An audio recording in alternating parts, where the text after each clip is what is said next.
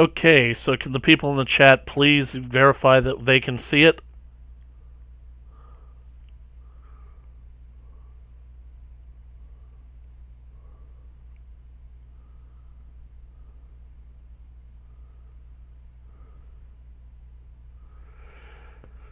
Unbelievable.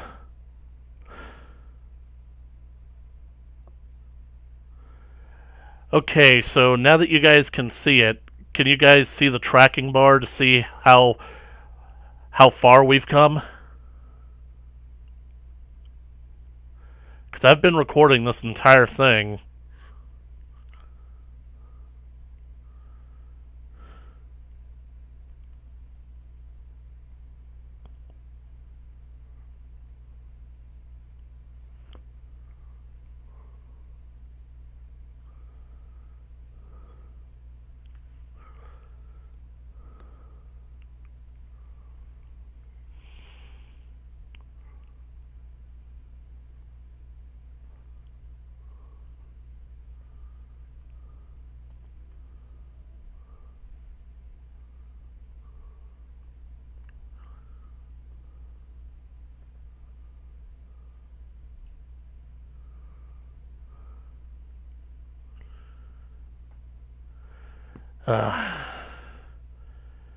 Well, I've said it before and I'll say it again. You have no idea how hard it is being me.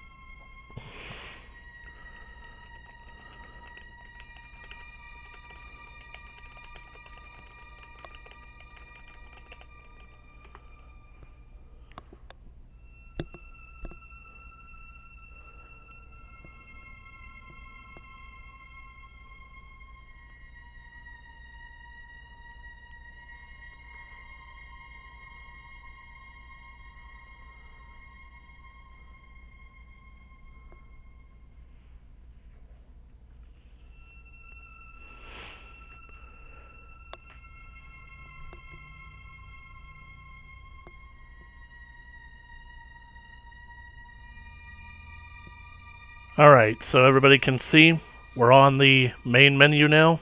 Everybody sees this?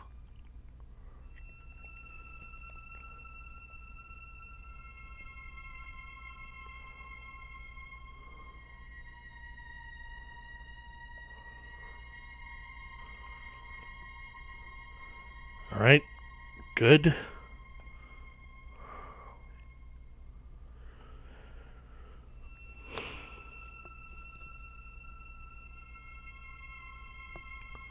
Okay. Let's see if I can try and recapture the magic.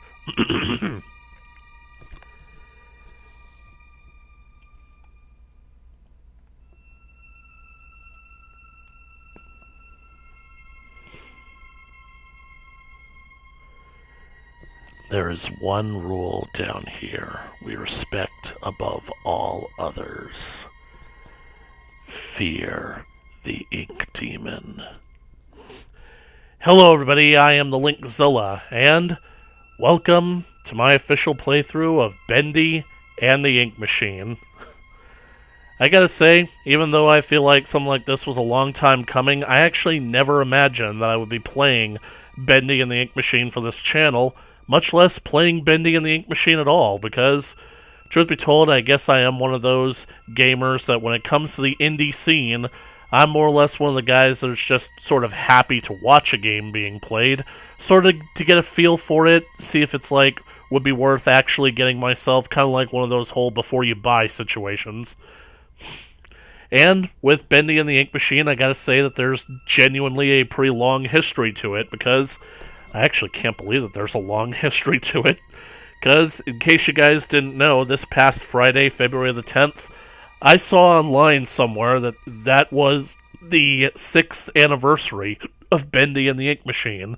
So, I guess that was the 6th anniversary of when Meatly and Mood, they uploaded Bendy Chapter 1 to Steam or put it online.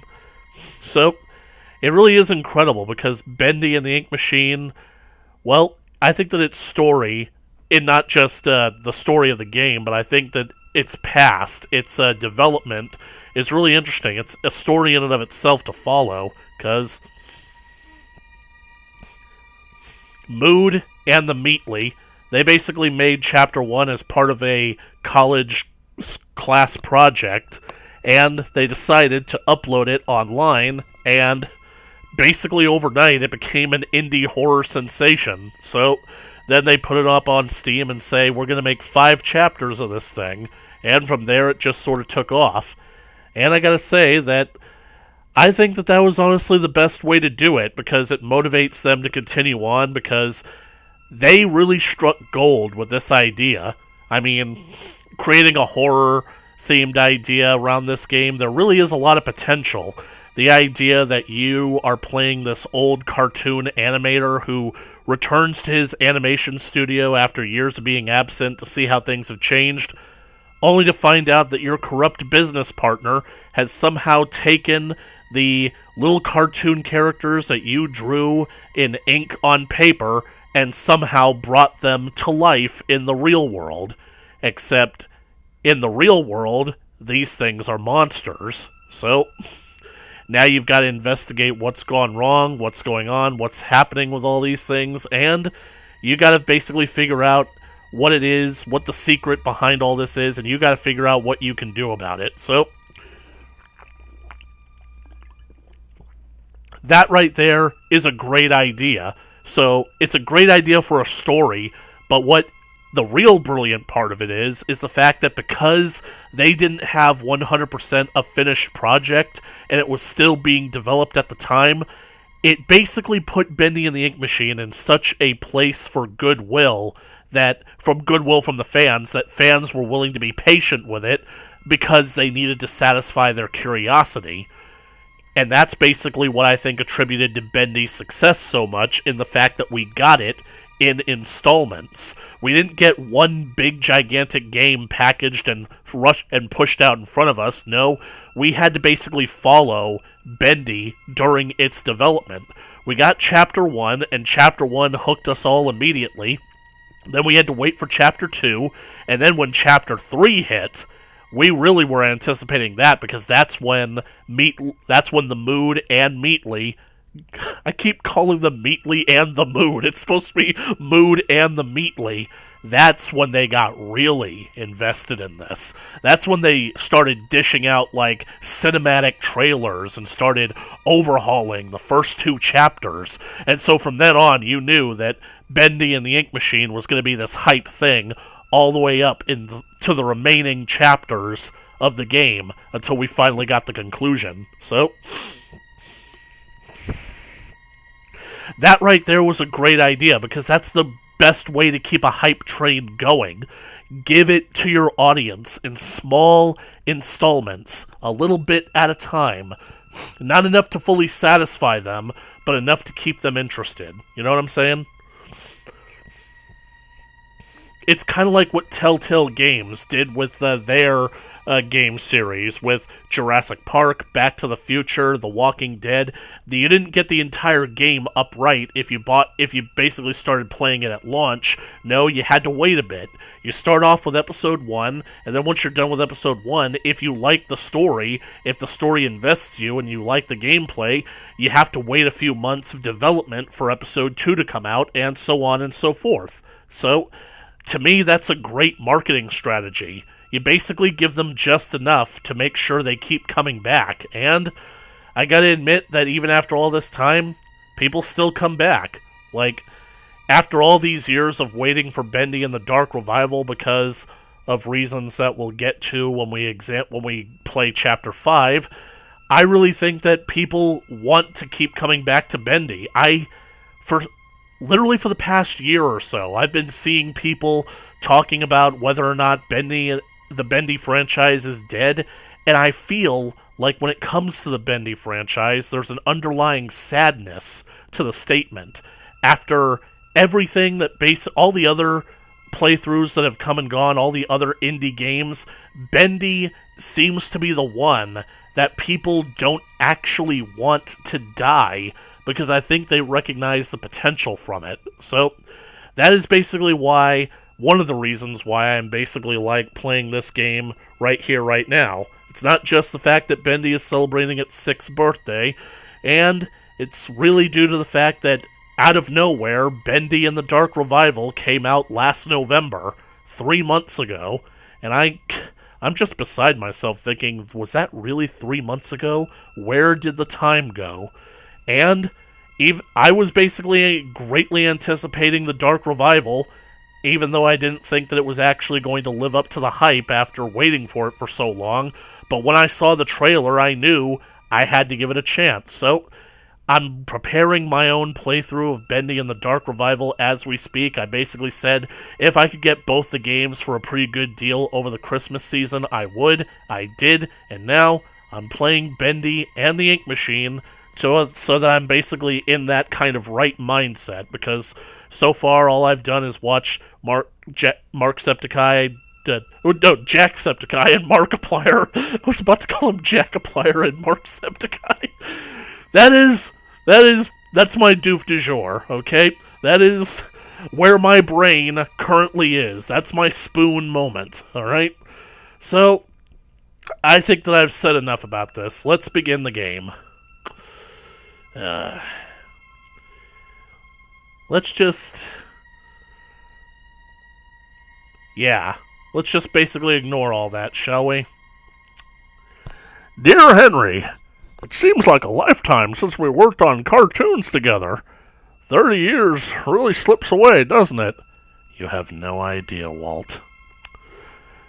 If you're back in town, come visit the old workshop. There's something I need to show you.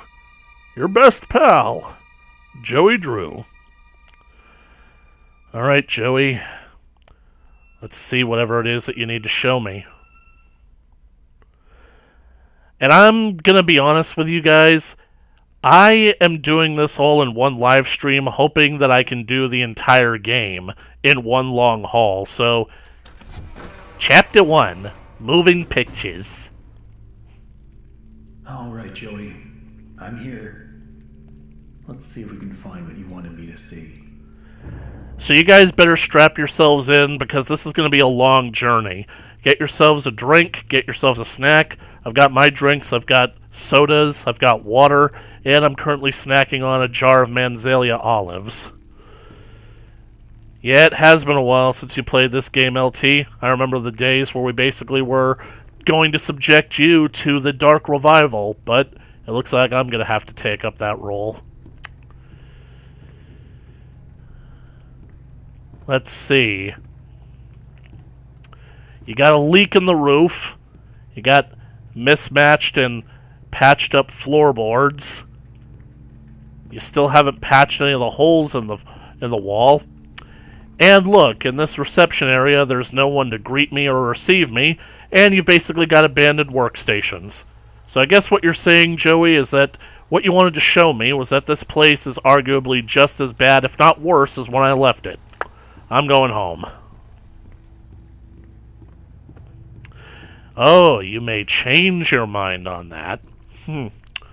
Well, then let the games begin, I suppose. Joey Drew Studios. Joey Drew. Joey Drew nothing.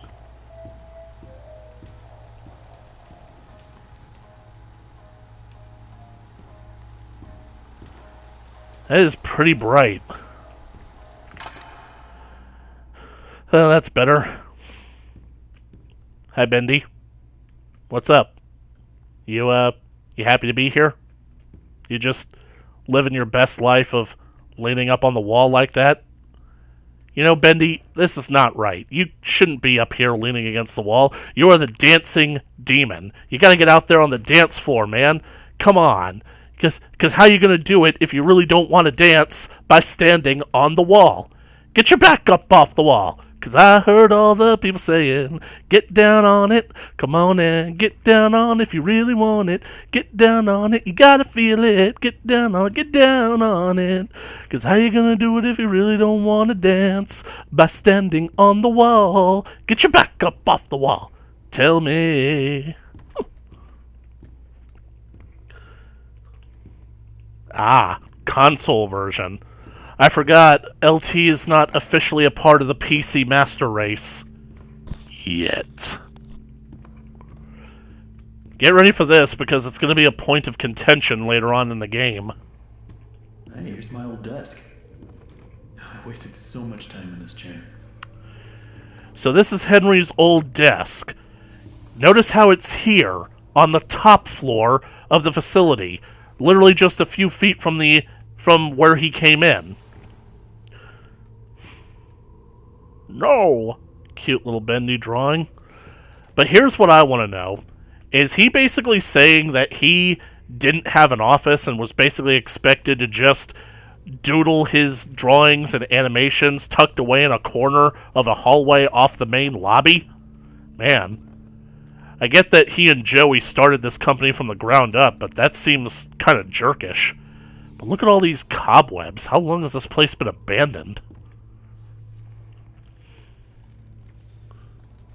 I thought that this laptop that you're currently using is the one that Gat gave you, the one with gaming capabilities. Looks like they knocked out a wall or two after I left. Guess it took a few people to replace me. Yep.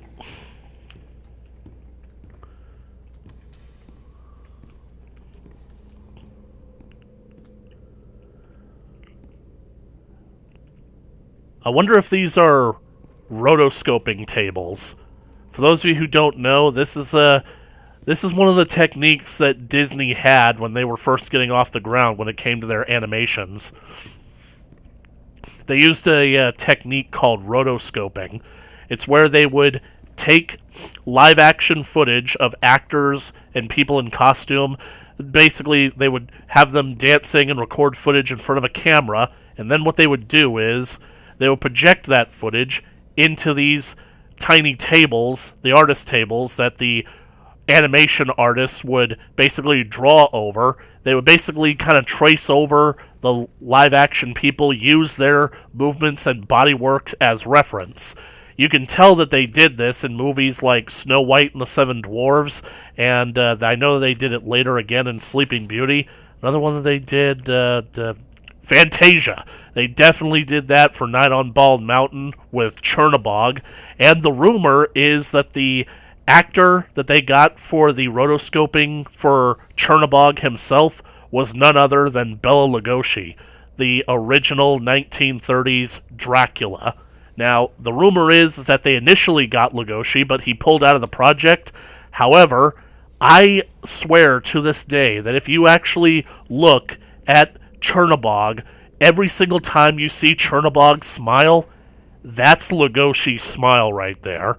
Like, nobody can pull off an evil, wicked grin like that other than the original Dracula. So, that's always nice to see. When you see Chernabog, you're seeing Dracula. So, cute Bendy.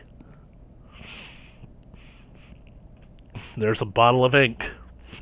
What's this? A toilet? A bathroom? They boarded up the bathroom? Jeez. I guess Joey didn't want them taking a break. This game makes a whole lot of commentary about Joey Drew as a creator, and every single thing that he does is meant to basically sort of be a commentary on Walt Disney and how he was as a boss. So, not gonna lie, like, even though I think that Walt isn't nearly as bad as people want to portray him as being, there are some stories where basically he's not exactly the most flattering kind of guy. Like, people had stories of Walt hanging over their shoulder. In fact, speaking of, you guys, when we were talking of Fantasia... Wait, did the drawing change?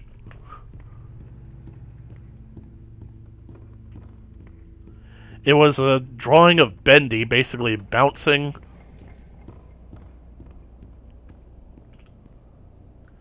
No, I think that it's just the same. I mean, is it going to change if I look away and look back? Unless I missed something.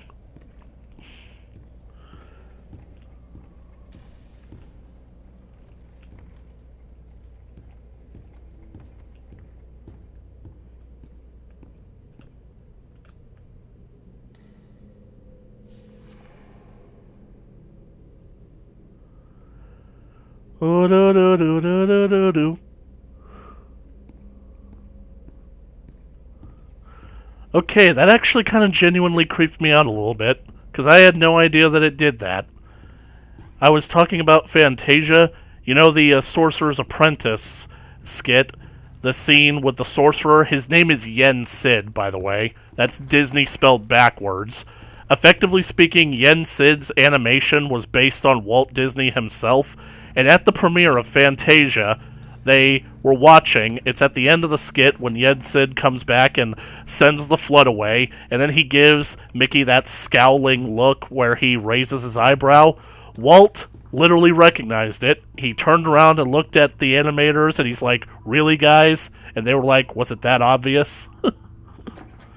Because they based Yen Sid off of Walt Disney, that patented eyebrow raise of his.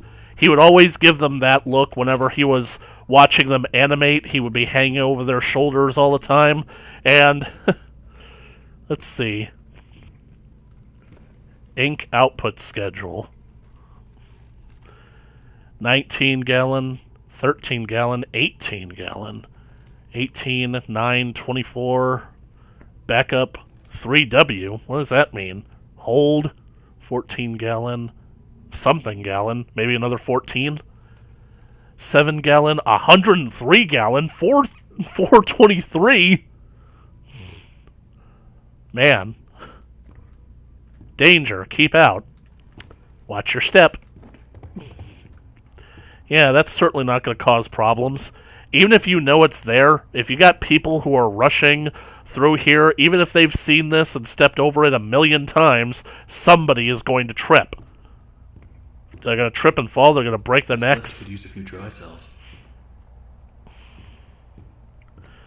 This is one of the expansions that they did with Chapter 1, because in the original Chapter 1, the ink machine was just a big prop sitting in the middle of a room. And it was just there, all matter-of-factly. Remember this. And now, What you're hiding down there, old friend. It's this big hulking thing that is extended by chains, and keep your eye out, because as we play through this game, as we get later and later to the lower levels, we're actually going to get glimpses of this thing being lowered down further and further into the facility. So, it's actually kind of a cool addition. So, let's get this show on the road, and hey, I'm just now realizing this. I never noticed this before while watching footage of this game. It's like, I don't know how the resolution is for you guys, so you might not be able to tell, but playing this game, it's actually pretty impressive because it works how actual vision works. Like, I look at this switch in the foreground, and suddenly everything in the background gets blurry. But then if I focus on stuff in the background, suddenly the foreground gets blurry. That's incredible. How the heck did they program that? Because that's how vision actually works. If you focus on something in the foreground, everything in the background gets blurry and out of focus. But if you focus on the stuff in the background, the stuff in the foreground comes out of focus. How did they do that? Yeah, I'm trying to basically come up with really good things to say about this game, aesthetically pleasing to like, because as the game goes on, they're going to be few and far between. But whatever. Here we are in the heart of the facility, where we house our new and incredible ink machine. Come get a look. It's nothing like you've seen. It's my trendy new bendy ink machine. So amazing. It's crazy. Believe me, it's true. Allow me to show what my ink machine can do. Bum, bum, bum, bum, bum, bum, bum. Turn on the ink machine. Yeah, but why? Why would you want to do that? I mean, Henry, you should really be questioning a whole lot of stuff. This whole thing is basically pretty suspicious. You enter into this building, there's no one here to receive you, the place looks like it's falling apart, there are cobwebs literally everywhere, and is that... Holy crap, is that the only daylight that we're actually going to see for the rest of the game? There's nobody here, there's cobwebs everywhere, this place looks abandoned, Henry. Why are you going around throwing switches and trying to activate big pieces of heavy machinery? That's what I want to know. What gave you a bad feeling in your gut? Not being able to see the sun?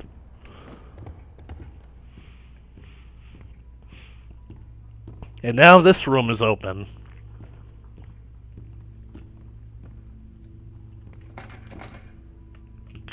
Hey, soup!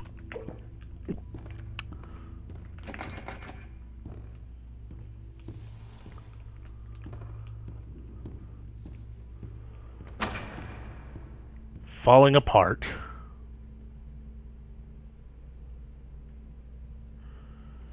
What the hell? Oh my god. Joey, what were you doing? Jesus Christ. Who's laughing now? Holy crap, I never noticed, but the closer that you get to flowing ink like this, you can hear whispering. That's creepy. A bone. And a plant. Holy crap, this place, the floorboards have all been pulled up. I never noticed that before. Pretty sure that this is just a shortcut, something that gets you around.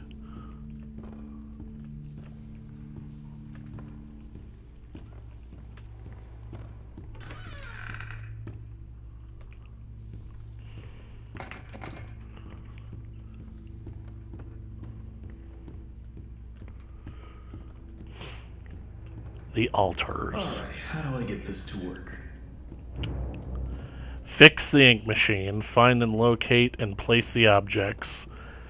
You know, when Bendy was coming out, it really was a great game to theorize about, which I think contributed to its popularity, because we all wanted to figure out what Bendy meant, what all this really means to begin with, and where it was leading up to. And this was one of my favorite theories, because I have, based on the evidence that we're about to find, Joey basically insists that everybody who worked at the office contribute something from their desks in a kind of arcane ritual to appease the gods, and therefore basically activate the ink machine. And I think that that ritual was essential for the ink machine's success, only it didn't work. Why? It didn't work because Henry was not present for the ritual, and he didn't contribute an object of his own. I'm convinced that this bottle of pen ink belonged to Henry at some point, and it was the original inkwell that he used to draw the original sketch of Bendy. So, because Henry the creator wasn't present for this, that's why the ritual failed and everything started to go badly. So whoever sent the letter to Henry, they wanted him to come back so that they could do the ritual right this time. Whoever that might be, and where the hell did you come from? Who put this here? Anyway, let's go get those artifacts. Wrench. Man, that truly was a heart-wrenching experience, wasn't it, Boris?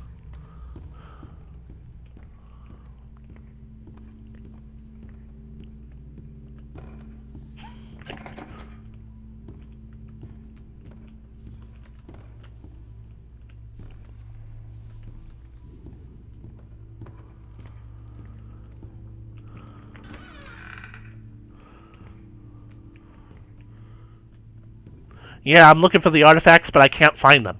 What do you mean you can't find them? I can't find them. There's only soup. What do you mean there's only soup? It means there's only soup. Like, get out of the soup pile. There's just more soup. I'm at soup. What do you mean you're at soup? I'm at soup. What store are you in? Anybody remember that? Because I think that's one of the funniest things ever made. I'm at soup. At this point, I don't get what Joey's plan is for this company. why we need this machine. It's noisy, it's messy, and who needs that much ink anyway?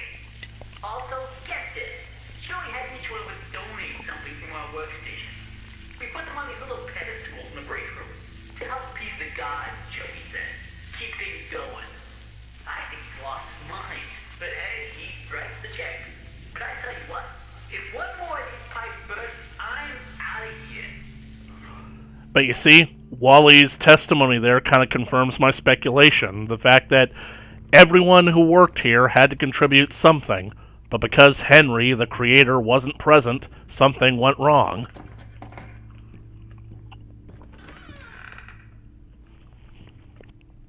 That's just more soup! It's still soup! Bendy doll. I think I know who contributed this. It's more soup! Ink pressure! I gotta basically do the ritual first before I can turn that on.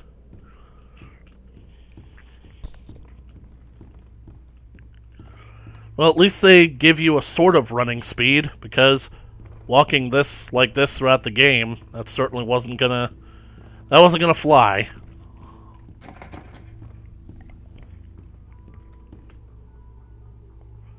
Has that door always been ajar? I want to go this way first. Boing!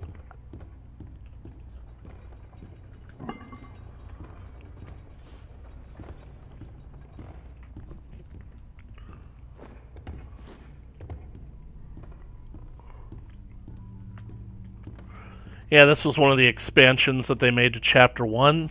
A little recreational area. I'm surprised that Joey would even allow something like this. There's just more soup! Ah. Always on time. This is actually kind of clever for the game. This kind of works in the game's mechanics to the aesthetic of the world, because it could save your job. This is the game's save function, so it's clever. Work hard, work happy. It's a lot of cobwebs. I don't remember this many cobwebs in the game. Danger, keep out. Aha. The Illusion of Living by Joey Drew. You know, despite the obvious pretentiousness of the title, I think that it might actually have a point. Ooh, darts. I actually don't really consider the way that people live nowadays to be all that living. It comes off more like a temporary staving off of the inevitable.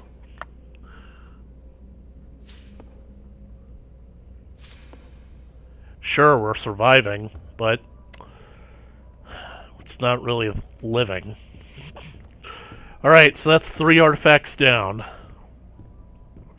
And I'm pretty sure I know where one of them is.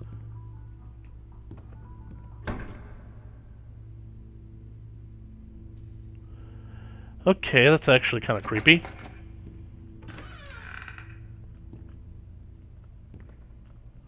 There's more soup! There's the record.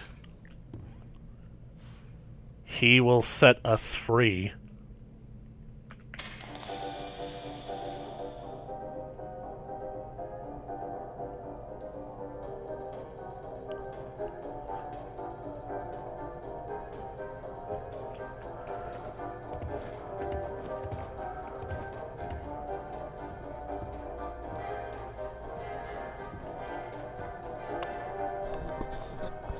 It's like one of those old-timey rag tunes that you could just shake your finger at.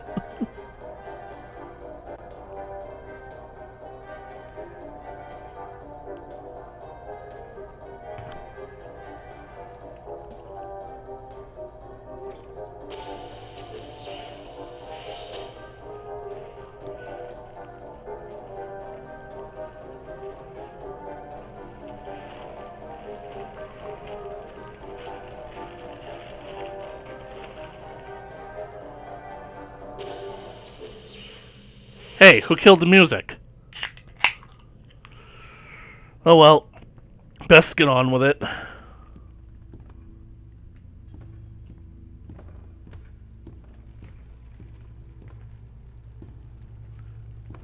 I need to sneeze.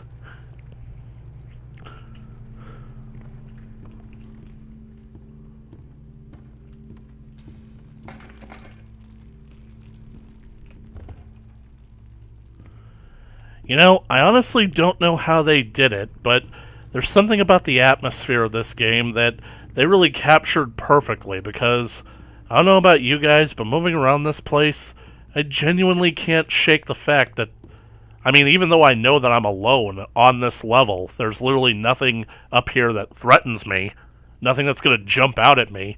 I really can't shake this feeling that I'm being watched.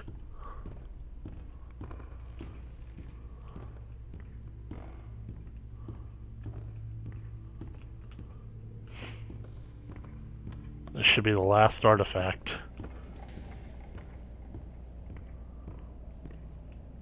Okay, that's all of them. Now, don't get me wrong, this isn't on Joey's desk. It changed again. Is it going to change every single time I exit the...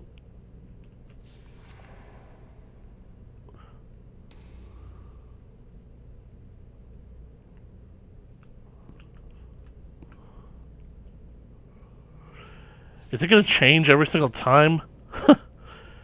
Okay, so what I was getting at, the bottle of ink might not be on Joey's desk, or Henry's desk, sorry, but I really think that if he were to leave it behind, that whoever came in to replace him might actually have taken it, because I feel like Joey is the kind of guy that basically would say, leave all your working equipment behind, because it's like he's too cheap to actually get new equipment for the new people.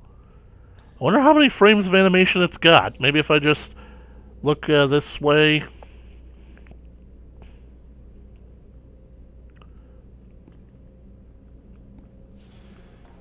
Draw me like one of your French demons.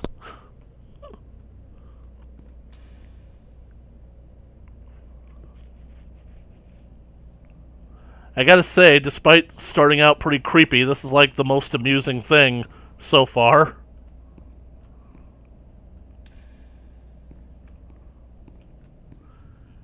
Delicious Briar Label bacon soup. Made from a traditional family recipe. Tastes like home kitchen cooking. Just the way the little devil likes it. And I think that we've seen that one before, so...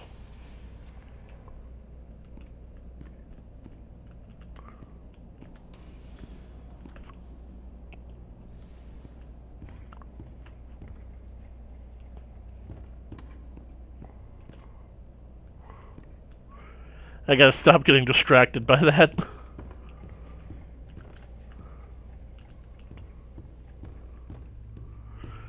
Right. Let's do this ritual.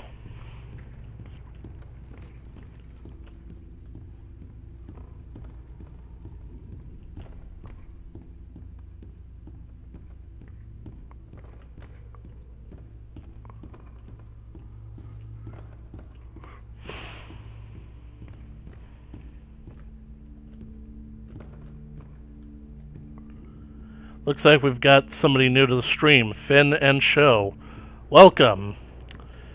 Okay, so I think that I've got a theory on who each of these 6 individuals that contribute to this are.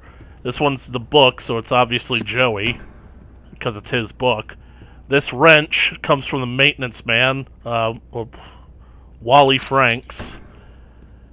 Now this gear, it could belong to one of 2 people. It could either belong to the other maintenance guy, his name is Thomas, but I think that it actually belongs to Bertram Piedmont, because I think that basically based on the gear, he's the guy that basically designs and builds all the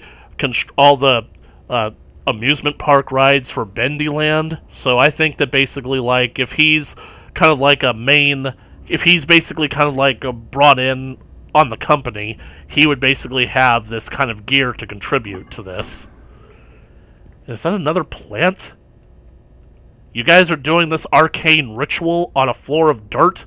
Man, no wonder the gods are so pissed off.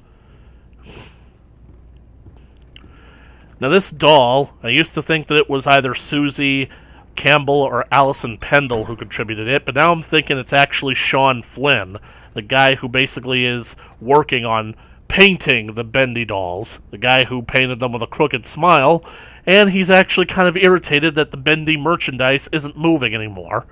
The music disc, the record, this is obviously Sammy, so Sammy Lawrence.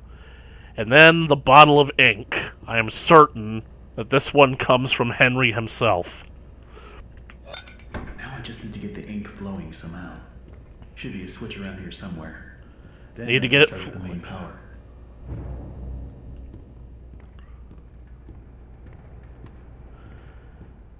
Come take a peek, 'cause nothing else compares, there's no fee, so feel free to stop and stare from the spout to the sprockets and the bits in between. I'm in love with my ink machine.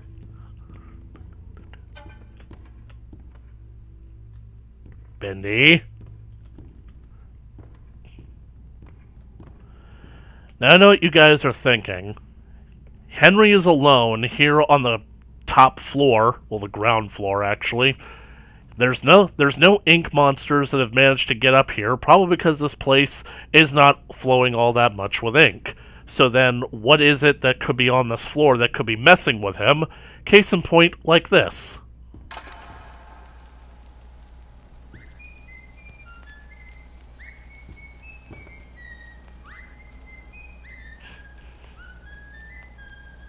So what's causing all this to happen? If there's no monsters here, because right now I'm thinking that, like, all the ink monsters, and especially the ink demons, they're either trapped on the lower floors, or they're trapped in the ink machine itself. They can't come up here until the ink starts flowing. So, anyway, that's just a theory. I'm going to explain it when we get to the beginnings of Chapter 2. Ink pressure!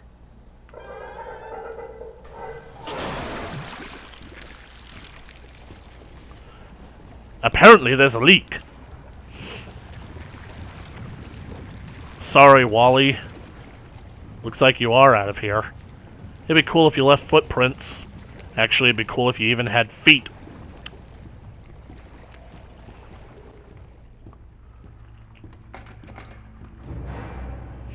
Turn on the ink machine. Yeah, that sounds like a great idea. That's a wonderful idea. Ooh. Okay, that actually got me, because I forgot about that. Shouldn't it slip back in?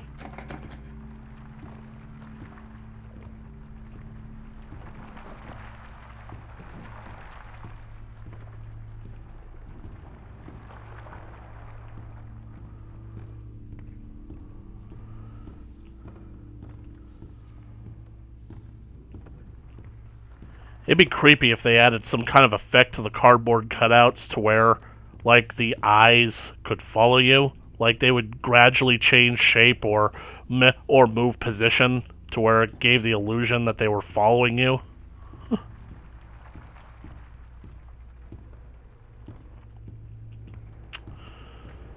I have a very bad idea about this.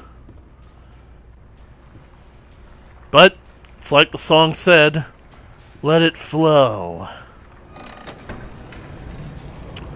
Productivity is a little low. Maybe we can fix that.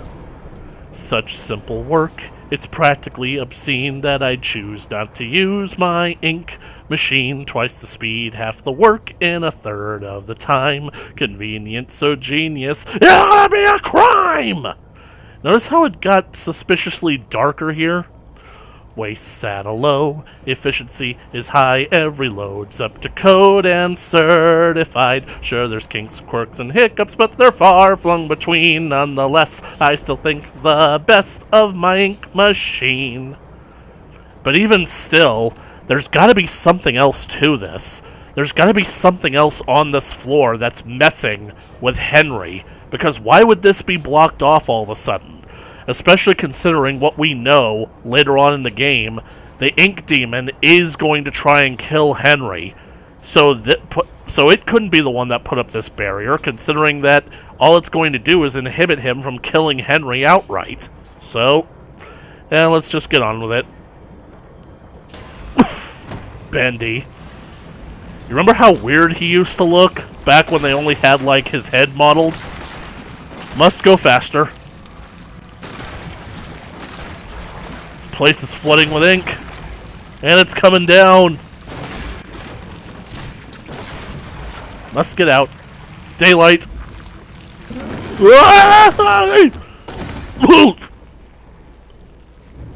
Ow.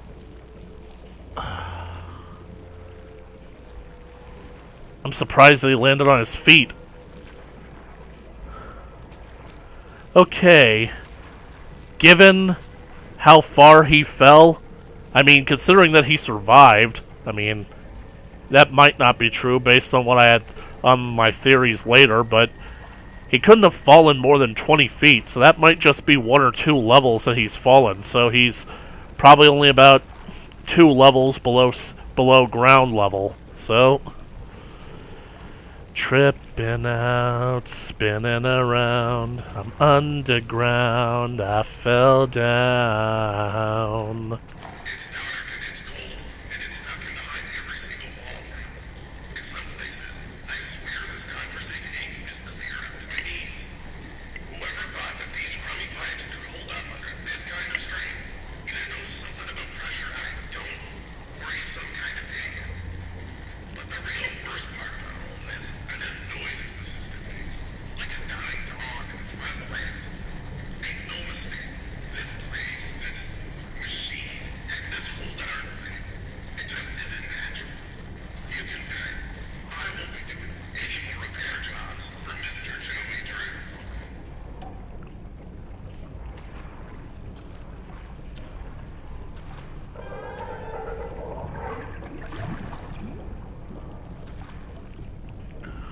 Oh well, at least they have pumps to drain this stuff.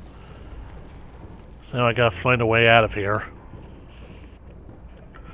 Oh, such a good idea. We're going to go even deeper into this place. Danger, keep out.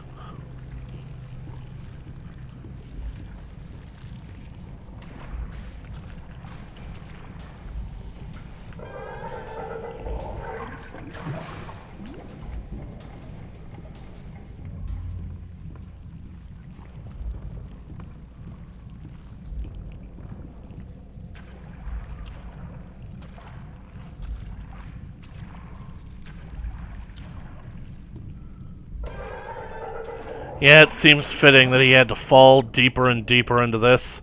After all, you don't get into Wonderland by walking into it. You've got to fall.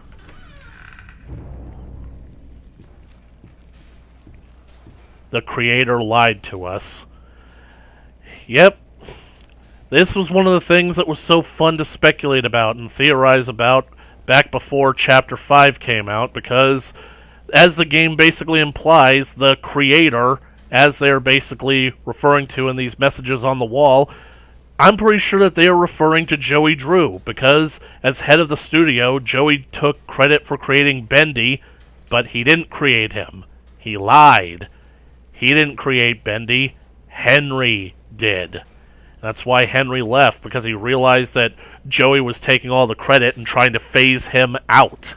So, he left in order to keep his dignity. This will definitely come in handy. And now I've got an axe. I'm an axe murderer.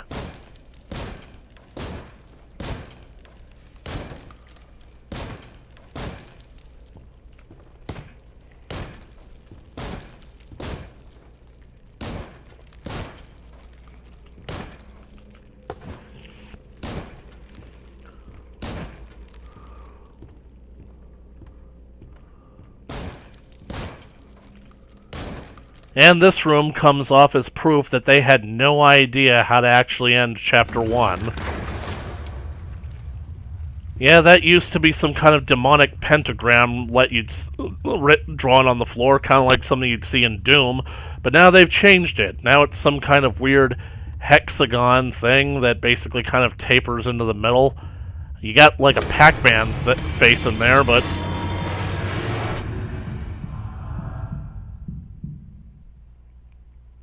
And that is Chapter 1.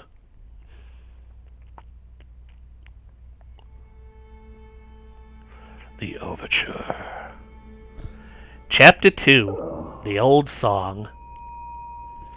Oh, my head. What happened?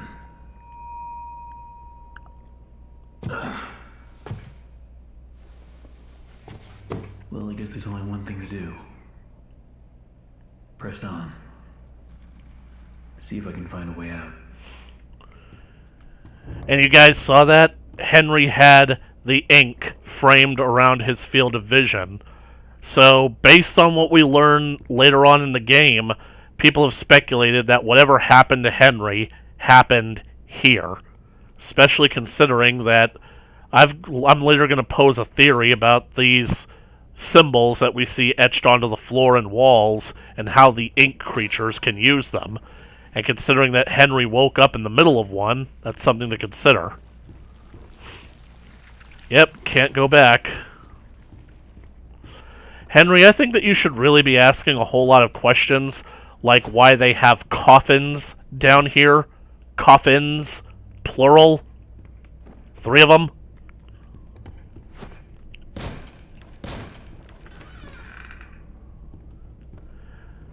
So this is... Let's see. I think the Pac-Man face is supposed to be Bendy. I think so too, LT. It does sort of look like Bendy, except the angles are a bit too sharp.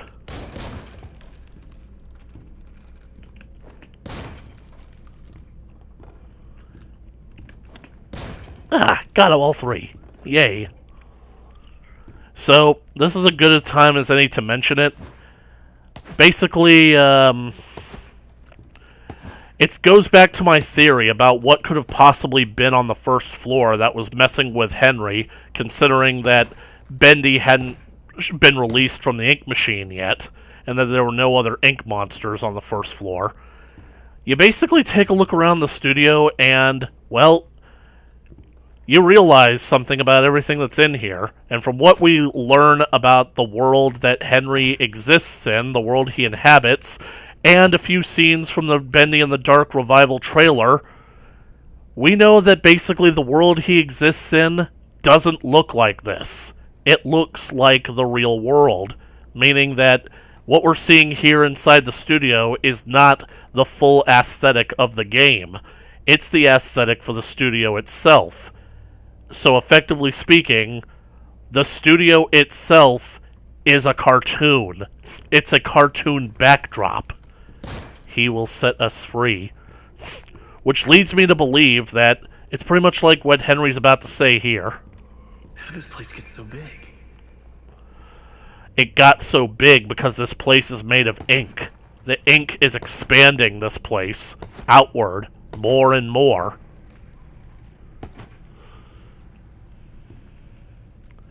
There's just more soup!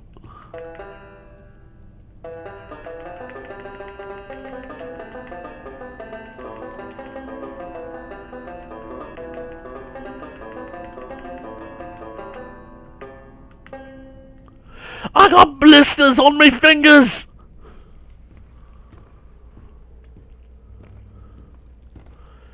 So that's 5 coffins.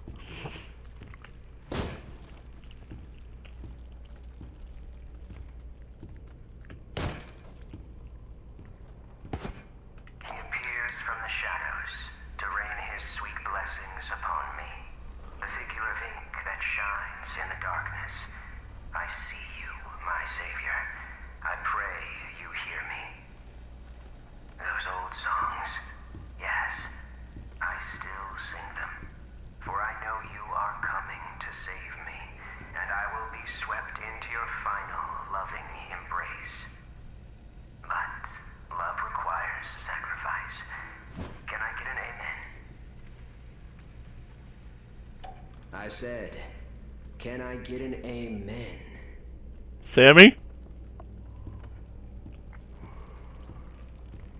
1, 2.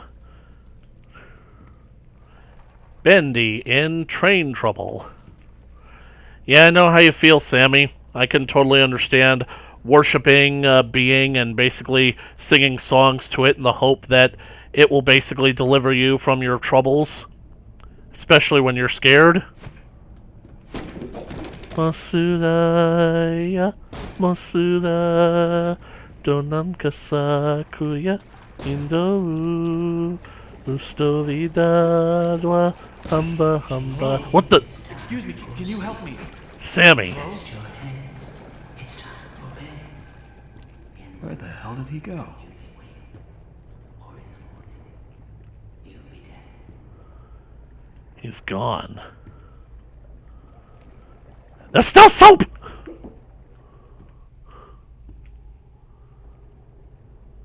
Where did he go? There's that symbol again. So I'm thinking that the only way he basically could have slipped out of here is either he merged with that ink there on the floor and basically kind of teleported out of there, or he somehow or another basically...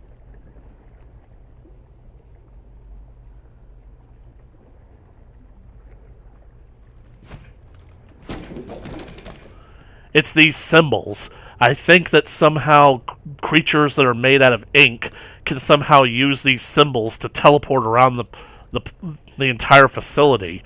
They basically go into one and then they come out wherever.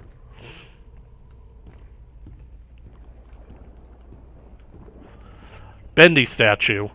Pretty sure that this is where you respawn if something manages to kill you. It's actually kind of funny because it kind of reminds me of something that... Okay, so it's obvious that Bendy and Joey Drew, they're basically meant to be parallels of, like, Mickey Mouse and Walt Disney and whatnot, so... what it's basically reminding me of is this movie that you guys might not have heard of, came out in the early 2000s. It's called Dogma. It's a movie that stars Ben Affleck and Matt Damon and Alan Rickman and Chris Rock, so... The story of the movie is there were two angels who were banished from heaven during the time of the Exodus, and God sentenced them to basically banish them to Wisconsin for the entirety of human history, and when the world ends, they won't be allowed back into heaven. They have to sit outside the gates for all eternity. However, they figure out a loophole that will allow them to get back into heaven, where it's like, if they become human and then get forgiven of all their sins and die, they immediately get to ascend and go straight to heaven. God can't keep them out. So, during the days as they, like, prepare their journey to basically become human, they decide they're going to do a few things that get on God's good side. So they literally go after their world's equivalent of Mickey Mouse. And this is the funniest thing about it. Hold on. The character in that world is Mooby the Golden Calf. And, like, Mooby merchandise is, like, all over the movie. He's got restaurants, he's got cartoons, he's got amusement parks. And so they basically argue that Mooby... This gate somehow. Should be a couple switches nearby. So those Maybe I can open it. the switches. They argue that basically the Mooby Corporation is so successful that they're basically guilty of idolatry, that they've raised an idol that basically draws worship away from God. So what they do is they break into the board of directors meeting, they basically accuse them of idolatry and start listing off all the sins of everybody who's in that room, and then they kill them. All except for one person. There was one woman in that room who was genuinely a good person, so they begrudgingly had to spare her.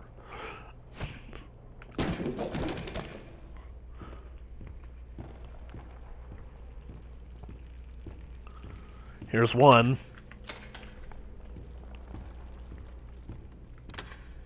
Two.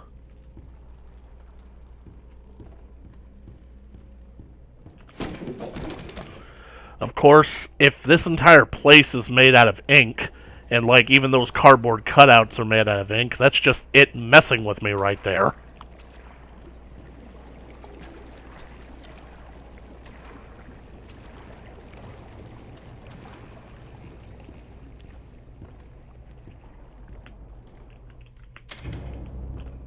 What are you laughing at?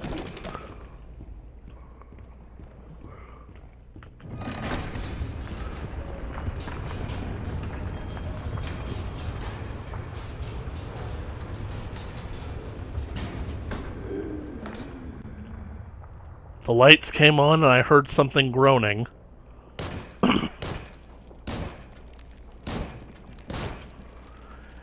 I really do Dark in here. It's not all that dark. I could see fine. I really think that the movie was just doing like a commentary on like how far corporations will go with their mascots. And it's basically meant to kind of be a jab at Disney for how much they've basically really clung to the Mickey Mouse character. If this entire place is made out of ink, does that count as bleeding?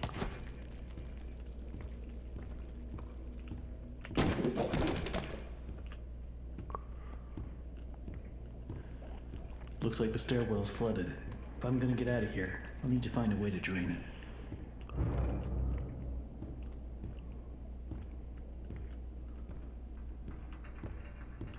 So first, Joey installs this ink machine over our heads. Then it begins to leak. 3 times last month we couldn't even get out of our department because the ink had flooded the stairwell. Joey's solution? An ink pump to drain it periodically. Now I have this ugly pump switch right in my office. People in and out all day. Thanks, Joey. Just what I needed. More distractions. These stupid cartoon songs don't write themselves, you know?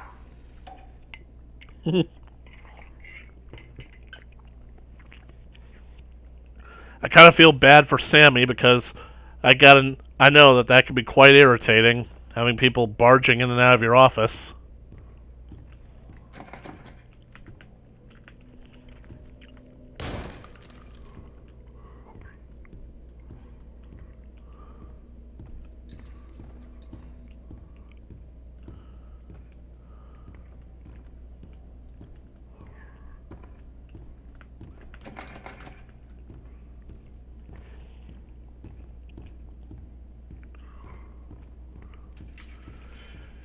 An achievement from eating all the soup? Well, even if I basically was like going for that achievement, there's no way I'd be able to do it now. Holy shit, it is dark in here.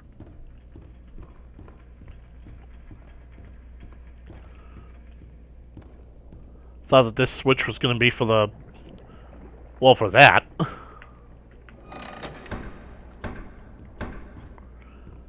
Okay, that's better. What is that? Where'd that come from?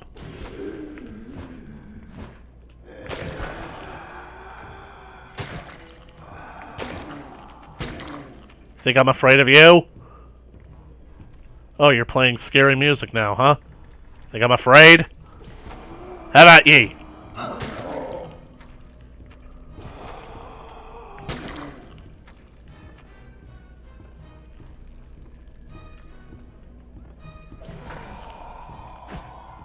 Don't touch me.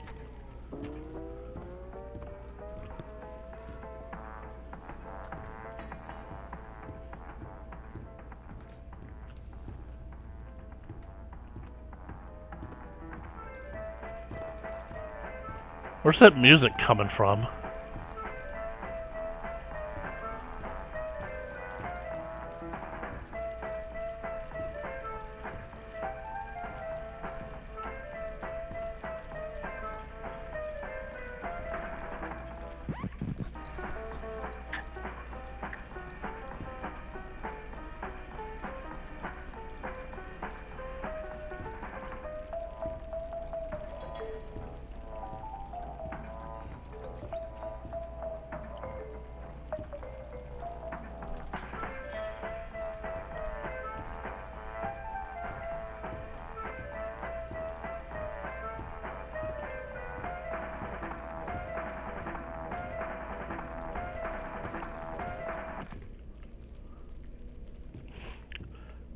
Nice tune.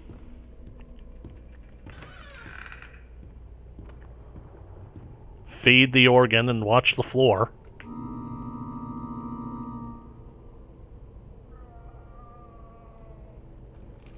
I heard that.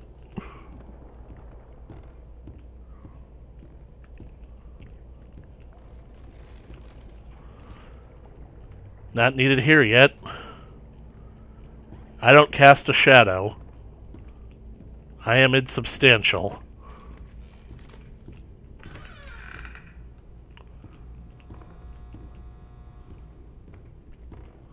Is this Sammy's office? It's just more soup!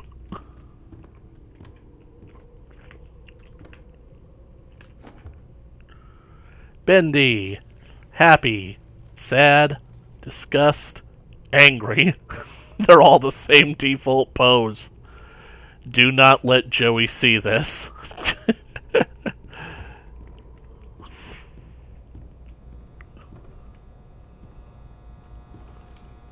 Abstract.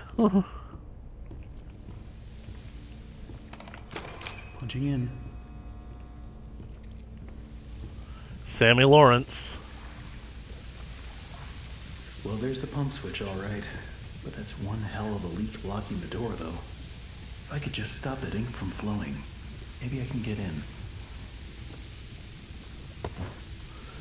You know, Henry, you've got an axe, and I'm pretty sure that this is just a window.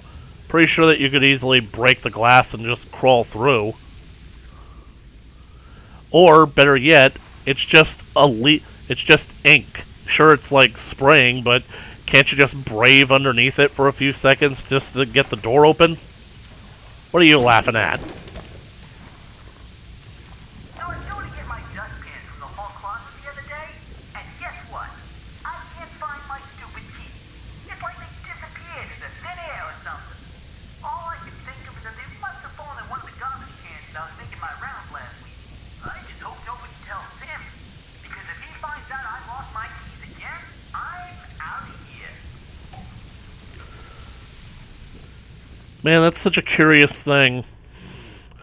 I think that when you're a kid and or a teenager, losing your keys isn't all that big of an idea, because let's say if you even have a key that allows you to get into your house and you lose it, your parents or your siblings, most likely they're going to have a key and they'll let you in. Then it's all just a simple matter of getting another copy of the key made. So, no real big loss there. Yeah, Wally is always having a bad day.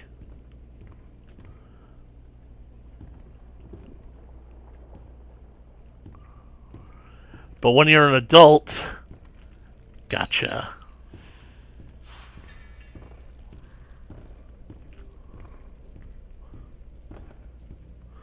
When you're an adult and you have not just your apartment keys on your key ring, but you also have your mailbox key, laundry room key, and also your car keys, most importantly, you lose that. You basically screwed up your entire life in one fell swoop. Hey, a billiard table.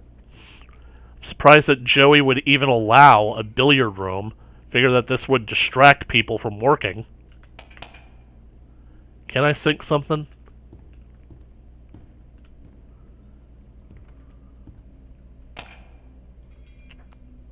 Hey, I sunk something. Awesome.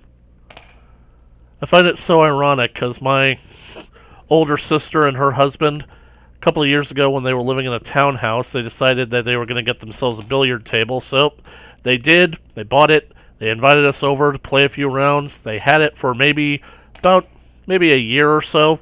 And then they decided that they were going to have a kid. And next thing you know, they get rid of the billiard table. And I'm like thinking, you spent a couple of $1,000s on that, and you've already gotten rid of it? That's the thing about them. I feel like they've set their lives on some kind of speedrunning difficulty. Me? I can't possibly basically go through stuff that quickly. If I'm going to buy something as substantial as a billiard table, I'm going to make sure that I'm going to get my monies out of it by keeping it for years, even if I have to basically throw a bed sheet on it and a pillow and use it as a bed. Every artistic person needs a sanctuary. Joey Drew has his, and I've got mine. To enter, you need only know my favorite song. The banjo plays with plucks. The drum thunders in triumph. The bass fiddle sings with deep articulation. The banjo, once again, strums its melody. Sing my song, and my sanctuary will open to you. So banjo, bass, banjo, drum, bass, banjo again. I better get overtime for this.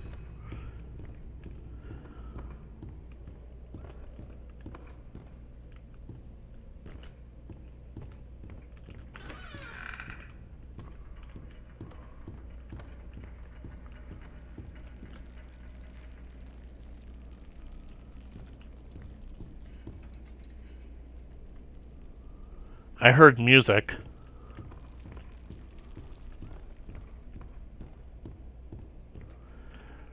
What is he supposed to do while the rest are playing? That's the funny thing, hey, us. Listen to this. Hey, Bendy. You okay down there? Every day, the same strange thing happens. I'll be up here in my booth, the band will be swinging, and suddenly Sammy Lawrence just comes marching in and shuts the whole thing down. Tells us all to wait in the hall. Then I hear him. He starts up my projector and he dashes for the projection booth and down to the recording studio like the little devil himself was chasing behind. A few seconds later, projector turns off. But Sammy, oh no, he'll come out for a long time. This man is weird, crazy weird. I've got half a mind to talk to Mr. Drew about all this, I really do.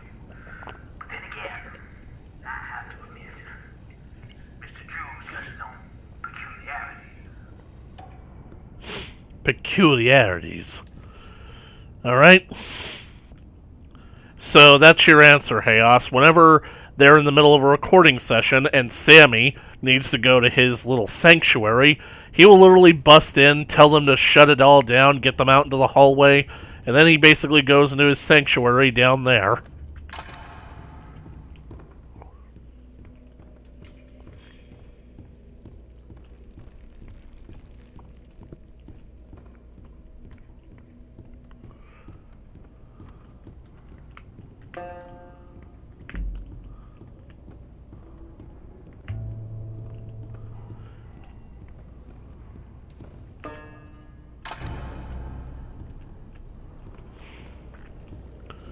You enjoying the performance, Bendy?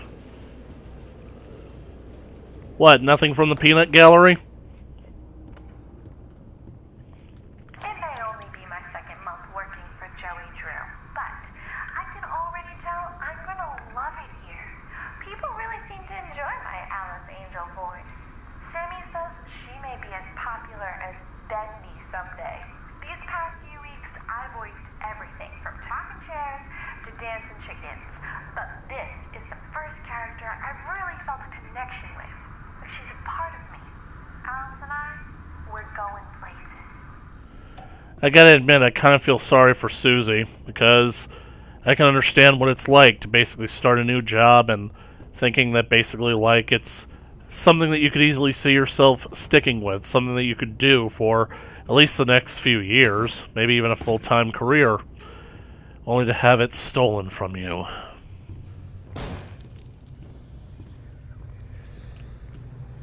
Voices again. Sing a happy song, whistle a merry tune, wait for his arrival, he's coming very soon. Another Bendy doll.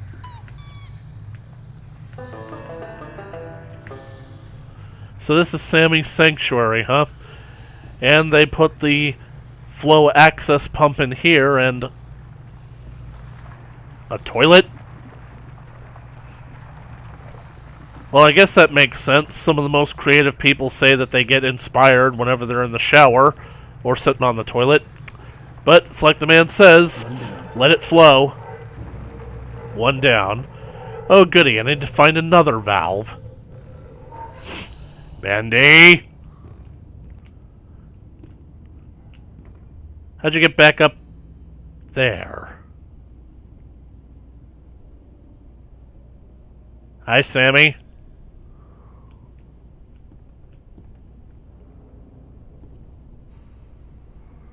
What's up? I was just in your sanctuary for a little bit. No big deal. Alright, form a nice orderly line. I'll have you all one at a time. Come on, you fiends. You think that I'm afraid of you? I'm the man with the axe! Don't touch me. Really feels like they're invincible for the first few seconds after they spawn in. Are you not entertained?! Really wonder how many people played through this without noticing that he was up there. What are you laughing at?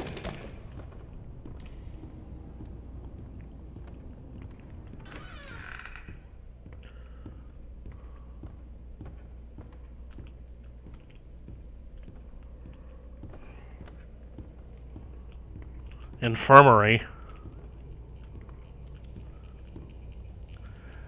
Notice. Anyone found faking illness will be docked a full week's wages. Ouch. Not sick, not paid.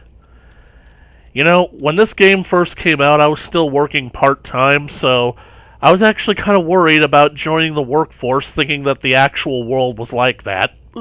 Turns out it really isn't. Basically, as long as you basically have the time accumulated. Heck, even if you don't have the time accumulated. Had to make a lot of trips to the dentist this past year.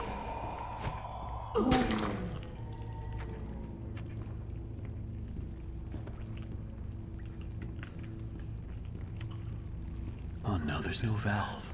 Where did it go? Where did you come from? Where did you go? Bedside Bendy. Aw, he fell to pieces.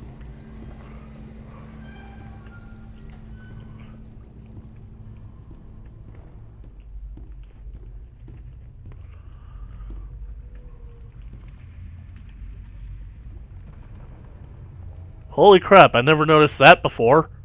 Is that Sammy? How the heck did he get down here? He said after explaining that creatures made out of ink can apparently teleport through those sigils on the wall and floors. Just some circles may do that. But yeah, that's actually kind of creepy. I never noticed that before. Hi, Sammy. You old beanpole. Is he gonna still be there if I look back?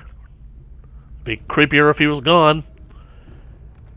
Down here, we're all sinners. We're all sinners down here. And we all float down here, too. You'll float, too. Yuck. Sewer.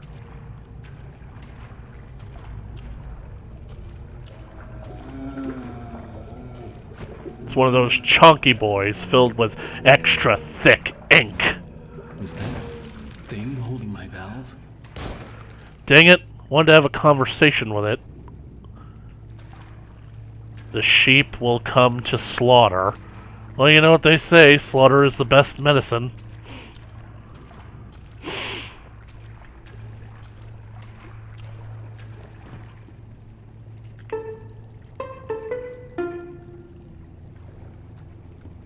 I love the quiet. And that's hard to come by in these busy times. And yeah, sure, it may stink to high heaven down here, but it's just perfect for an old lyricist like me. Sammy's songs always got some bounce, but if I didn't get away once in a while, they'd never have any words to go with them. So I'll keep my mind to singing and my nose closed. Unbelievable. This guy is literally choosing to work in the sewer system beneath the building. Either he's really dedicated to his work or he's really desperate for a job.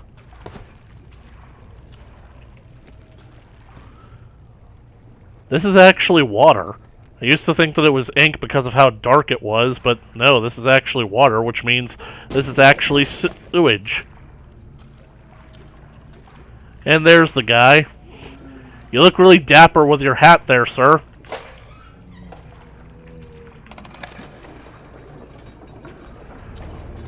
Look, buddy, I feel like we could come to some kind of agreement here. So, let's negotiate. You see that valve you got? I really need that valve. I gotta use it for something, and well, I figure you're a reasonable individual, so if you could just hand over that valve, I would really appreciate it. I mean, if you want, you could trade. I mean, I've got keys. Do you like keys? No, you don't like keys? Well, that's all I basically got. Can't really offer you anything else. I mean, I've got the axe, and I would offer you the axe, but I'm kind of a bit worried that if I hand over the axe to you, you might actually use it on me when I've got my back turned. I do like your hat, though. So what do you say? Can we come to some kind of agreement? Then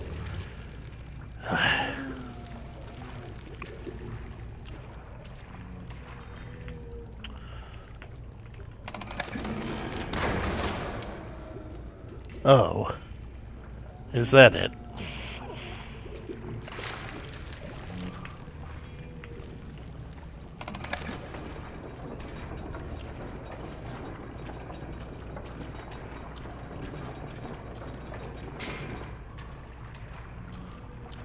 Look, I really think that if you just hold still, we can come to some kind of agreement as two decent, rational, sane men.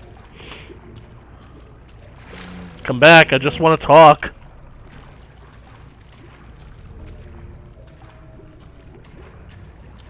Just wanted to know if you had a moment to talk about Mothra.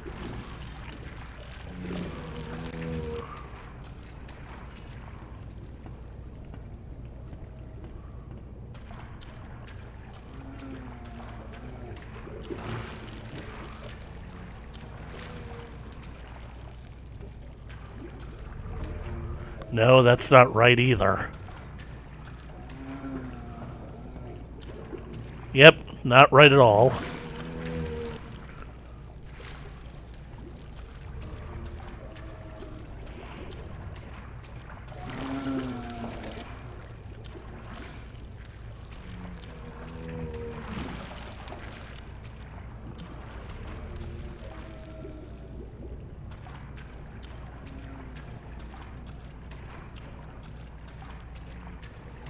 You know what's ironic? I actually had done this whole thing a whole lot easier when you guys notified me that the stream wasn't live.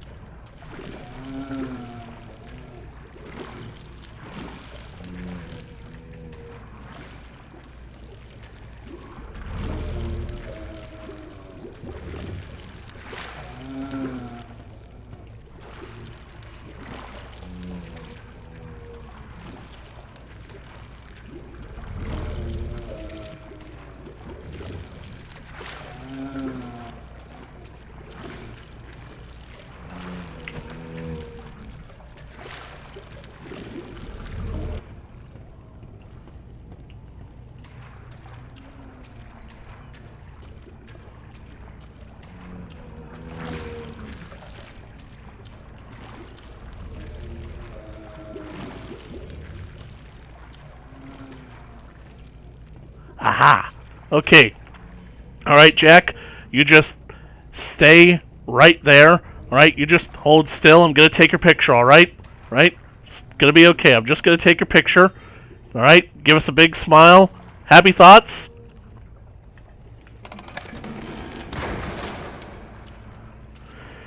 Yeah. Sorry, Jack. If it's any consolation, I really did like your hat. And this is actually where you guys came in. Sorry I had to do that. Nice hat, though. Yeah, he's wearing that cute little bowler. But don't worry, you'll pull yourself together. Just do take the wall's advice and just sing with me. Hakuna Matata. What a wonderful phrase.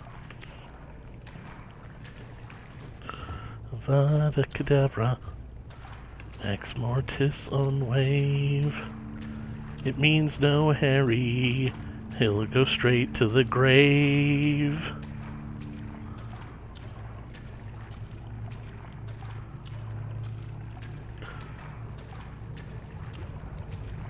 We're all sinners down here.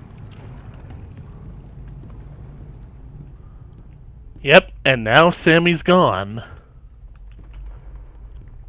Ah, put an X on me, eh? Sneaking up on me, eh? Okay, that should do it. Hey guys, I don't know how to tell you this, but since I've been at this for like an hour and a half longer than you guys have, I think that I need a bathroom break. But we're almost done with Chapter 2, so I'll save that for before we begin Chapter 3. Okay, so the stairwell should be cleared now.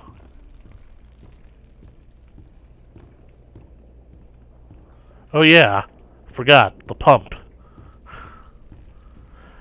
Man, there's so many moving parts to this, so many steps. You kind of forget what you have to do and why you're doing it.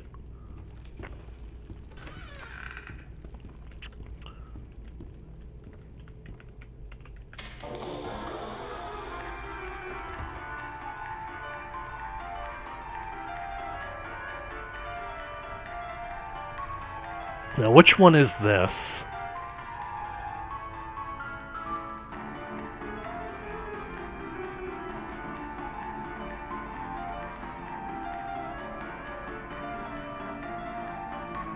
Does this build our machine?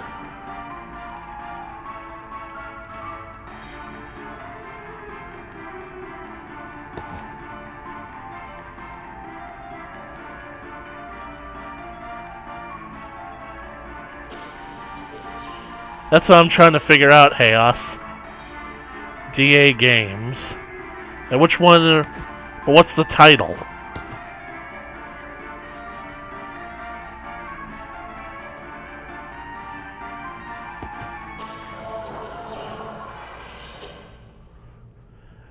Why does Sammy have the blueprints for the ink machine in his office?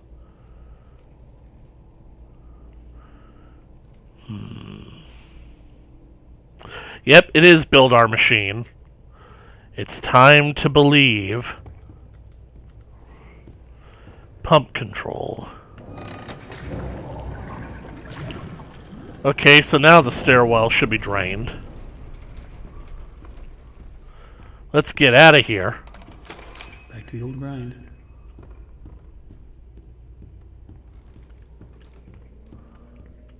Ooh! Zelda? He hit me with a dustpan! There we go now, nice and tight. We wouldn't want our sheep roaming away now, would we? Dude, I'm a No, wolf. we wouldn't. I must admit, I am Watch that axe. honored you came all the way down here to visit me. Oh, of course. It How can I almost not? makes what I'm about to do seem cruel. But the believers must honor their savior. I must have him notice me. So you're trying to get Senpai's attention, huh? You look familiar to me. That face. Not now, for our Lord is calling to us, my little sheep. Oh, you don't want to reminisce about how we went to elementary school together? And then I will finally be freed from this prison, this inky, dark abyss I call a body. Shh. Quiet. Listen. I can hear him crawling above, crawling. Let us begin. The ritual must be completed. Soon he will hear me. He will set us free. Look, buddy, I really think that for this kind of sacrifice, you really need a virgin, and I'm pretty sure that my wife can attest that with the evidence of our kids, I'm certainly not one. It's time for sleep. Rest your head. It's time for bed. In the morning, you may wake. Or in the morning, you'll be dead. And right now I'm on one of the symbols. Arise from the darkness. Arise and claim my offering. Free me, I beg you. I summon you, ink demon. Show your face and take this tender shape. No, my lord. I think that he found something tastier. I am your prophet. I am your God. Yeah, that's why I don't really trust gods or other figures of worship. You want to play? Who else? Come on, you fiends! I'll have you all at once!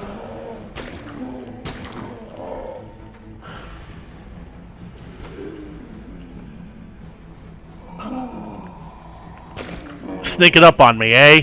How shameful.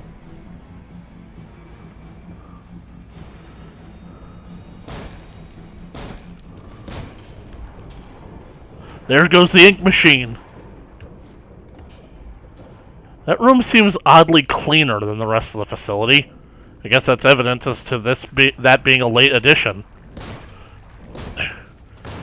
Well, here's hoping that Bendy got his full up of nice little ham sandwich from eating Sammy.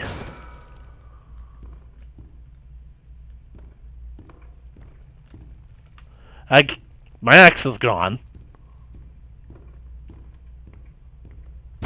Whoa, Nelly! Move! Must go faster.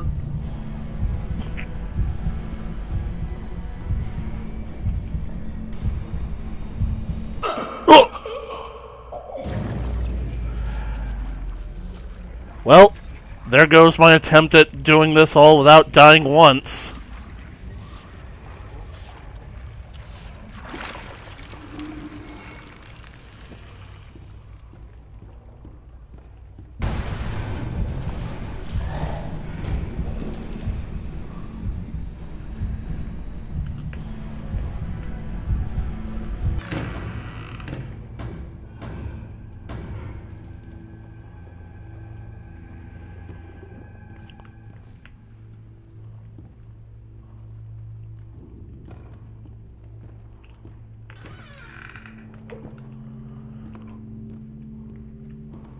A lot of toys lying around.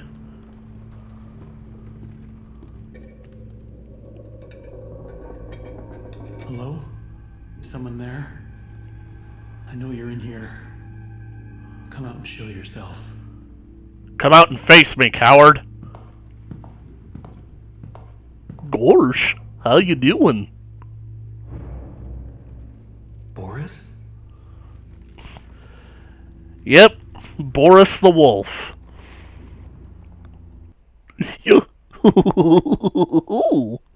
Yeah, we're basically just assuming that Boris the Wolf is basically the equivalent of Goofy. Chapter 3, Rise and Fall. Boris the Wolf. Sheep songs. Yep. So, like I said, I need to use the restroom, and I think that you guys probably need to use the restroom too, so we're going to take a short break. I'll be right back, you guys. But before I go, I basically did want to say that we're all just assuming that Boris is the equivalent of Goofy because of how similar they are, but I think that if you actually watch the actual cartoons that Meatly and Mood made for this game, you realize that he's not so much Goofy as much as he is, what's that rat character? Mortimer Mouse. He was a guy that was introduced to be Mickey's rival back before Pete was a thing.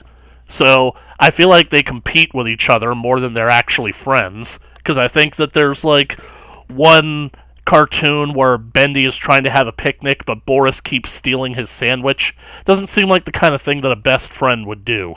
I mean, unless they have that kind of relationship. I mean, who knows? Maybe in their world, Boris is the equivalent of Dr. House and Bendy is Dr. Wilson. They just have that kind of relationship that House steals Wilson's food. Anyways, I'm gonna go take my break now. I'll be back in about, 5 minutes.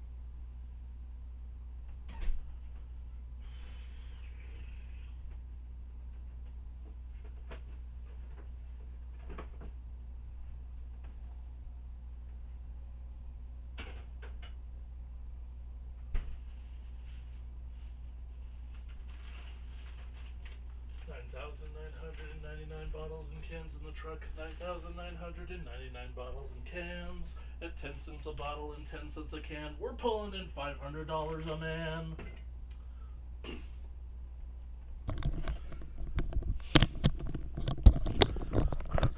Alright, I am back right now, but I think that took me like, 2 minutes? Maybe a minute and a half? So I'm just gonna wait until I get confirmation from people in the chat that basically like, hey, we're back, feel free to move on whenever you like. So, you guys just sound off in the chat when you guys are back, and I'll get to it. I was getting kind of bored of the bitter, salty flavor of the olives, so I decided to grab a bag of chips as well.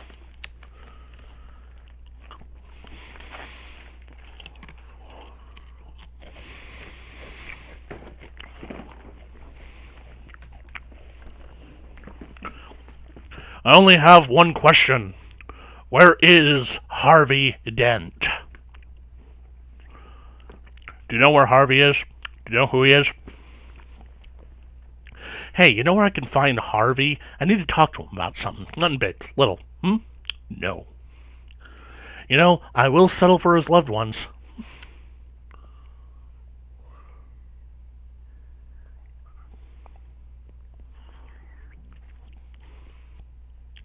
Uh-oh. The stream health is switching to yellow.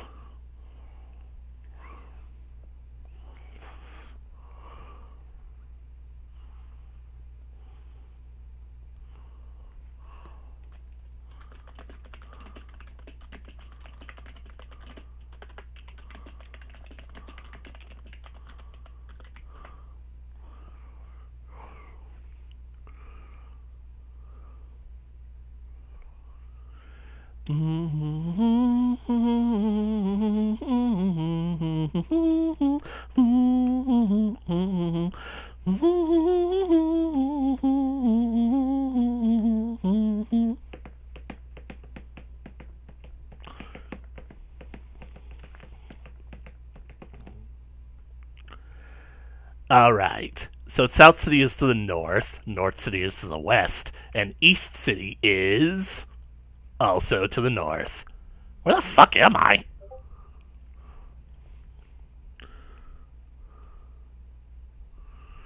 Only one watching?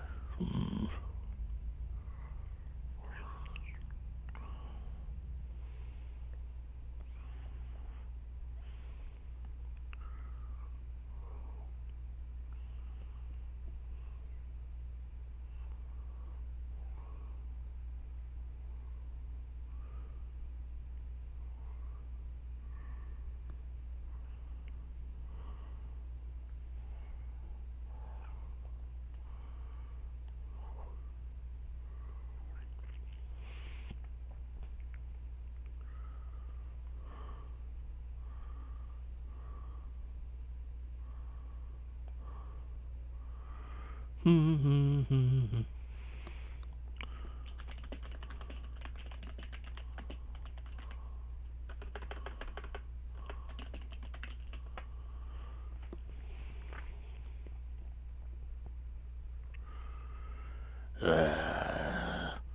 the hell is going on here? Let's answer your question with another question. Yeah? And that is, wanna see me trick this guy? Oh my god, that's so disgusting. I think I'm gonna puke. You can't puke. You're in my... Oh my god, it's everywhere.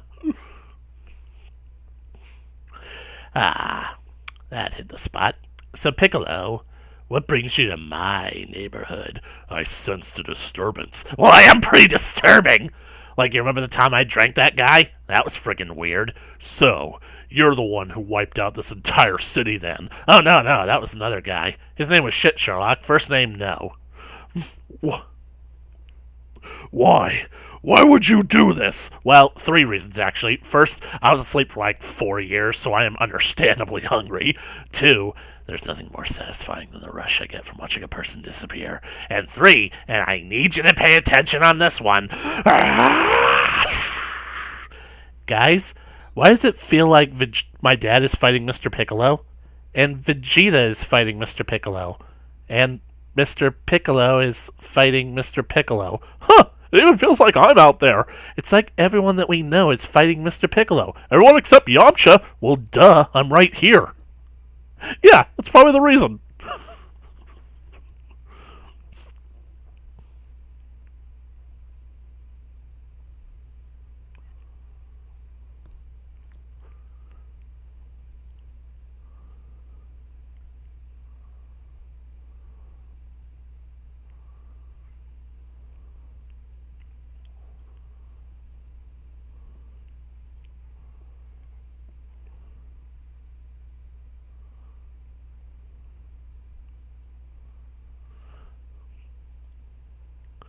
Okay, back. Had crazy thing to ask. Help for dinner. Okay. So, looks like we're all back, and... So, let's leave the safe house. I really do like that. That bendy clock is just the best, because it reminds me of those clocks from like the 80s and 90s. Like if you've ever watched Back to the Future or Honey, I Shrunk the Kids, and you have a clock that basically is like an animal that kind of moves its eyes or tail back and forth, that is brilliant. Like the bendy arms and the bendy legs. I swear to God, they should literally put this on the merchandise store. I mean, I can't guarantee how well it will sell. I want my clock. Speaking of wanting things, you guys are never going to believe what I got in the mail today. Sometime last year, I think during late spring, I actually decided to basically do some Lego mocks of my own. So I basically had to order the pieces online, but some of the pieces never arrived and they were deemed lost in the mail. The guy who sold them to me wouldn't refund them to me, so I had to reorder some new ones, which I did. And now, almost a year later, guess what shows up in the mail? My missing pieces.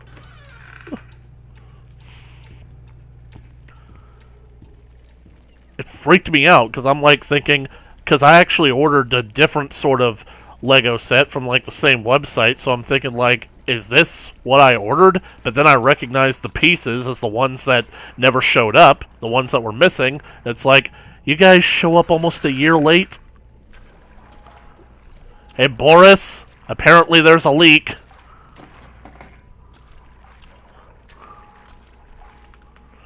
I mean, yeah, it would be a yay situation, LT, but unfortunately it isn't, considering that when those pieces didn't arrive, I had to reorder them, so now they've shown up almost a year later, and it's like, what do I do with these now? I find that so funny.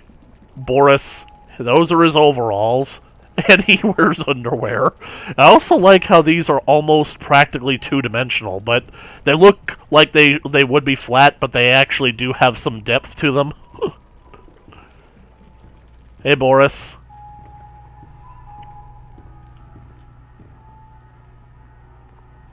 You just living your best life? Don't want to play some banjo?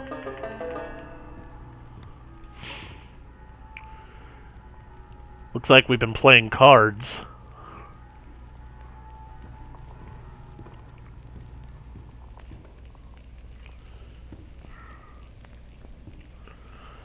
Pretty sure that this is supposed to be a teaser for the Butcher Brothers that we're going to see later in the game. Because that's clearly basically like one of the pictures or posters of Bendy, but they've ripped it up and they've reorganized it to where it kind of looks like one of the Butcher Bros. That's an interesting way of conveying them. I'm not getting out of here that easy. Need to open the door, but the lever's missing. Boris probably has it.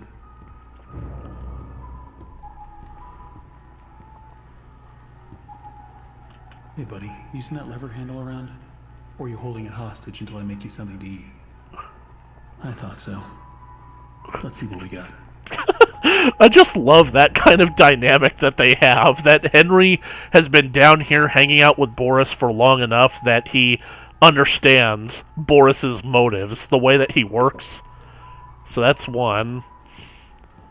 But I mean, how long has it been? How long has Henry been down here with him?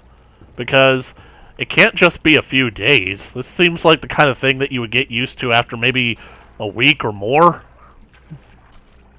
Or are you holding it hostage until until I make you something to eat?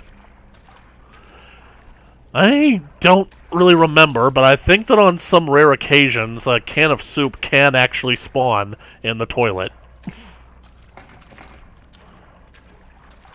Well, into the toilet.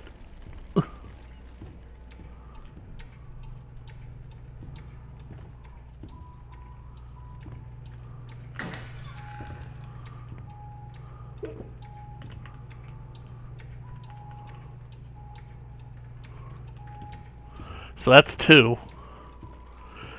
And, like, it kind of goes to show that, like, I mentioned the cartoon with Boris he kept stealing Bendy's sandwich, and that maybe they had that kind of relationship that whenever Bendy has food, Boris just helps himself to it, and now he's basically expecting Henry to make him something to eat. Soup's on.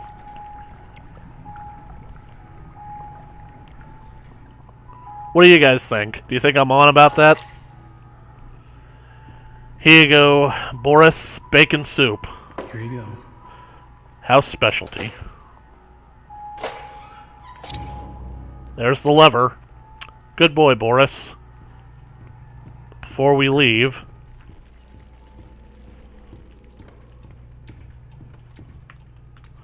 Huh. Looks like you can only grab it after the door is open.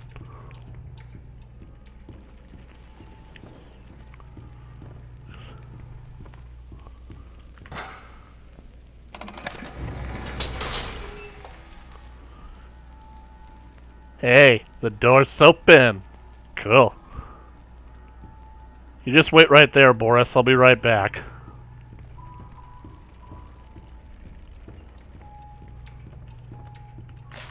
Gotcha.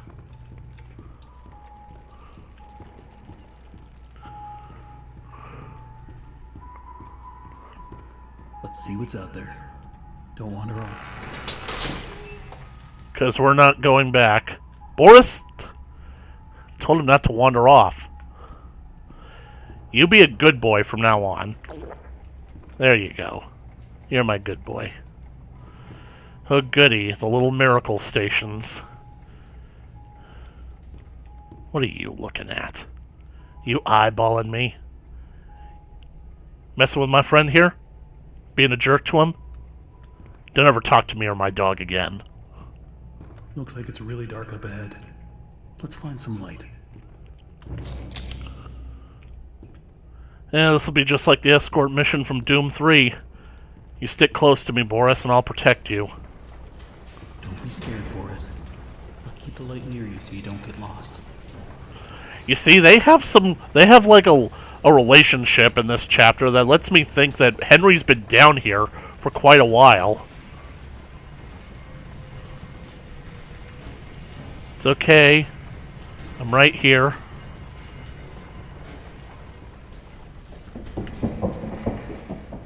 He's close. did I. Yeah, me either.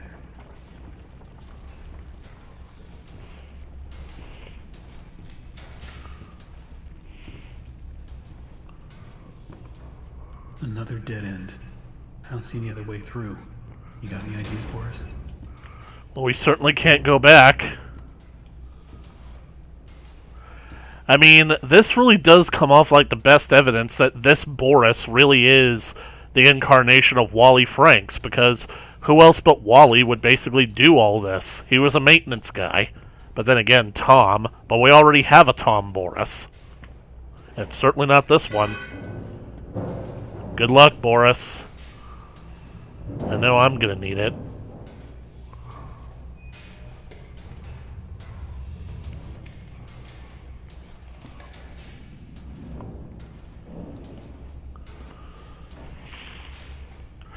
Open Sesame!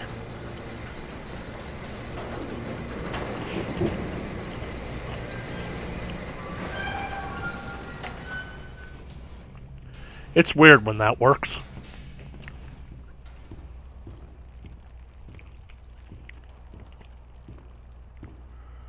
Yeah, you just keep smiling.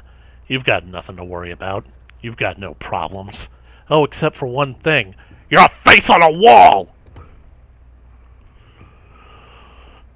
Where the hell are we now? Oh. A place that looks like heaven. Wow. I don't remember any of this. This was probably after your time. So let's see. He fell down 2 stories. He went down further into them, and then he wanted to go even further down. I'd say that we're probably on like the 5th or 6th level by now. 1, 2, 3, 4. Okay.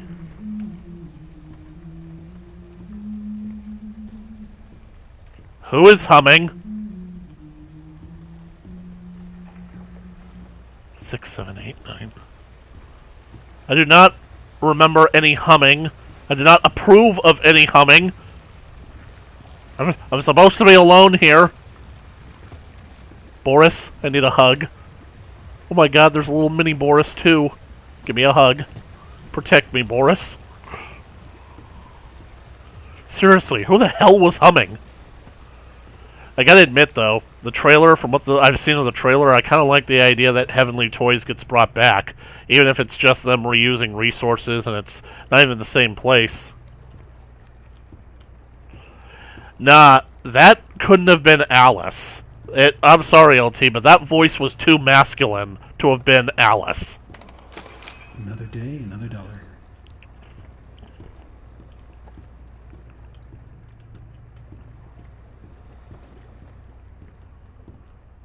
In fact, it actually kind of sounded like Father Martin from Outlast. Or maybe I'm just going crazy. Always something blocking the door. Gotta be a way through.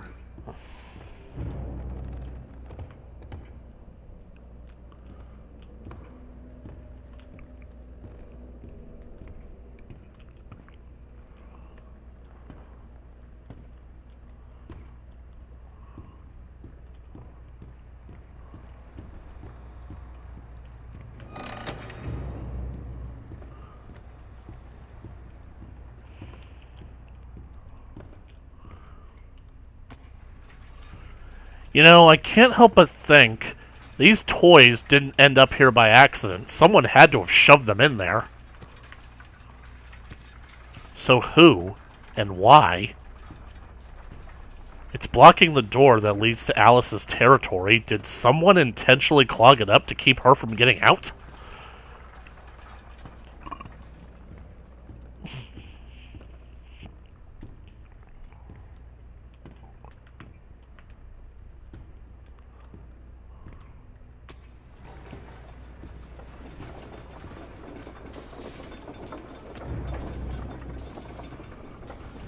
Turn on the toy machine.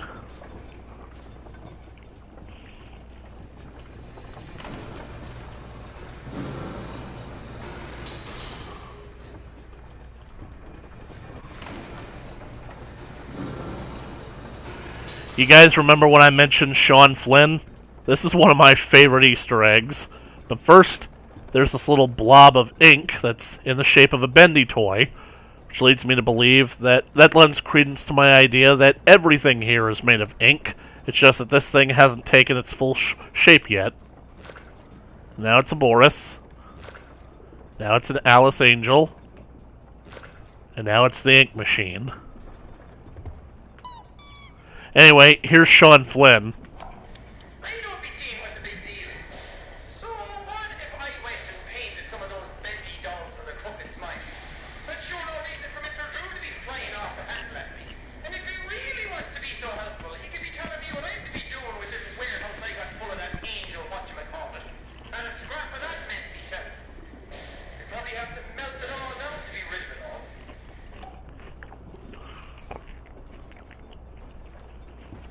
Yep, for those that have astutely pointed it out, that was Jacksepticeye, Sean himself.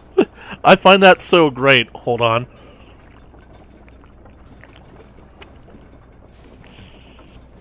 I find it so incredible that Jacksepticeye and Markiplier, they've gotten so popular that developers actually reach out to them to lend their voice and their appearance to their games, because not only did Jacksepticeye do a character for this game, he also did a character for Poppy's Playtime, and I just cannot believe that he's actually done that. That is really cool in my mind, and the fact that Markiplier basically was part of the advertising campaign for FNAF at Home, that VR game.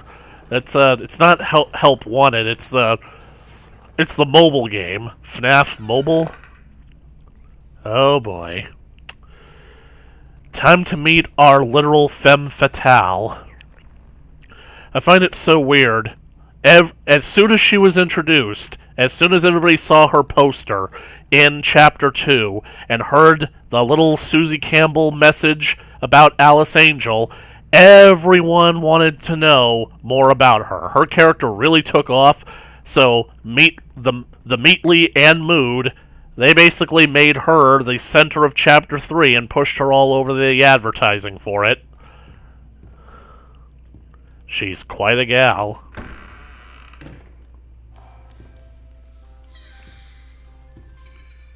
I wish I had a full version of this.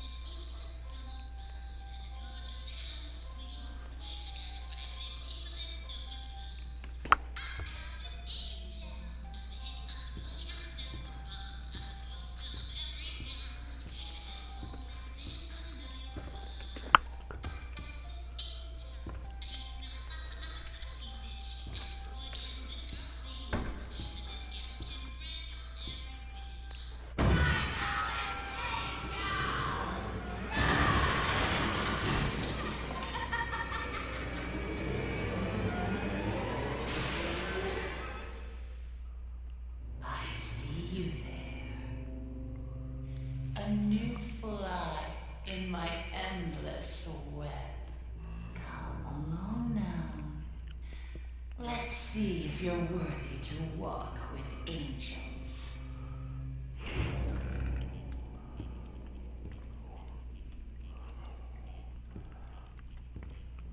I guarantee you, lady, I may walk amongst angels, but I am certainly not one of them. Even pushing Bendy out of the limelight for a bit. Yep. Everybody thought she was going to have a much more substantial role in the game than she ended up having.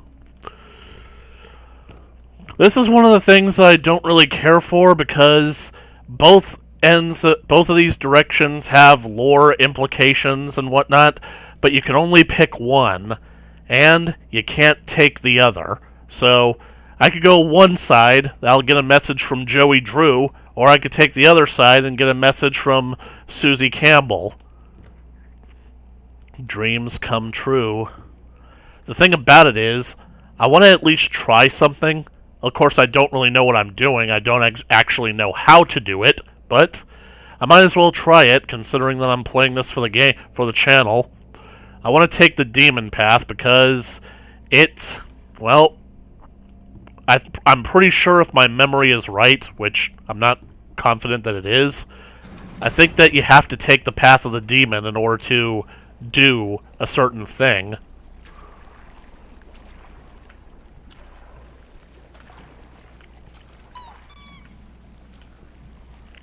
That's like the equivalent of booping Freddy's nose.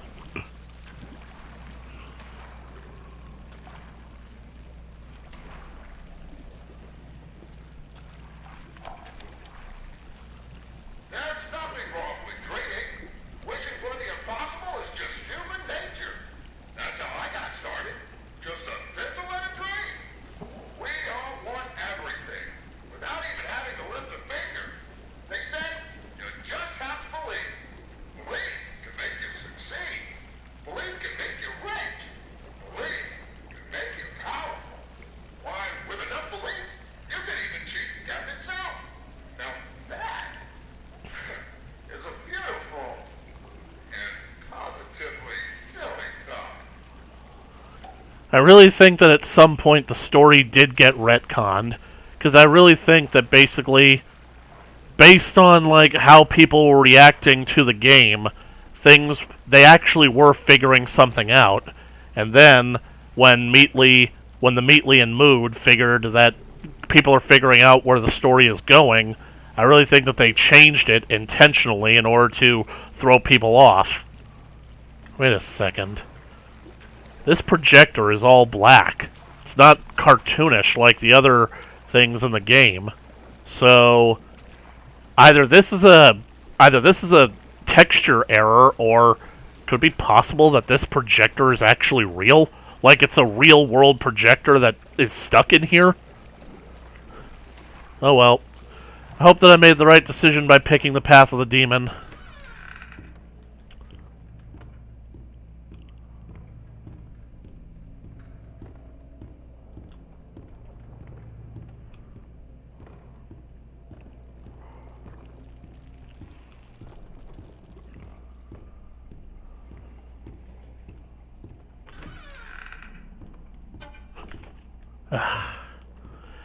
Those can still actually get me. Boris. Boris? Oh, you scared me to death. Don't suppose you found anything we can use to protect ourselves with? I mean, he's got a bone. Guess we'll do. Looks like this is only good for bashing skulls.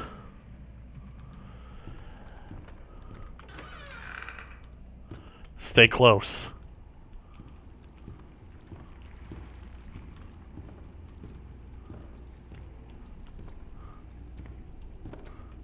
Well, he seems to know what he's doing.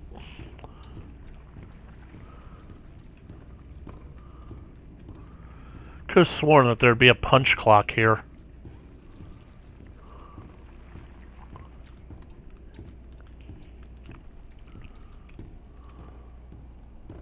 Looks like to open this, we need to throw 2 levers at once. You get this one. I'll find the other. Okay, brace yourself. It's time to fight.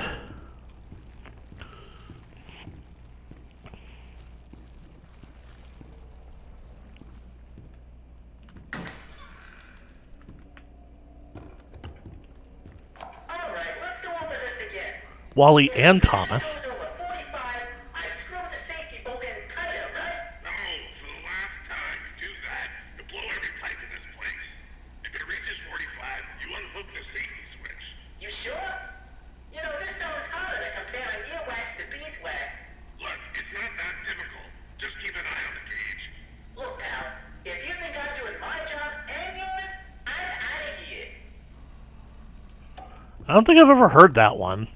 Was that like a late edition?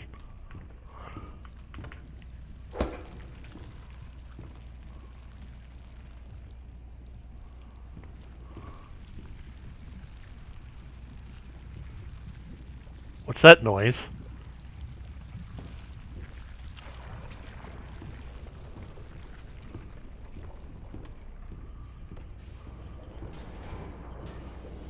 There it goes.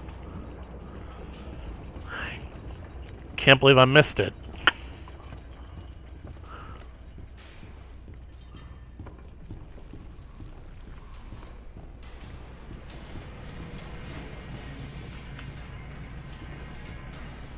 Where the heck am I? How far does this go? Feel familiar? Oh, this. This is notorious. This is a dead end. A literal dead end. Like,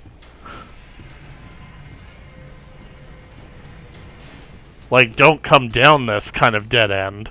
Because this basically, if Bendy is chasing you and you're hoping for a place to hide, you're as good as dead.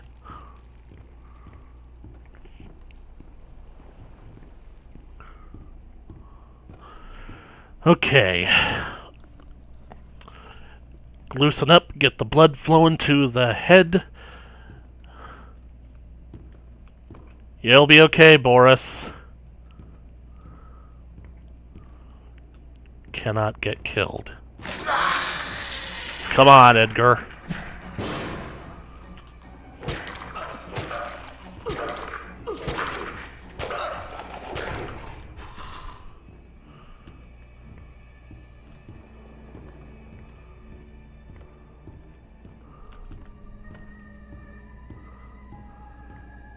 You okay, Boris?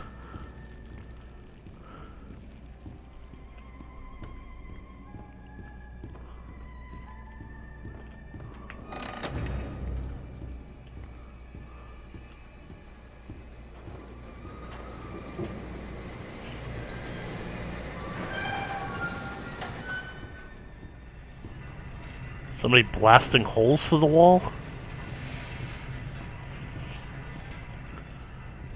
Elevator. Couldn't we take the elevator this time, sir? And that old birdcage? Poppycock. Elevators are for old people.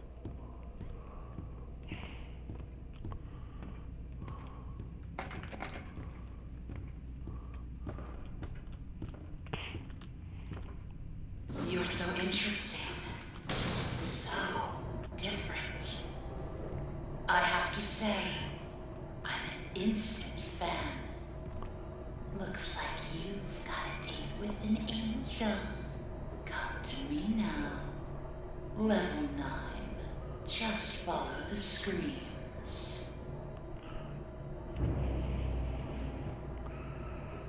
Boris, I have a very bad feeling about this.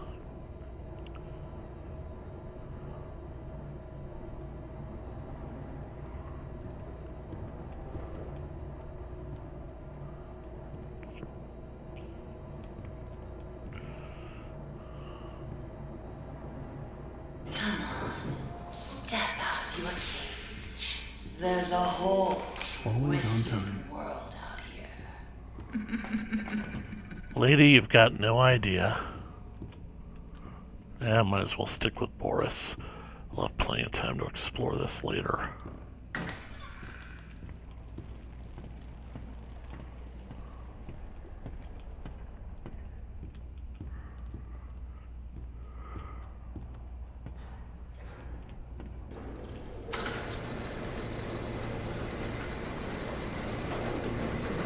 Boris? Boris, wait! Boris, don't!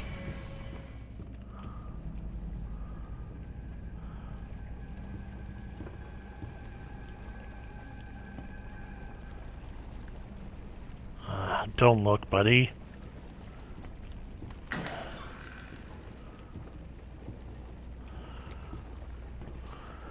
You just stay put. Look around. It took so many of them to make me so beautiful. Anything less than perfect was left behind. I had to do it. She made me. She made me.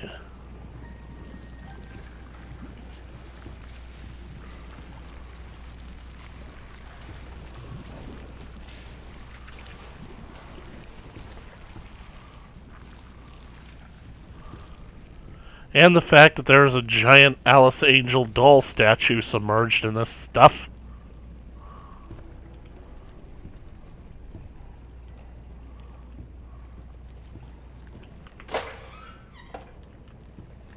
Who would have thought? Me having lunch with Joey Giroux.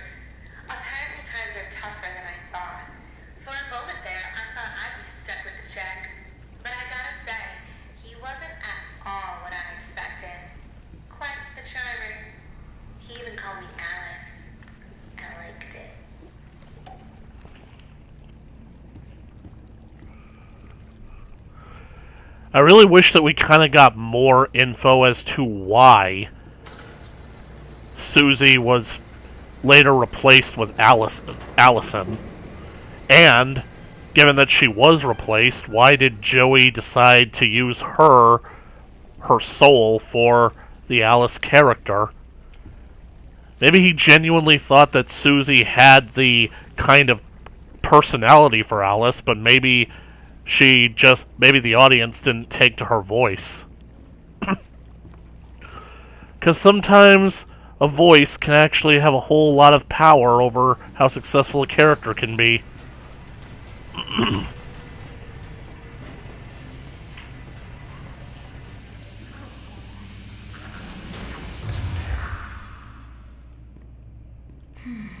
Now we come to the question. Do I kill you? Do I tear you apart to my heart's delight? The choices of the beautiful are unbearable. I'm sure. How's a girl to choose? Just follow your heartache, This mama. freak, for instance, he crawled in here, trailing his tainted ink to my door. It could have touched me. It could have pulled me back. Do you know what it's like living in the dark puddles? It's a buzzing, screaming well of voices. Just like high school. Bits of your mind swimming like fish in a bowl. The first time I was born from its inky womb, I was a wiggling, pussing, shapeless slug. The second time, well, it made me an angel. I will not let the demon touch me again. I'm so close now.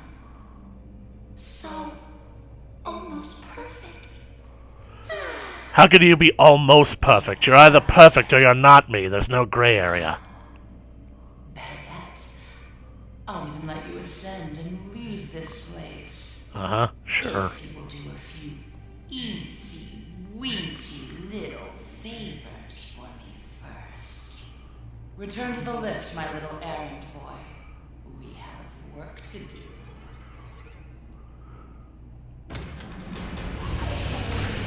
You know, I gotta admit, I really think that Alice is just being a colossal a-hole during this entire thing.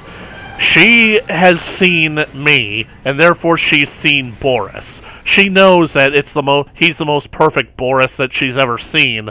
She literally could have grabbed him at any time that I was running errands for her, but no, she just decides to let us get onto the elevator, give us the idea that she's letting us leave, only to pull us back down.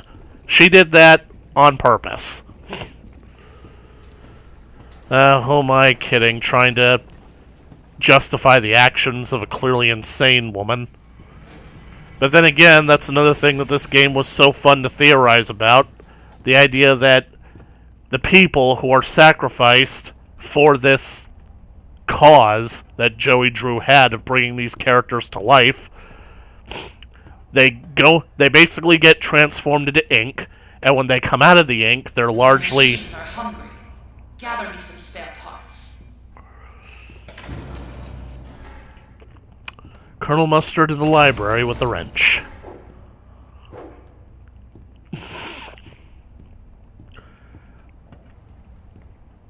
They're largely shapeless and formless, like the wandering ones. So few rules to our world now. So little truths. But there is one rule we all know and respect down here. Fear. Beware the ink demon. Stay out in the open for too long and he will find you. For if you see him, you'd better hide. If you don't, well, I enjoyed our date. No offense, but I'd swipe left. Our work. These blasted elevators. Sometimes they open, sometimes they don't. Sometimes they come, sometimes they keep on going to hell and back. I keep telling these people, if Mr. Joey Drew keeps cutting corners like this, someone's sure to end up falling to their death. And it sure ain't gonna be me. I'm taking the stairs.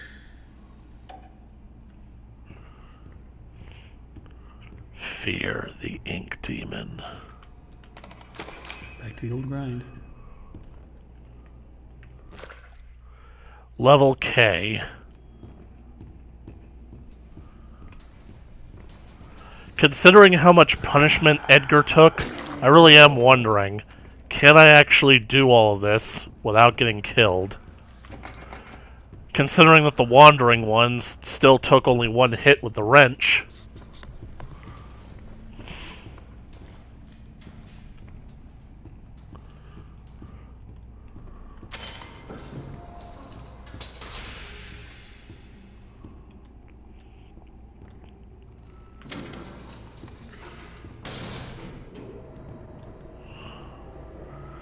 It'll be okay, Boris. I hope. God, I really hope I know what I'm doing, because I don't think we're on first name basis. Here's everything. Every creak of the floor. Every rustle of paper. I wouldn't run so fast if I were you. You never know what will draw him in. Huh. 2 hits. And... One down. thank you, Edgar.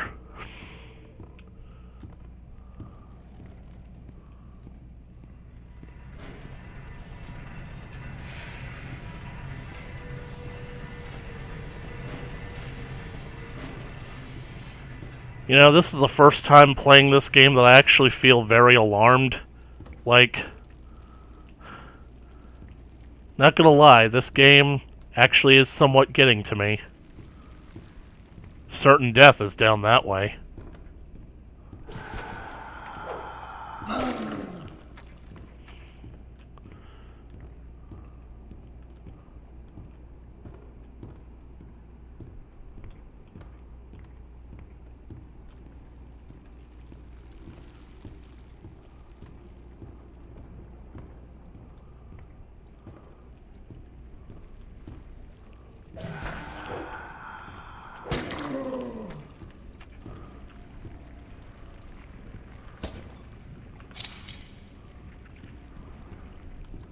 Aw, how cute, a little choo-choo train.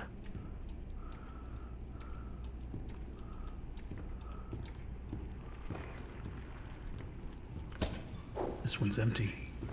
I know, I'm aware of that, Henry.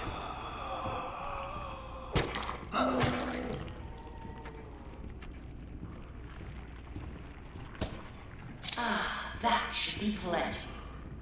Return them to me. And try not to die on the way back. No promises.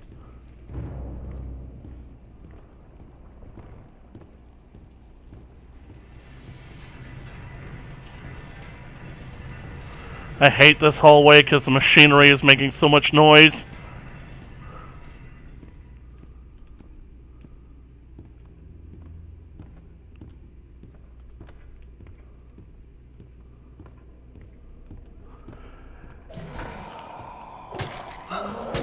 Maybe I'm just overthinking it, because I've literally watched playthroughs of people going through this. They basically can do this entire section without running into Bendy once. The elevator is coming, right?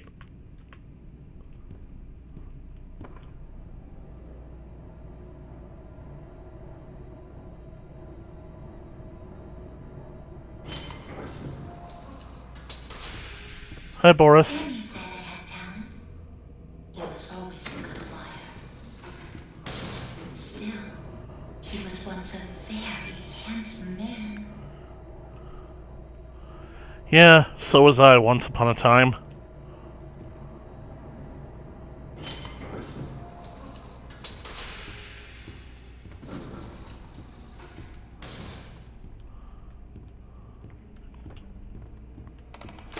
Another day, another dollar.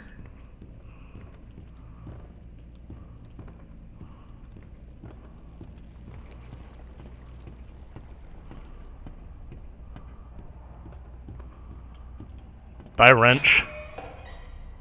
Have you seen them? The swollen ones. A few. Stuffed full of extra thick ink.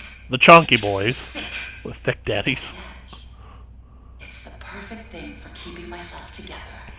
If you're gonna catch them, you'll have to learn to move quietly. Come back to my door. I have something that you'll need.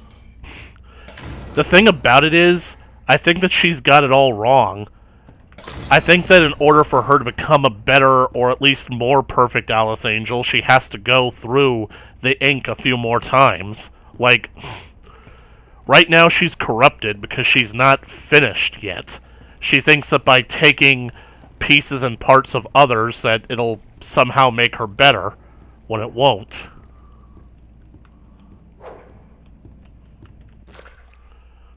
Level 11.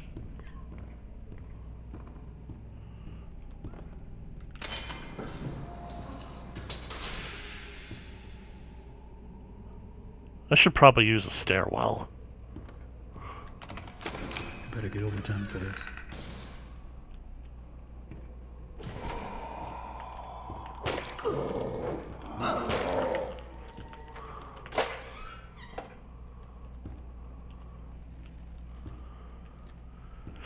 How could one resist this perfectly pristine, eco-friendly, patent-pending Bendy ink machine?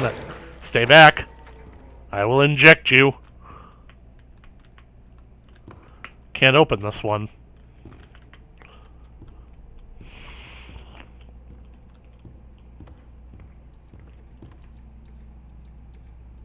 It's just a clock. Tea kettle.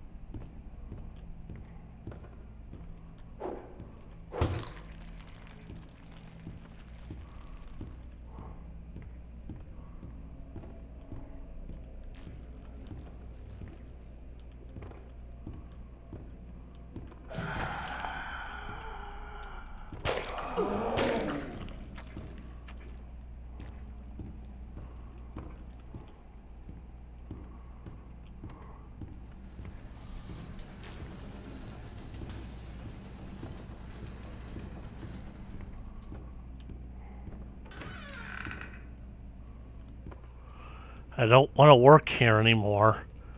Yeah, I can understand that sentiment. He will set us free.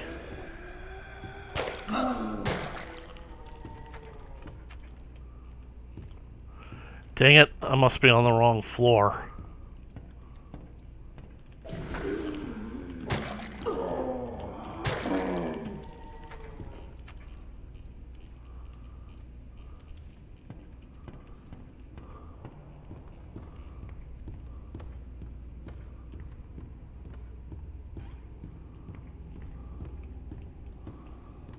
Yep, this is level P.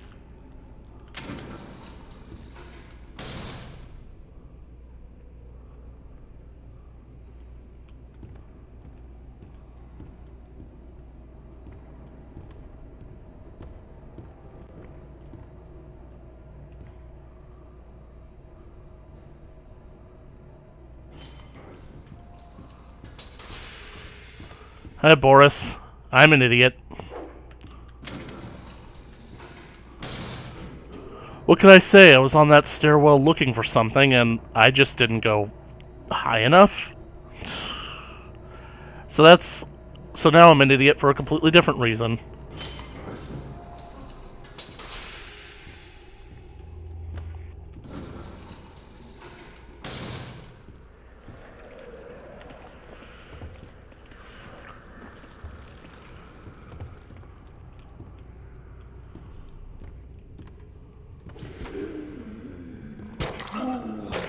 There's one of the chunky boys.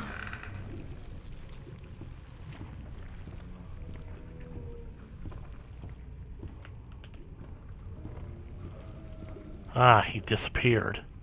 But why, though? Oh, it's because of this little freak. Bend over for your booster shot. He had extra thick ink?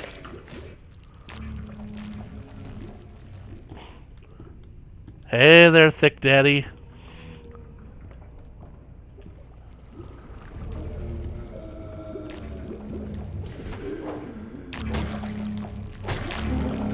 Thanks for ruining that for me.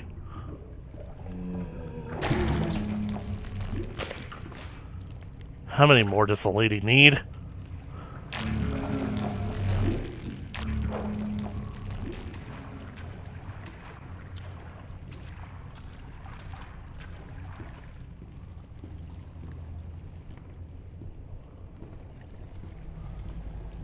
The projectionist.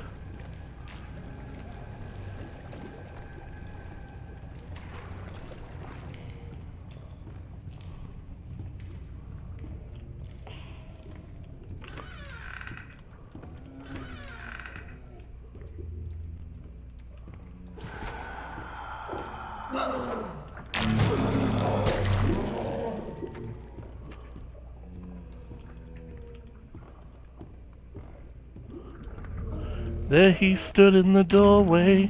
Dang it.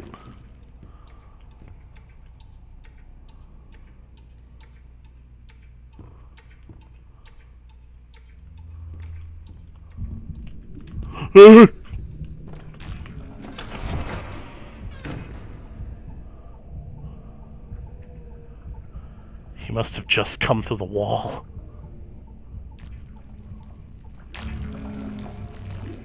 Why am I actually alarmed? He's moving away.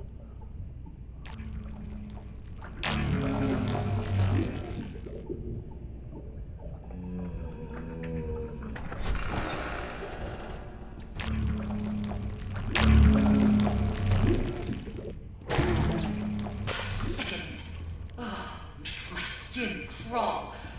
But the task is done. Bring me back my equipment, please.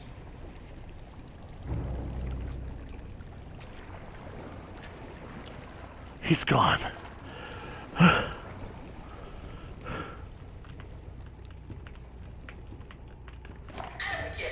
Everyone's walking around here like Grandma just died. Nothing but angry faces everywhere. These people gotta lighten up.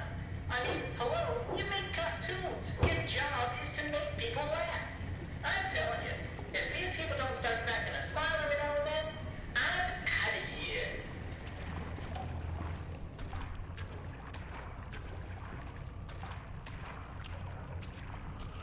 Speaking of out of here, so am I. Although, considering that I didn't go high enough on the staircase, I have a feeling that what I was looking for has been here the whole time. Oh, this is it. This could be the one that I've been looking for.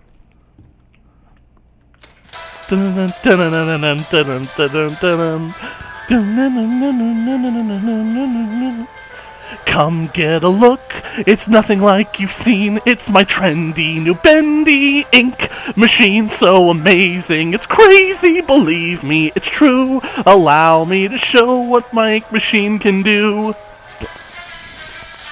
Some take a peek, 'cause nothing else compares. There's no fee, so feel free to stop and stare from the spout to the sprockets and the bits in between. I'm in love with my ink machine.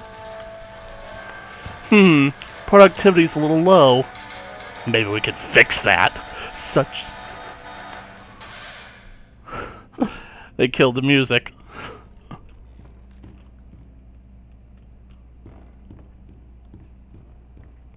Wait, I shouldn't be going up. I should be going down.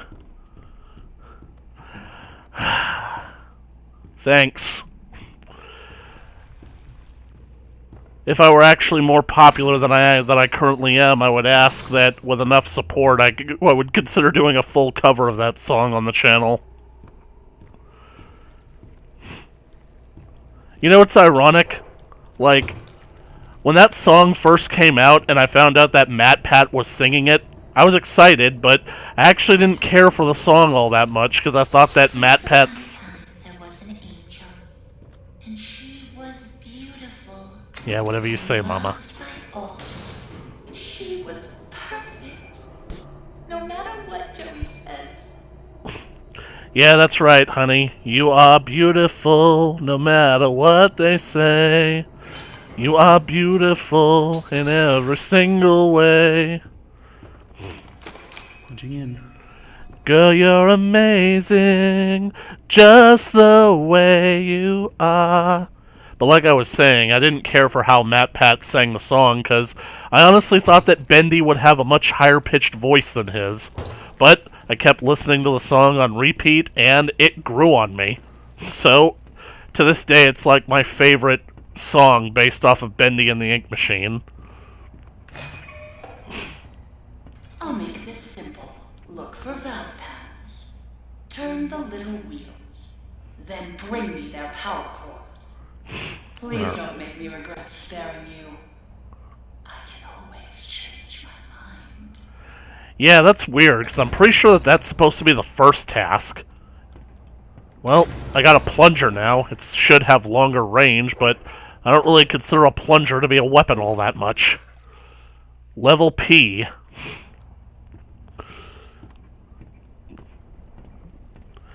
How could one resist this perfectly pristine, eco-friendly, patent-pending bending machine?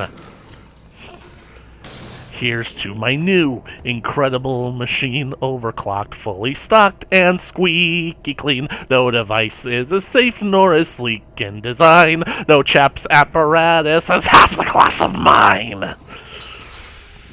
See, top-shelf tech and luxury combined, it's indeed guaranteed to blow your mind. It could speak for itself if you know what I mean. It's my praised and reputed, ink not included, exclusive ink machine. 3 valve cores. You know, the elevator cage closes, but when I walk back to this, the elevator is going to be gone. Boris, where are you going joyriding? You do realize that my life is on the line out here, right? I mean, here I am singing and dancing, and Bendy could be... He is! Let me in! Let me in! Let me in! Let me in! Let me in! Let me in! Let me in!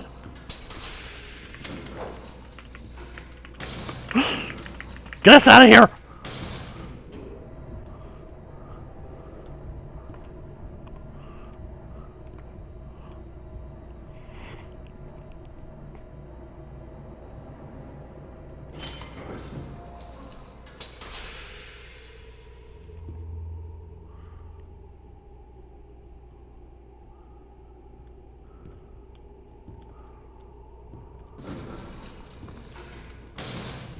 What the hell? Oh, the elevator cage.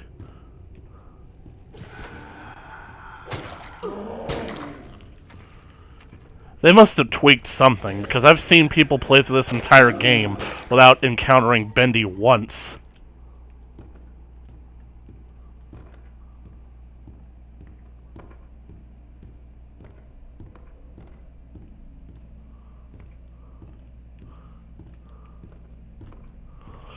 I feel embarrassed that I freaked myself out like that. Like, that wasn't just me hamming it up for the playthrough, folks. Like, this game actually does kind of get you to feel tense.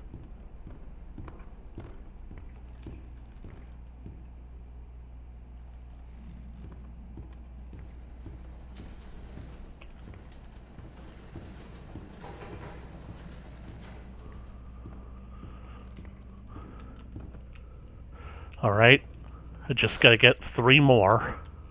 Well, I gotta get 3 total, right?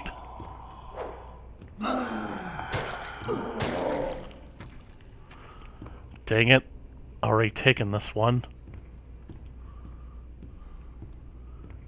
That's where the elevator is. Boris is probably gone by now. Oh wait, of course he's gone. I took the elevator and...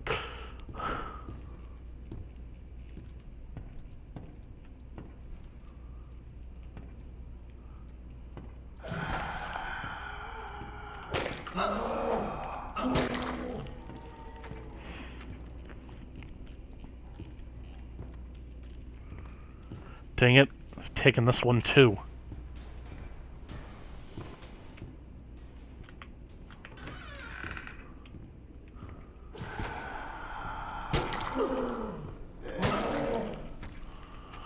You guys just wait till I get my hands on the axe again. See the station master? Hey! Back off! Ruining my happy song.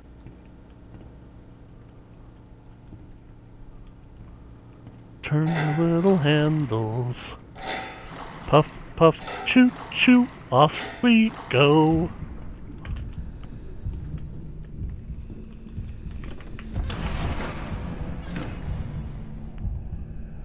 He saw me.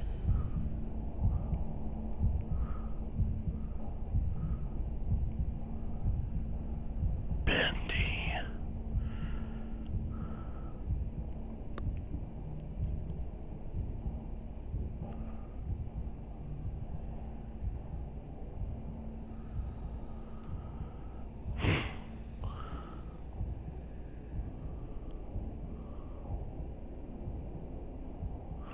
Oh well, it could be worse. I mean, at least there's no maniacal priest that's basically keeping you here to be witness for his god. Or, actually, I think that is the plot of this game.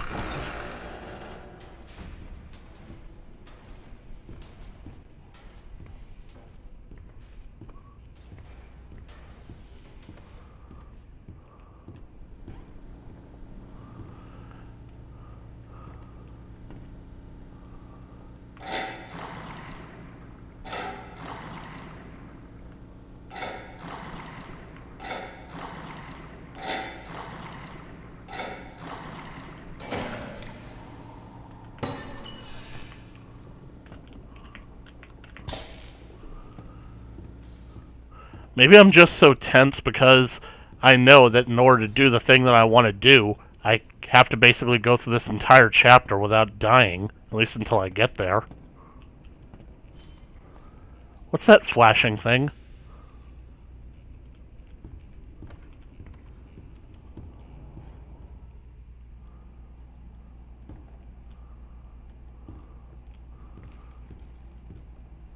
Maybe that's why he showed up.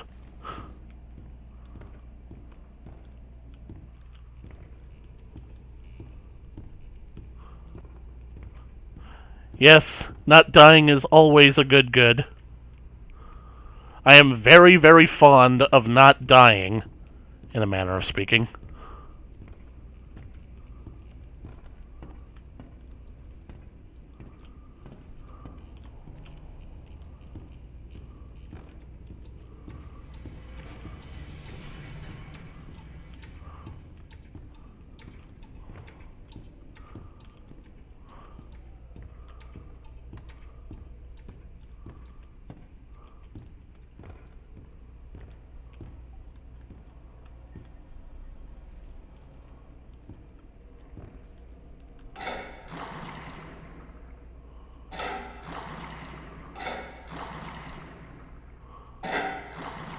Dang it. Stop going down and start going up. There we go.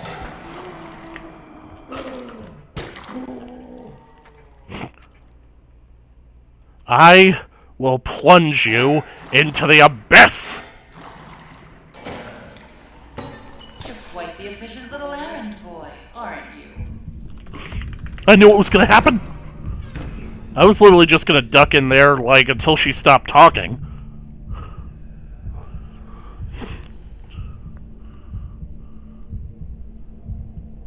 It'd be creepy if he walked right in front of my field of vision.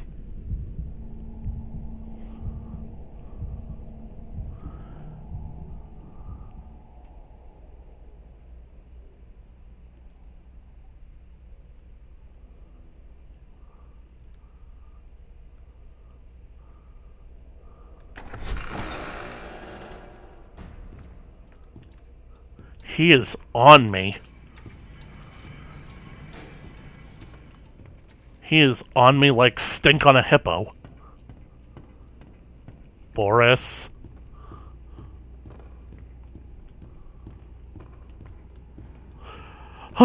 Good dog. It's time people knew my name. It's Alice Angel, they'd say. Yeah, there was a time where people knew my name, So too. long ago. But those days can come back. Dreams come true, Susie. You know, Alice, True. I really think that you ought to get out more. I mean, people aren't going to know your name if you keep yourself sequestered in the basement all the rest of your life. I mean, making your way in the world today takes everything you've got. Getting away from all your worries sure would help a lot. Wouldn't you like to get away? I mean, come on, Alice. Sometimes you gotta go where everybody knows your name, and they're always glad you came. You want to be where you can see where troubles are all the same. You ought to go where everybody knows your name. You see those grinning demons? Let's remove them, shall we? I've got just the tool to make this even more enjoyable. Gladly. Let's go chopping. Only 15? I could have sworn that there were more.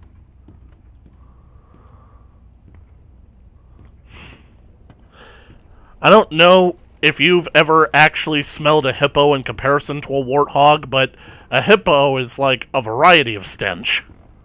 Like, sure, the warthog is a pig, but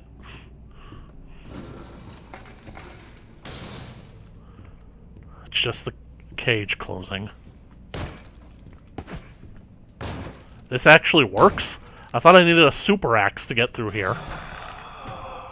Kneel before me.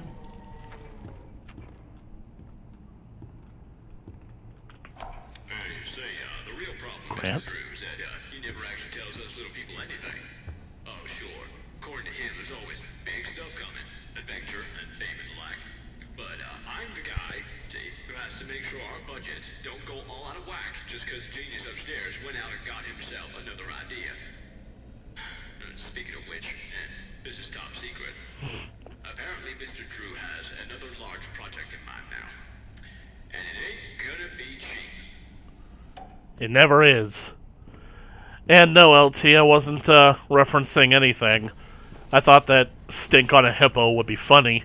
In fact, it's actually been, holy crap, more than 15 years since I've watched The Lion King 2.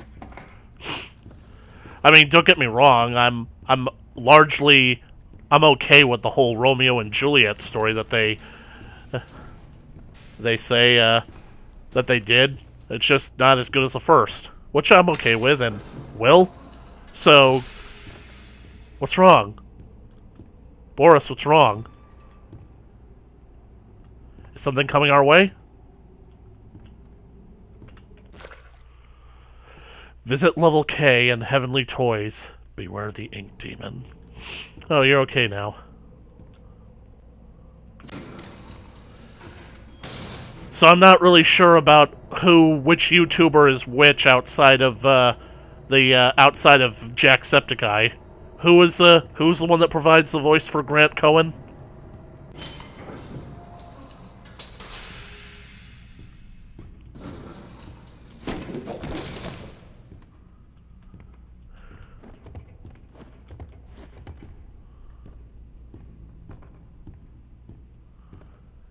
I know that he hates this.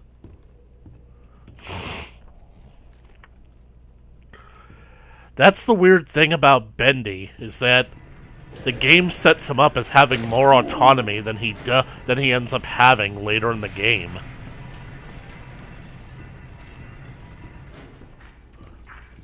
Come on, Edgar. Oh yeah. One strike, one kill.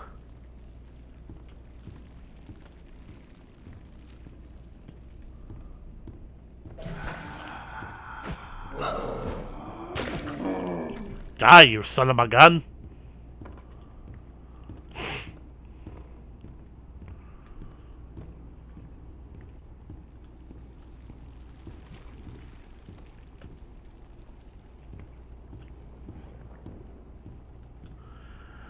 You see, the thing about it is that I know that where the bulk of these guys are, so I think I should work my way towards Heavenly Toys and do them first, and then start working my way back.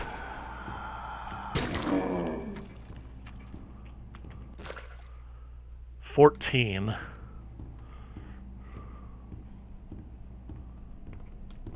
I do not like that fog. I do not like it one bit. The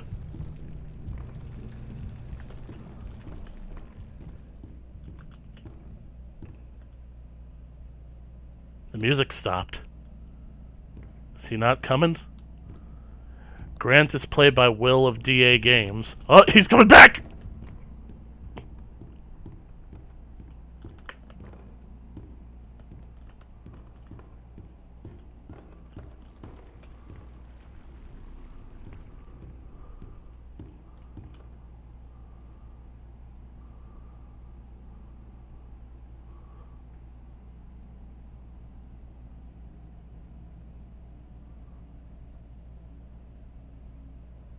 He's coming.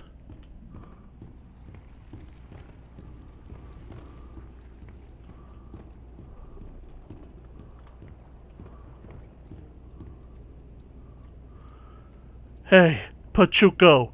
Hey, Summer 43. Hey, the man's coming for me. Hey, blue and wipe me war tonight. Hey, say damn my pride and all the other cats running down east side. Hey, so there's no place left to hide.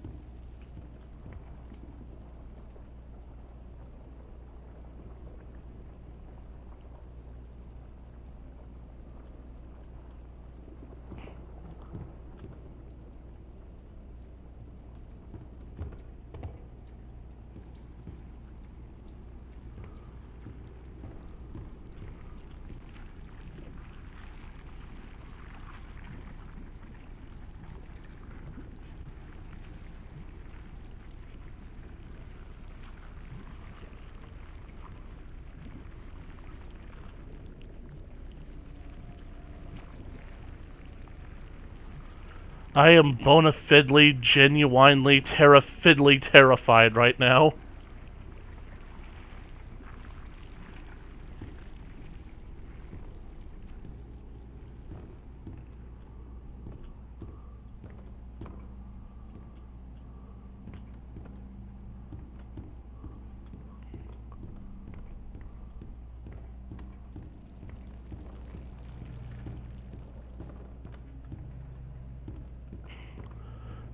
There's a hidey hole right around the corner. That's what you call ironic.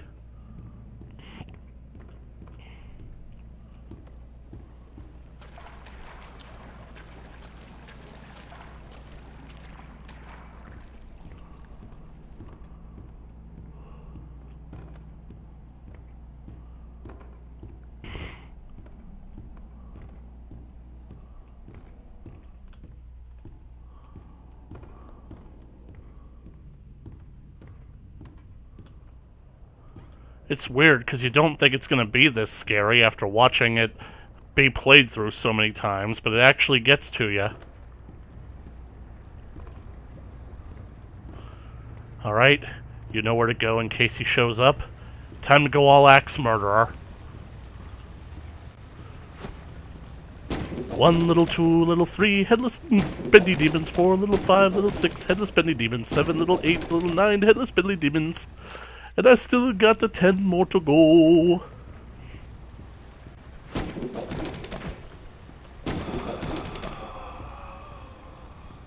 Oh, it's just you. Sorry, I was afraid it was somebody important!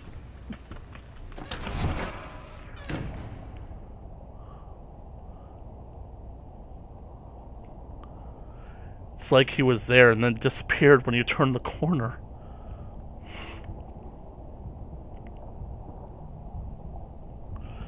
One, little 2, little 3, headless ink demons. 4, little 5, little 6, headless ink demons. 7, little 8, little 9, headless ink demons. But the ink demon's coming right at me. He's coming directly towards me. Does he know? Does he know? Okay, I think he's veering off.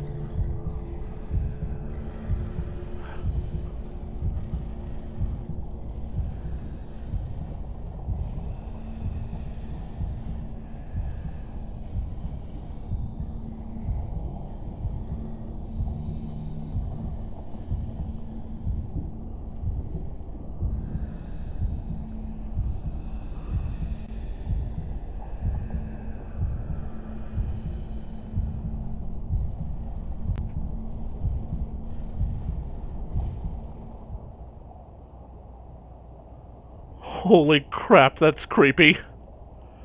Well, I can honestly say that I am grateful that Bendy does not hunt by any sort of sense of smell, because these things look like outhouses, and this one has now officially become one.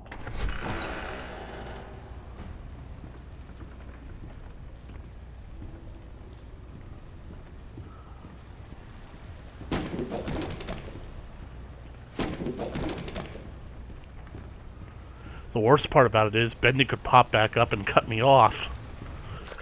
Get the hell out of here.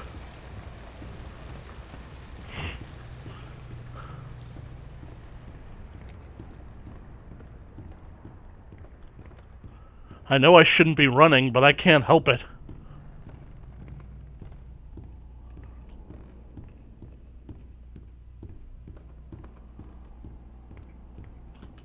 Five.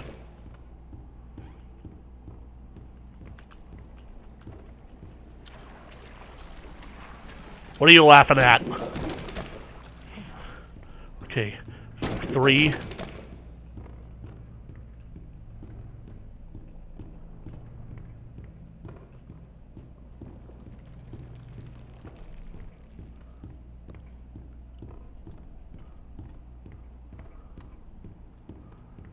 Two. 1. Wait, I still gotta kill 2 more? I thought that... Either way, he hates this.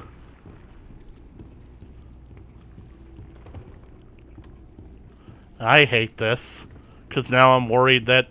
Oh, good. 2. 1. Now that was fun. Oh, but I forgot to mention. Run. He hates it when I do that. I would hide if I were you. Honey, if you were me, you wouldn't be ugly.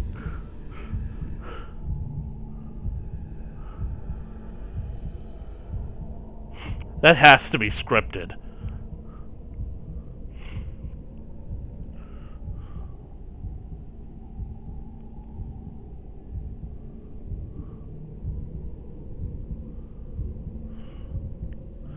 He turned around. He's coming back.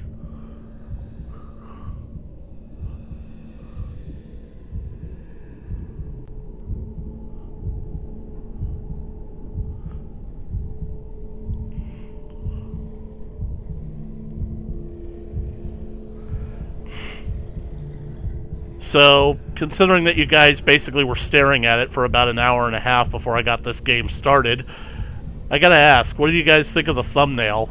It actually took me a while to cobble it together.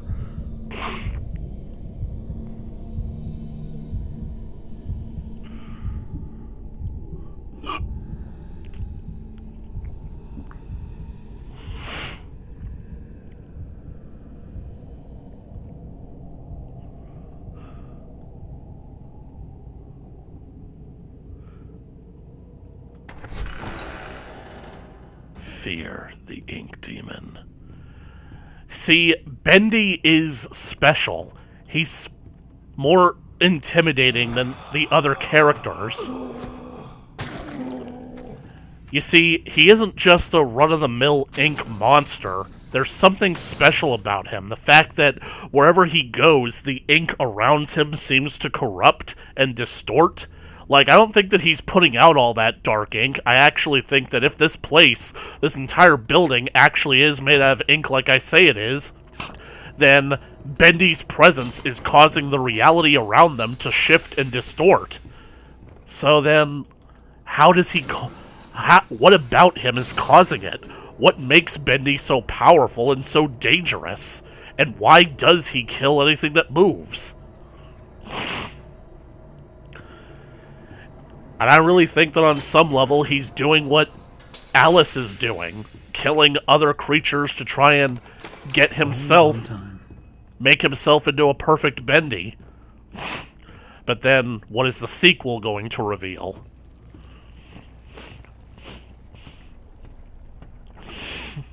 Hey, Ink Mama! Here's your axe.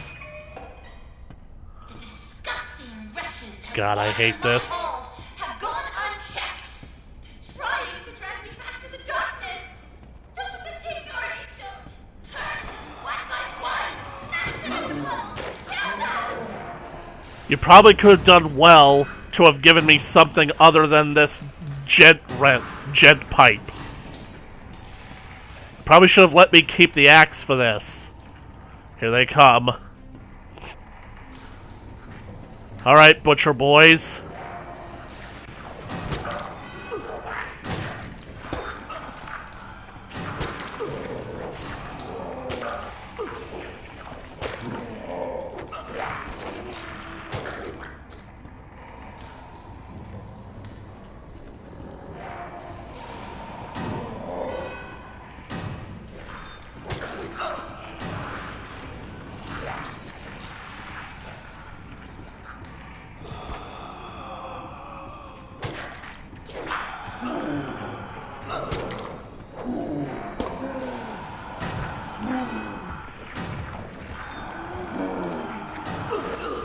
Dang it!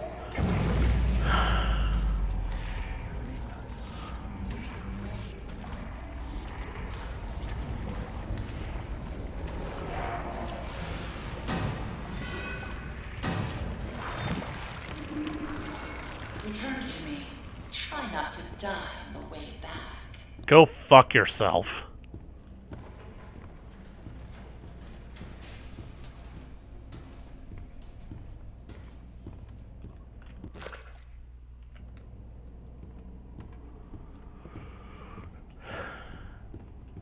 I'm peeved, because I honestly thought that if I basically made it through that fight, I actually had a chance of doing it.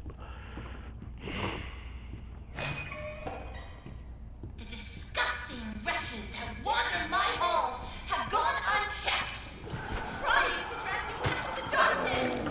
Don't fatigue your angel. Hurt and wet my blood. Smash them into bones. Kill them.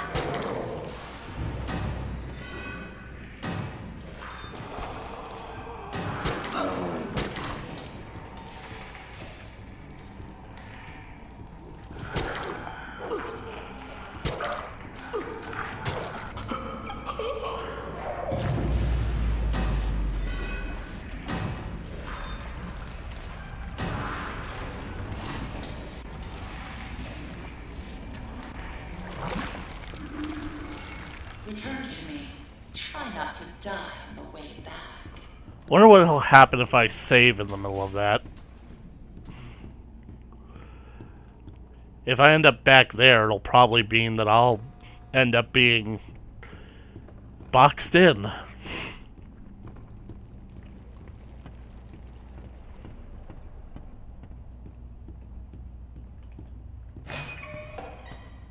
The disgusting wretches that wander my halls have gone unchecked, trying to drag me back to the darkness. Don't fatigue your angel. Hurt, wet my blood. Smash them into bones. Kill them.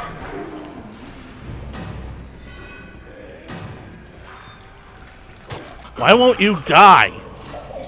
Seriously, you guys saw that those guys died twice, right?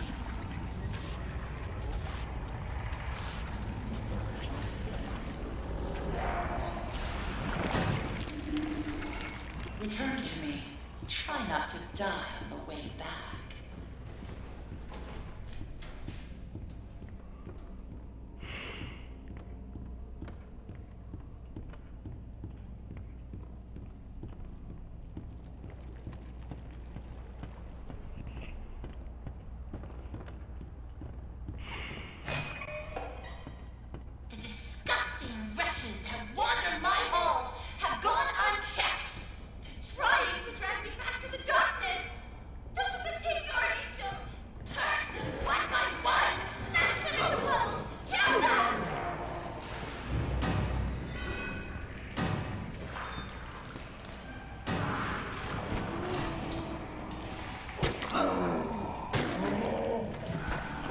What the? So there's no getting rid of the Seekers. They're just here to stay.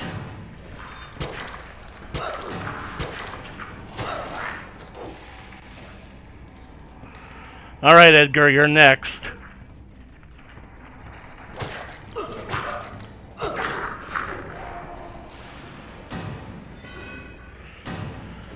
This guy just comes off as a major pain in the neck.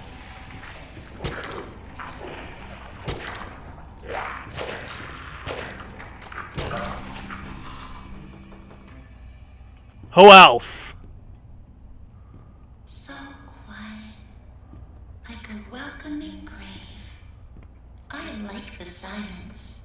Don't you? I'm gonna make your face symmetrical. Oh, I hate leaving work unfinished. Fortunately, I have you to pick up the pieces. Well, that's what I'm here To for. go even deeper. Down, down, down into the abyss. Take the lift down. Say hello to an old friend. Sending you a little present. A little firepower. Take good care of it. It belonged to someone very special.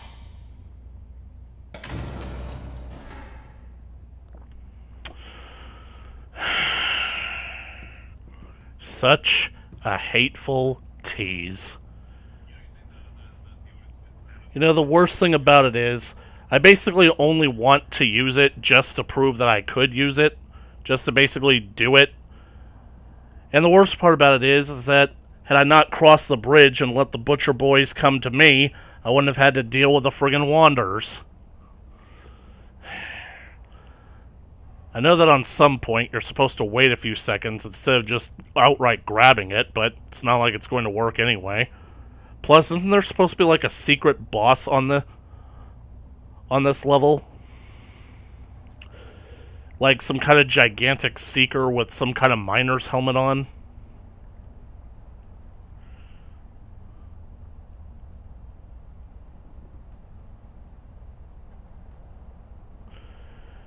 Well, at least there's one thing to look forward to from Bendy and the Dark Revival. It's the fact that this Alice is not dead, so that means that either the Dark Revival is a game that is part prequel and is meant to basically run parallel to the events of this game, or maybe killing her isn't going to do squat and she's basically going to reform herself after a while. Either way, in the trailer, she seems to be using a Tommy gun, so it is an obtainable weapon. Let's see. It is an obtainable weapon from Chapter 3, Rise and Fall. Usage, gun features ability to stun lock, gun has unlimited ammo, gameplay, completing Twisted Alice's errands. Henry kills the 3 Butcher Gang enemies. Present Henry with a Tommy gun. If he attempts to use it, it transforms into ink. A little hard to get a hold of. To claim the Tommy gun, go to the toy machine, change it into the ink machine, choose the demon path. Tommy gun is used until bringing all the ink hearts, gent pipe, and never getting killed during the chapter. I was kind of hoping beyond hope. Oops, I forgot. It's a little hard to get a hold of. Oh well, better luck next time.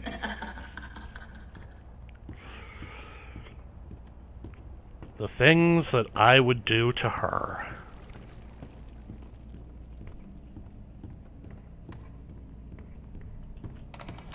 Back to the old grind.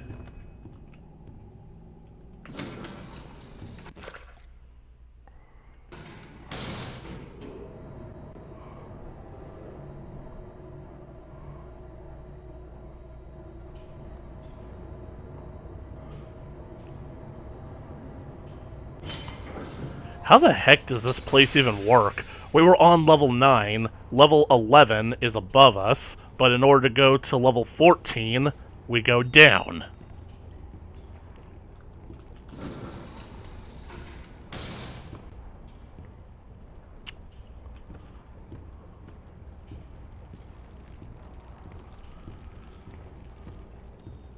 You know, I have a bad feeling that I should have come down here while I still had the axe. There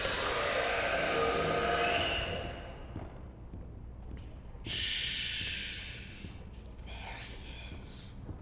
The projectionist. Skulking in the darkness.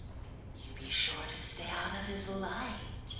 If you don't want trouble, just bring me back the pieces I need.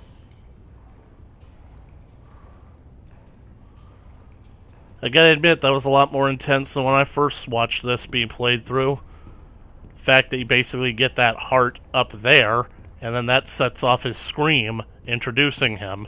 Let you know that you are definitely not safe down here. Oh well. The good news is that this place should be the only place where I don't have to deal with Bendy. Can't go through that way. God, I really hope that what I'm looking for isn't boarded up or hidden behind some kind of wall of ink that I need to drain, and he's coming.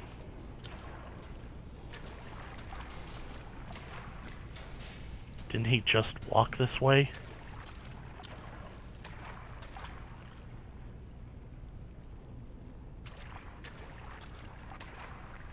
Walk this way! Talk this way!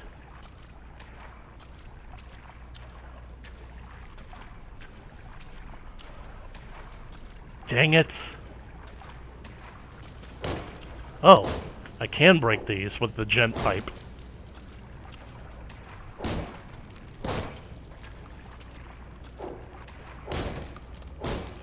Because I can. Breaking things makes me feel powerful.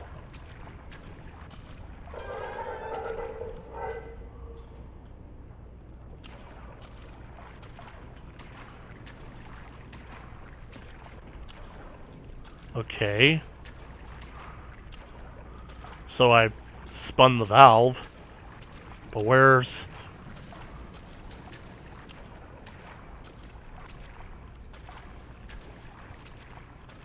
I think that going up this way might be safer.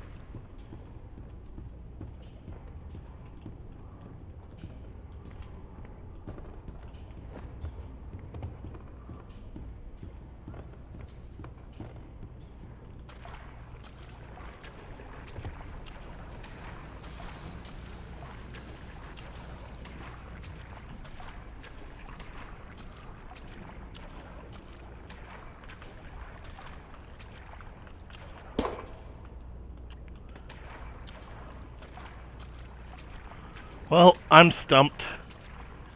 Thought that that was supposed to reveal a secret, but apparently I can't find it.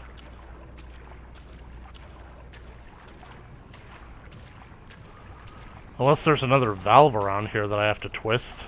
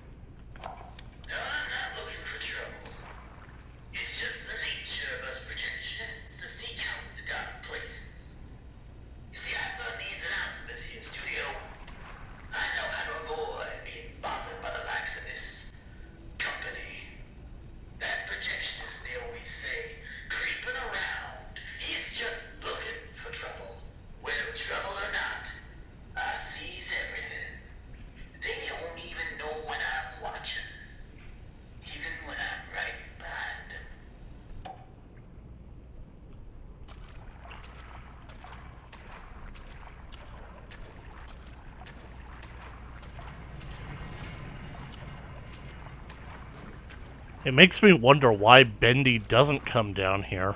Because, I mean, stepping in the ink like this, making a whole lot of noise. Or maybe it's because Bendy can't distinguish me from anything else running around down here.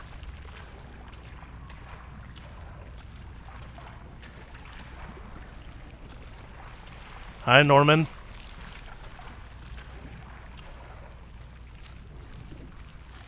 He's coming this way.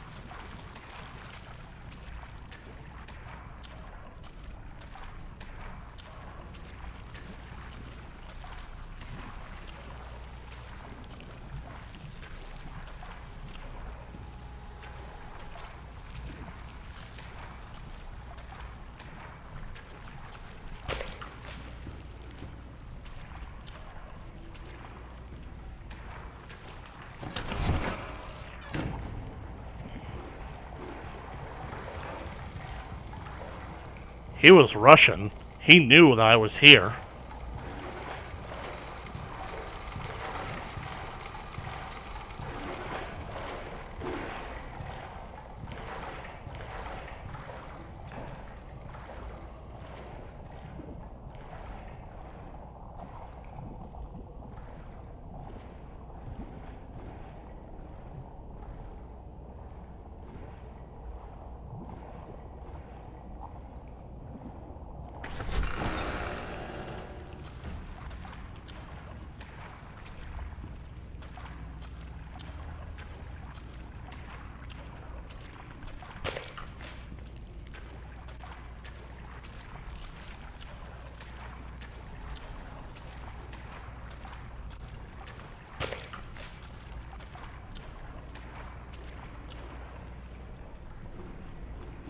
Here he comes.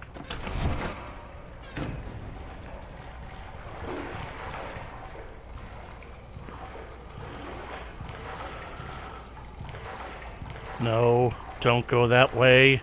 I need to go that way.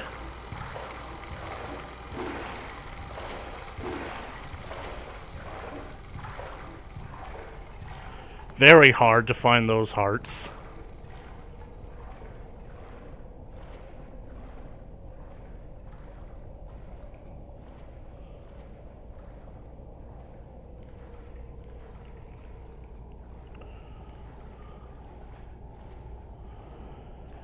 Hope you guys don't mind. I'm just gonna chill out here for a bit. Let him basically, like, go on his cycle.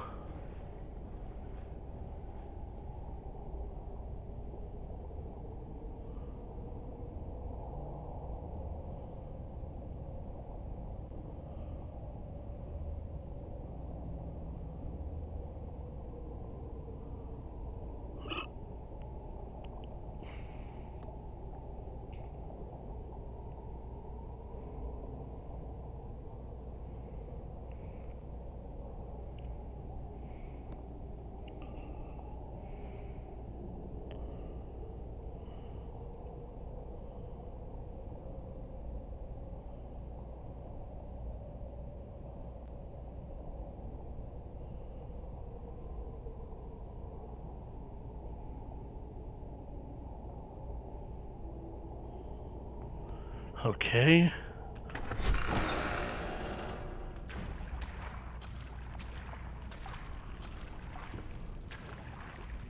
Tell me, were they still writhing in your hands? Bring them to me, now. I don't like to wait.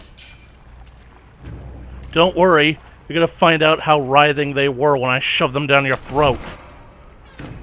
Man, he is on me.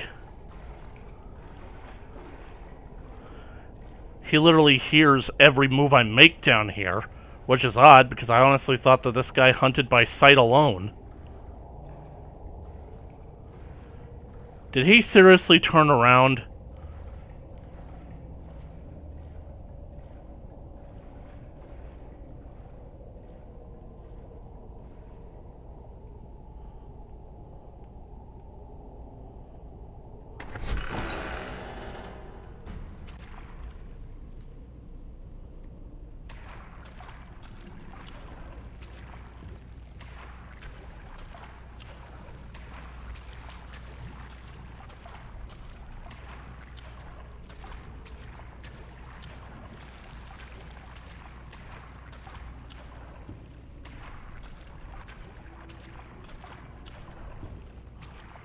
Move, Henry.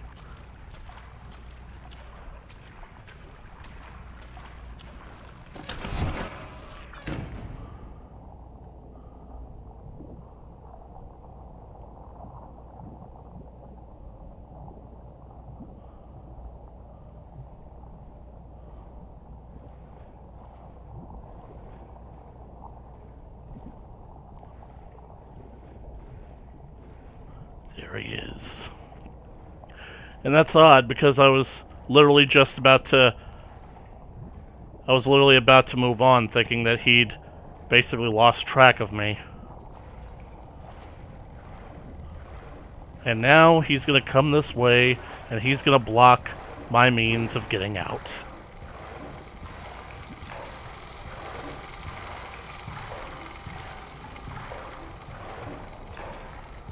I could run, but the problem is, he's faster than I am. He's turning around. Yeah, that's right, Norman. You go back that way. You go on your merry way and let your old pal Henry do the same.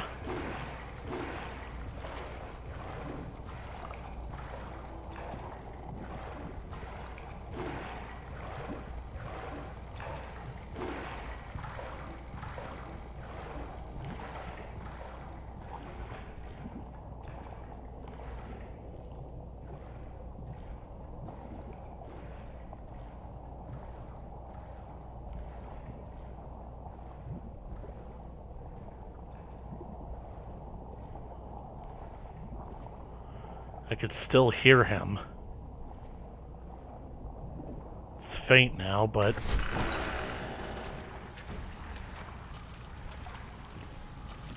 might as well make a break for it. Because I think if I could make it to the stairs, he'll lose interest.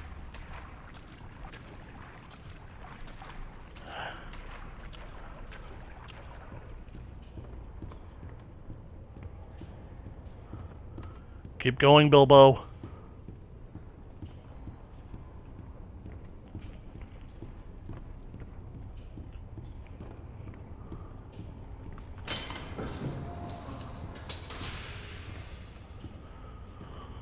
That was intense. We're okay, Boris. No need to be scared. I mean, don't get me wrong, there's plenty of reason to be scared, but...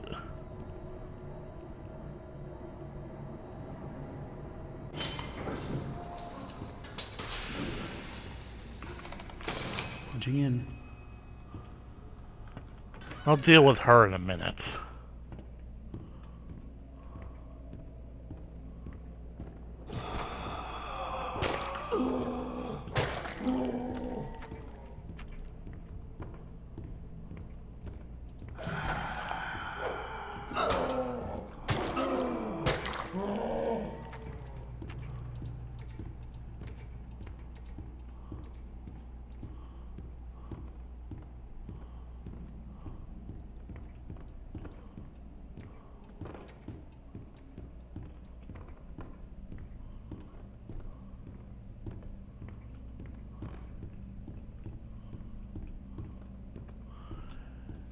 Ah, this is what I was looking for.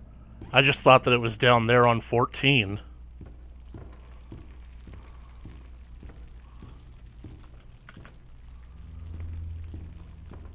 Henry's Sanctuary.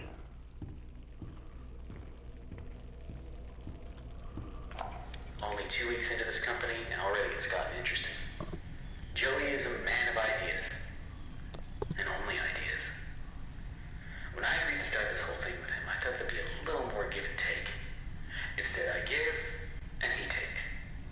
I haven't even seen Linda for days now. Still, someone has to make this happen.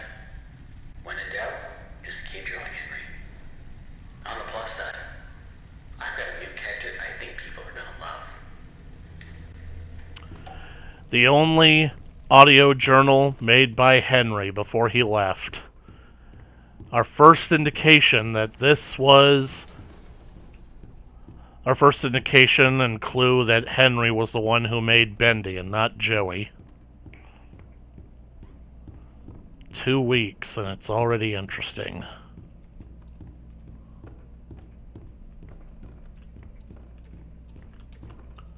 That clock seems bigger than the rest. Let's finally finish off this chapter, shall we?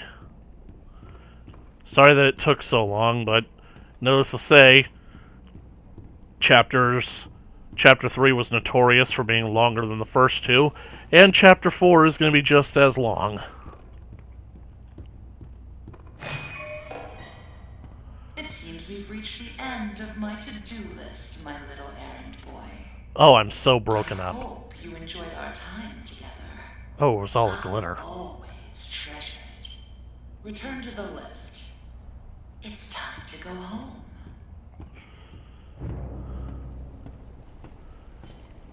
Thank you, Alice. See you next Tuesday.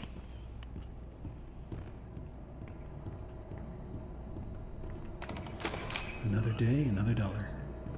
It's gonna be okay, Boris. Have you ever wondered what heaven is like?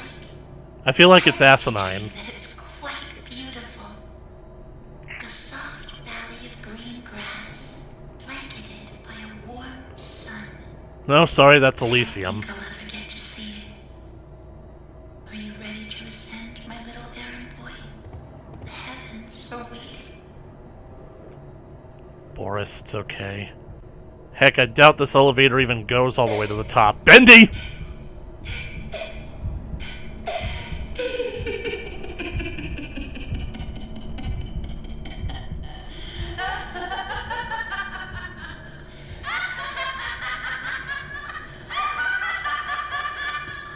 Do you really think I let you steal from me? Hang on, Boris. Let you go? No, Henry. I know who you are, and I know why you're here. And you will not stop what needs to be done. Now come down and bring me back my forest! It's the most perfect forest I've ever seen, and I want it! I need it. I need it inside, so I can be beautiful again! Don't you understand? Don't you get it? Give him to me!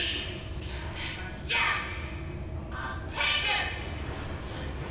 You're dead! Can't we talk this out?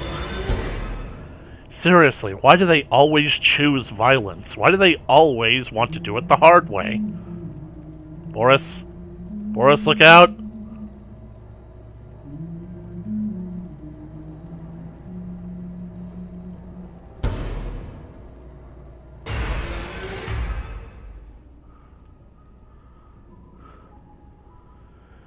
You know, I really do wonder, how does she have such control over the elevators? And it looks like the emergency brakes were activating, and yet we kept falling. All right, Joey. I'm here. Let's see if we can find what you wanted me to see. Chapter 4, Colossal Wonders. Level S. We're definitely not going back up that way. Rescue Boris.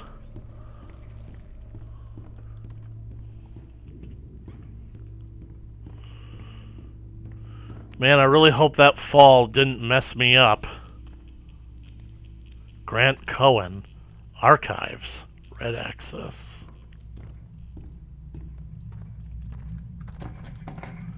Hello?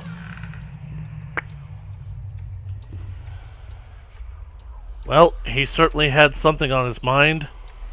Time is money. Time wasters. Money, short, taxes, time is money. Spend money to make money. Only two things in this universe are sure. Death and taxes.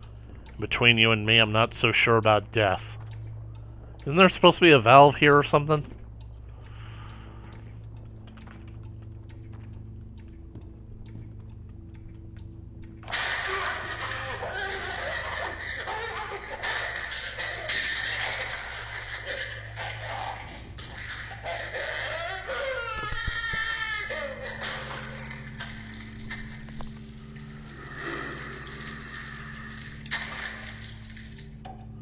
Okay, that was either Grant when he first turned into an ink blob creature, or that was Grant when he realized that Joey was going to deny him his vacation.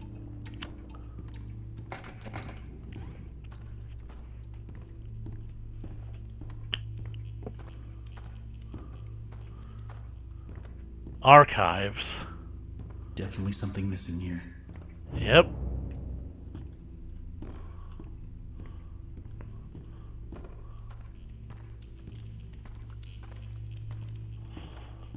And watch how it magically appears in Grant's office.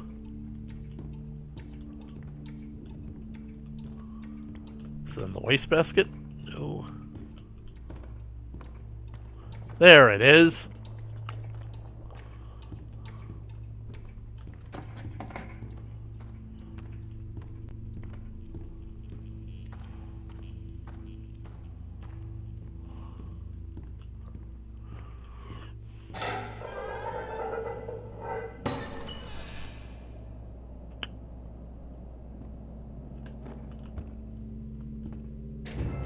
He will set us free.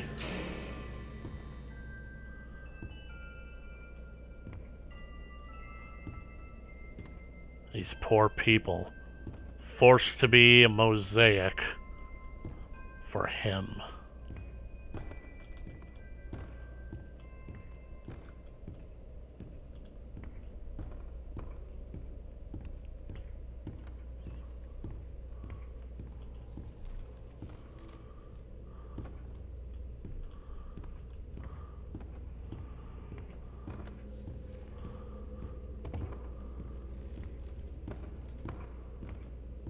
Private. Huh, books. So that's how it works. You know, usually it only takes moving one book out of place to open up the secret door. But it looks like we gotta put the books back in their places, 5 of them, in order to activate this door. And it's not so secret either.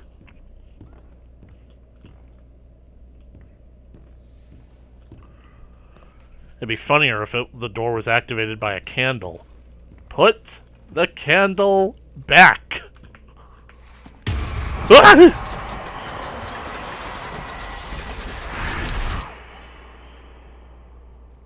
Okay. Maybe the fall might have messed me up a little bit.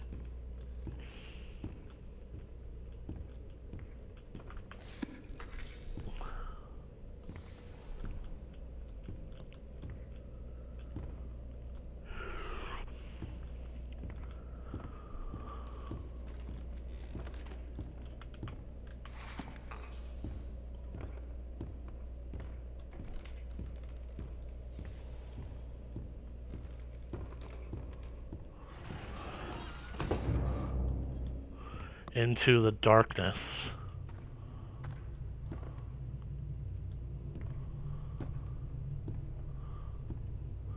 Because there's no way all of this just existed underneath the studio.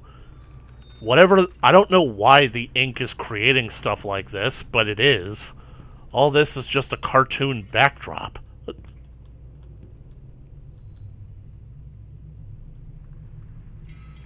Tally-ho.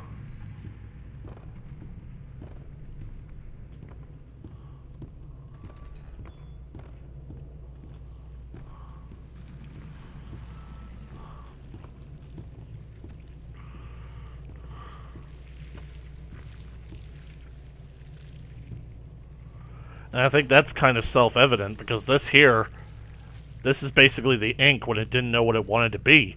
Apparently the rest of the ink thought that this should be some kind of rocky terrain wall, but these little bits of ink wanted to be smiling, grinning demons.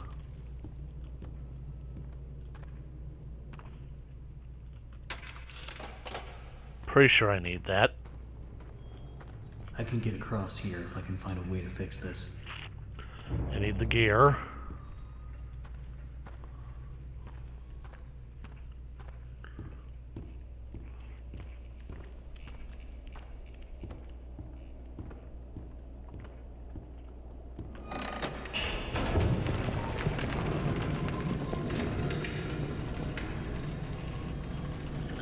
An inkwell.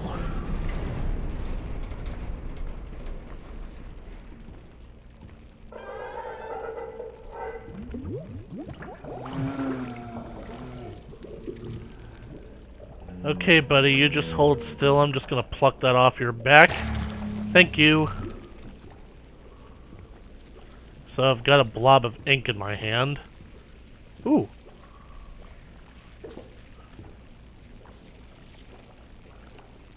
Little bendy mask.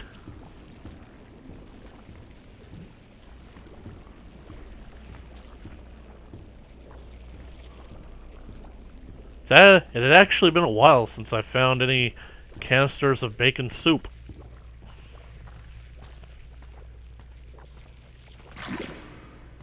Set to gear function.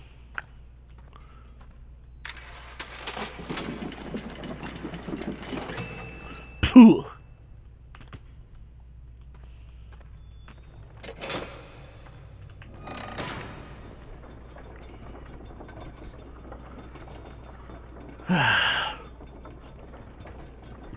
Nothing like riding a rickety wooden gondola across an apparently bottomless chasm.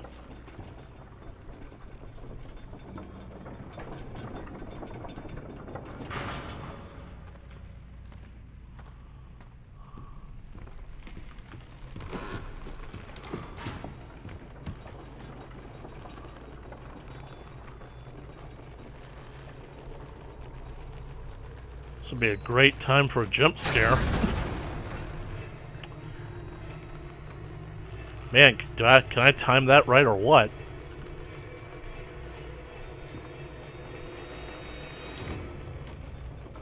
You see, the music makes you think that it's going to give way.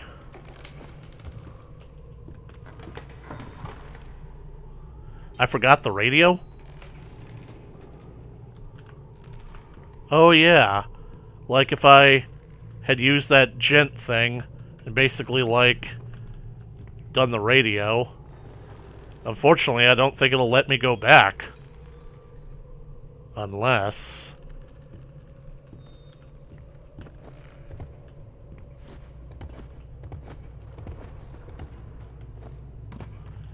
I can't jump. I can't jump off the edge.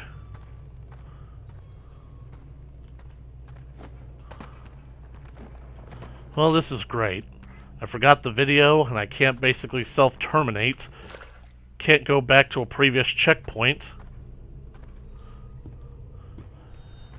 Maybe I'll just basically keep going until I get killed. Or should I quit and go back to the main menu?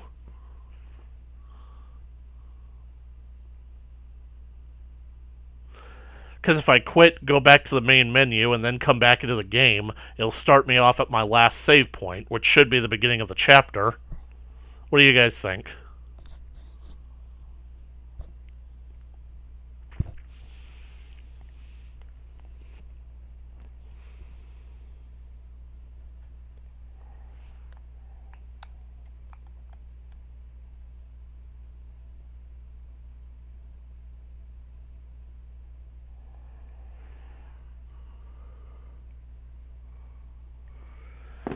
All right.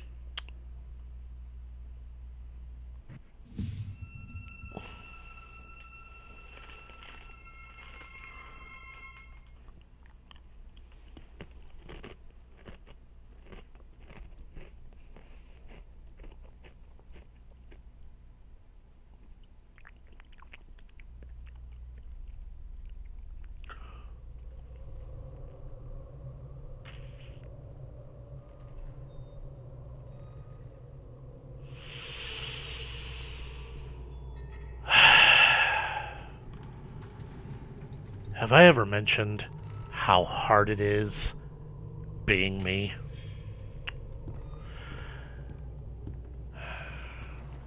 Wonder if this day could possibly get any worse.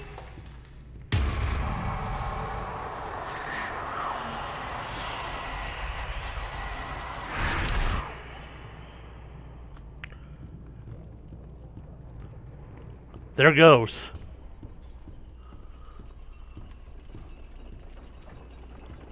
I see you there, The ink machine. my little errand boy. Your angel is always watching. Even in the bathroom. Keeps you going. Is it Stubbornness. the thrill of the hunt? The thirst for your freedom? Or perhaps you're just looking for a little friendly wolf. Better hurry, errand boy. Boris is having trouble staying in one piece. Okay, so because of everything that happened, I couldn't make the jokes, couldn't point out that Henry probably has a concussion due to all the falling. I was going to basically make a reference about how I wasn't expecting Doom imagery here, but now all I can think about is the fact that if Henry wants to get out of here, these chains are what's basically lowering the ink machine, and these ones that are going up, they go all the way back up to the first floor. So, honestly, if Henry wants to get out of here, it's just as simple as grabbing a hold of one of these things and holding on.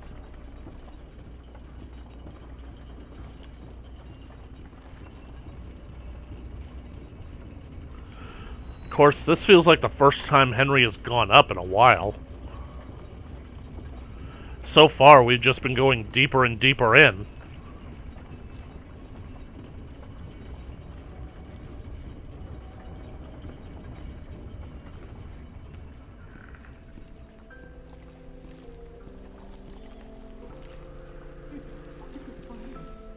He always fights me. Oh no! I just want to go home. When do we go home? When do we go home? That's what I keep asking myself, buddy.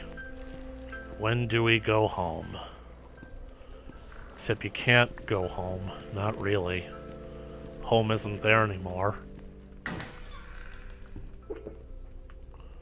Is that a pumpkin? Or a bag of garbage? No, it's a helmet. It's a miner's helmet. Yeah, I could tell because it has that little light on.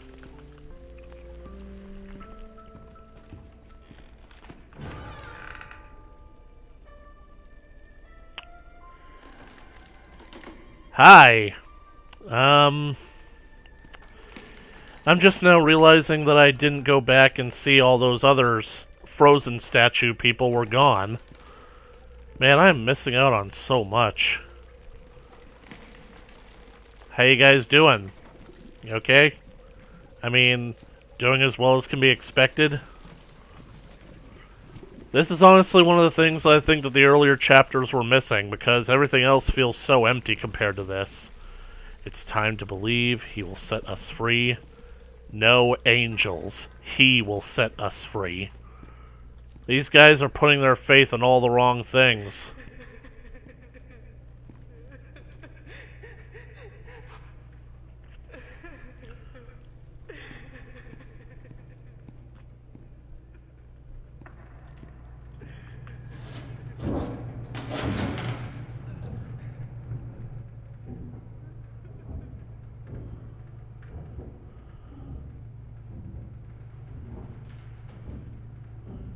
Bendy.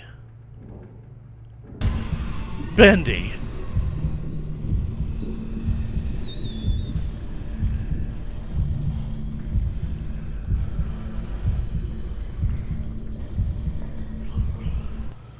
I mean, it really does feel like Bendy has a greater sense of purpose, doesn't it?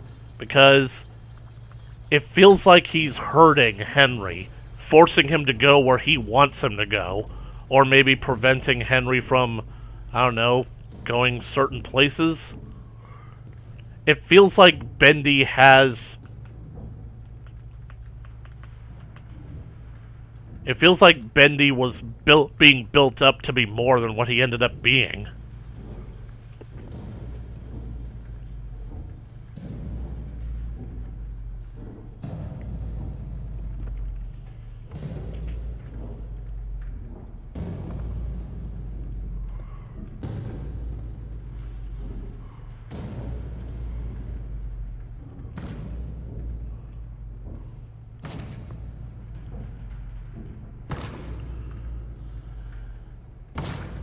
Yeah, I'm not gonna lie, that's basically me every single day of my life since 2007.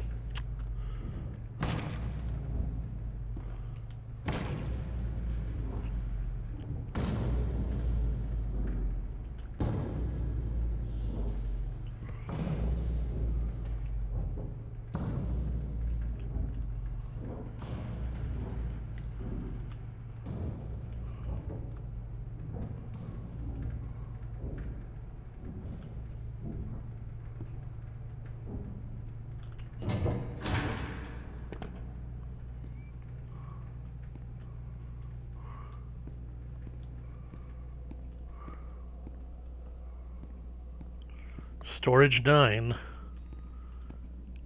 Come up and see me.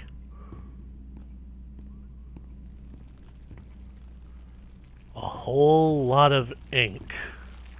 Almost there.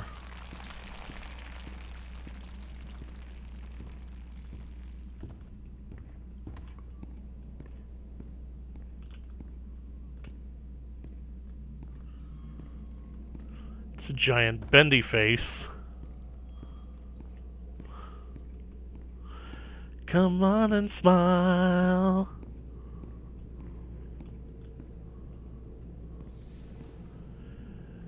Oh goody.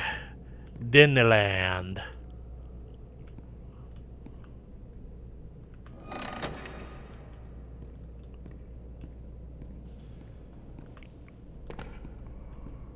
I'm going to Disneyland. For 40 years, I've built attractions that stagger the imagination. Colossal wonders, such as the world has never seen. I have earned my legacy with sweat. Right in front of everyone. High-level investors, Wall Street tycoons. The ever-tactless Joey Drew introduces me, the great Bertram Piedmont, as Bertie, like I was his child. You may be paying me, Mr. Drew, but you don't own me. I'll build you a park, bigger than anything you could ever possibly conceive. But before you go taking any bows, Mr. Drew, know that this grand achievement will belong to me. And to me alone. I'm just so frustrated that I got stuck with this gig. I should have gone with that InGen gig in Costa Rica, but I don't know why a genetics company would be interested in a theme park designer. What could they possibly be building?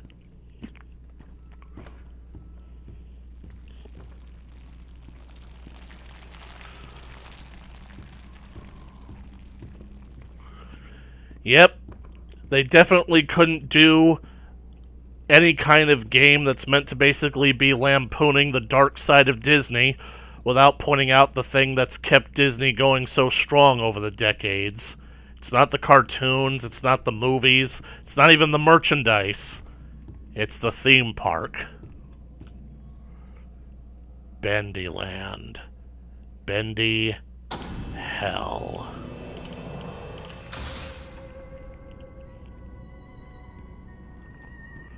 Hey, buddy. You just chillin'? I don't blame you.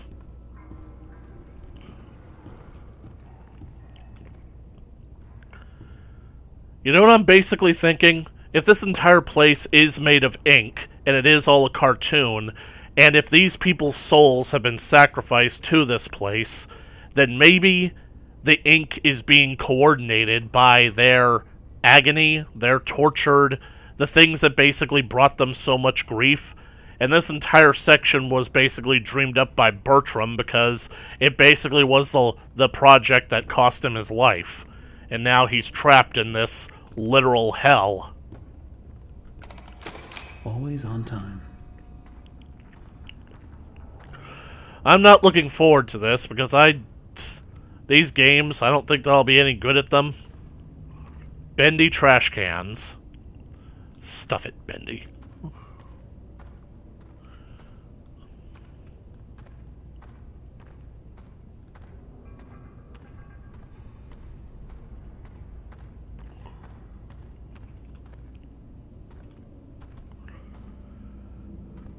Traction storage.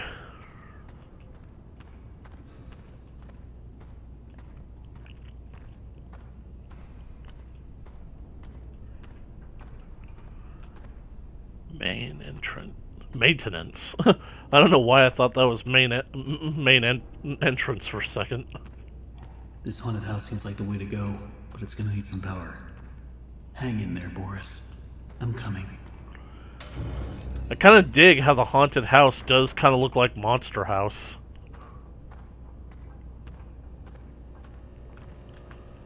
It's gonna need some power.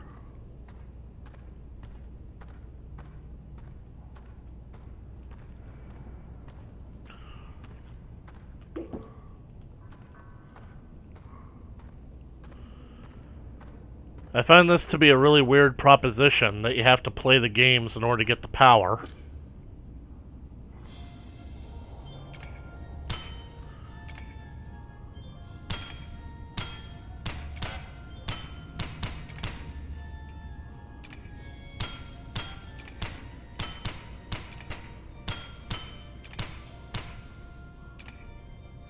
Hey, it stopped. Come on, this is rigged, man. I call shenanigans. I was clicking, but it wouldn't let me shoot.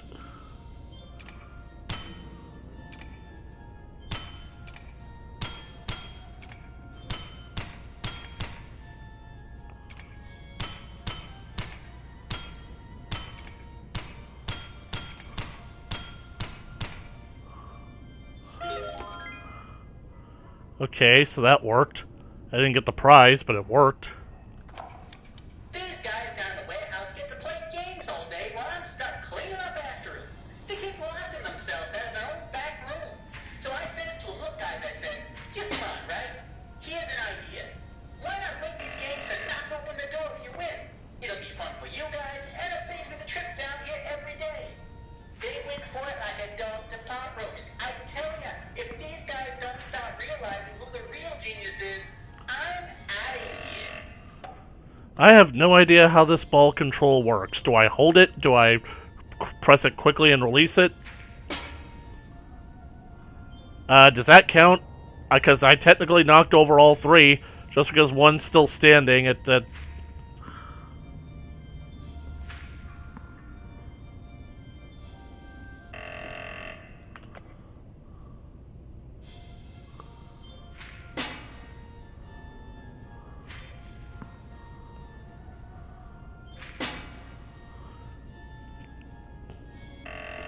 Seriously, it feels like the mouse is just doing stuff at random at this point.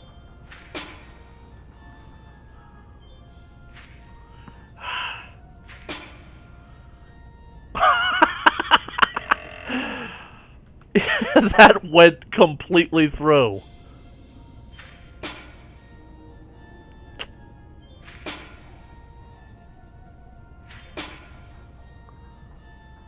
Think I'm getting the hang of it. Okay, it worked.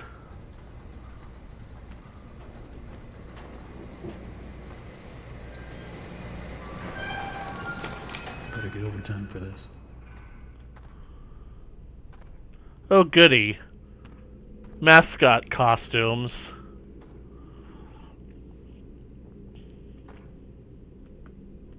That's one.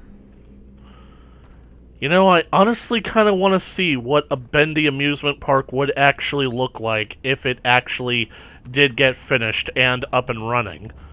But I don't want it to be done in the horror aesthetic of what everything in this game is presented like. I want to see what it would actually look like.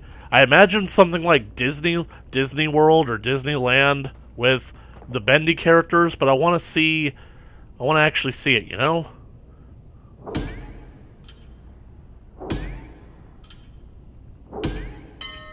Tell me, are you having fun? Yeah, loads of fun. Boris doesn't mind waiting for his rescue party.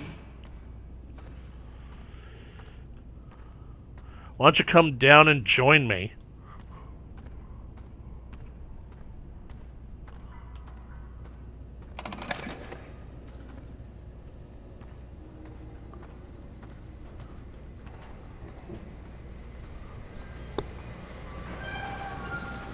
Research and design. R&D. And there's the giant Bendy statue that they were planning. Though I wonder if it was going to be a statue or if it was going to be a robot, an animatronic. Maybe a parade float? God, I don't like this. Looks like I've got some company up ahead. Without some kind of weapon, I don't stand a chance. There's gotta be a way around them. Oops. I thought that I could pick those up.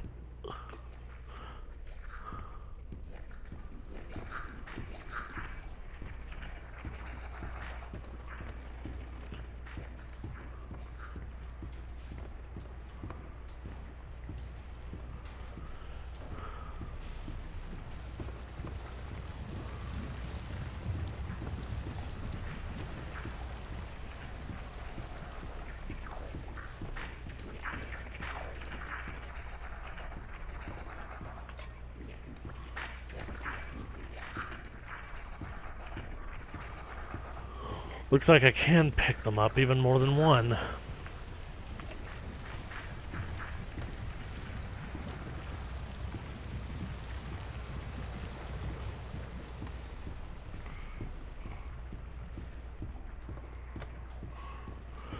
Although I think that this whole area is kind of poorly designed because basically you gotta go in both directions. You gotta go that way, and then you gotta go that way. But the only way to basically, like, make it there and distract them is to send them that way. Which means that when you basically make it that way and start your way back, you're gonna have to run right into them.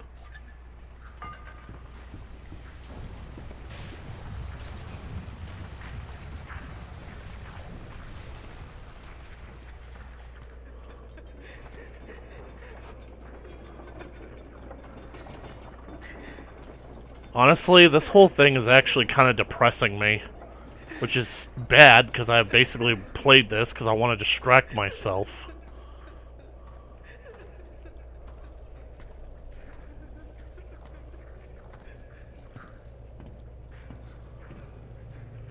An animatronic. 5 Nights at Bendy's when? The creator lied to us. 5 Nights at Bendy's. Is this where you wanna be? I just don't get it. Why would you want to stay 5 nights at Bendy's? The only thing that works around here is my ulcer. Half these people don't know a wrench from a dang steamroller. Bunch of morons is what they are. Spend their day in the warehouse arguing over who's supposed to be doing what or playing them silly games. Still, I'm not complaining. I get most of my time to myself. Suits me just fine. Only thing that bothers me is that mechanical demon in the corner. Bertram's been working on it for a month now. Says it'll walk someday, maybe dance. All it does now is give me the creeps. I swear, when my back's turned, that thing's moving. Yeah, I don't know what Bertram was thinking when he was putting this thing together. He said that he's in contact with some robotics company. Something by the name of Afton or something. I gotta say, that whole Afton company is very suspicious to me. It gives me the creeps. You guys still enjoying, right? You guys still watching?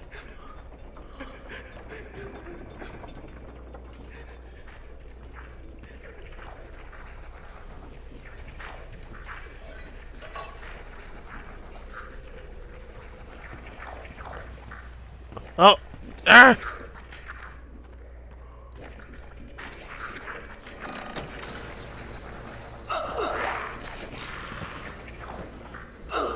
Oh!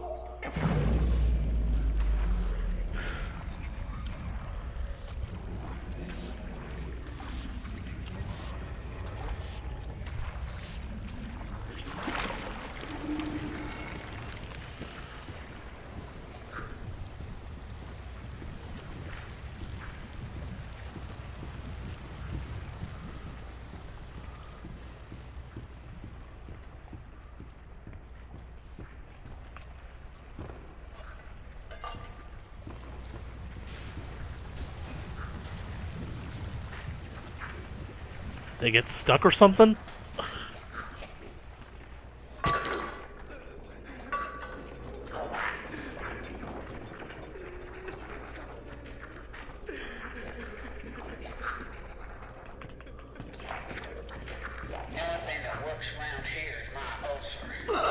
Why is that switch activated?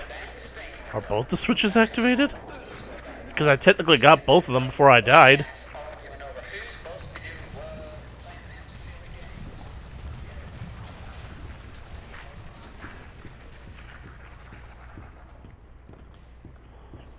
Yeah, you guys go back to your fire.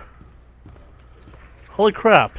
Both the switches remained activated, even though I got killed. Well, I wish I had known that.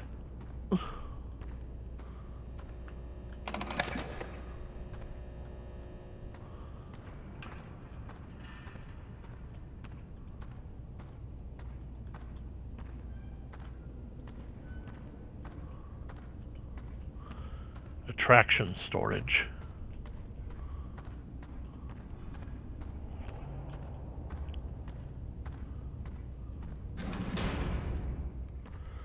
Lovely.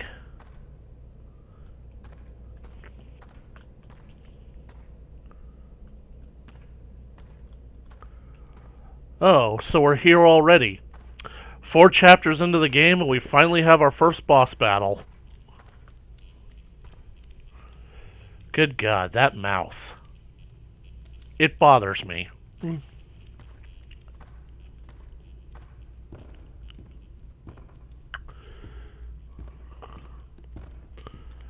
I gotta admit that I kind of really like this big reveal that's about to happen, because it's like, this basically turns this game into kind of like a Tim Burton-esque version of Beauty and the Beast.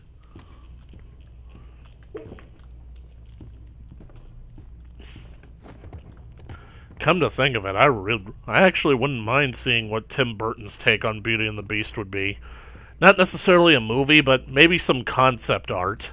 Like, how would he interpret the Beauty and the Beast story?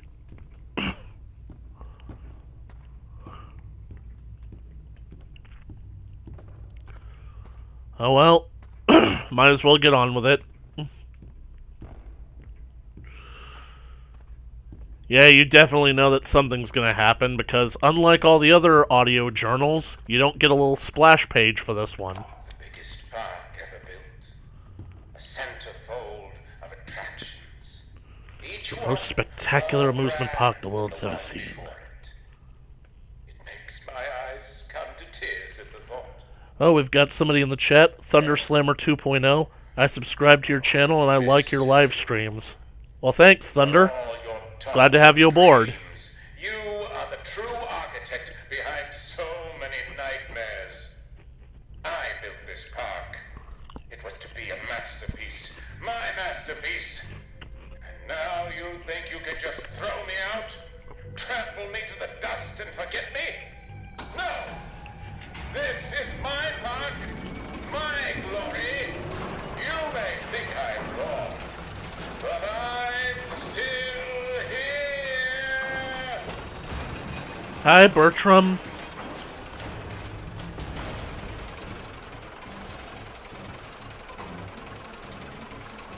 He became the very wonder that he was designing.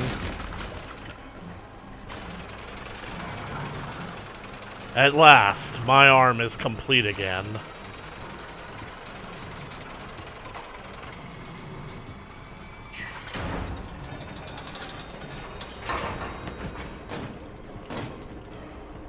Hope you don't mind if I just hack pieces off of you. Oh! Okay, that was not smart.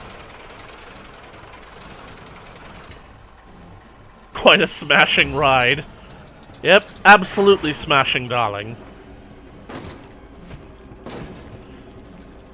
Oh no, I'm stuck! I'm stuck! I'm stuck! I'm stuck! Oh! I mean, that was a real cool story, bro. Absolutely 10 out of 10.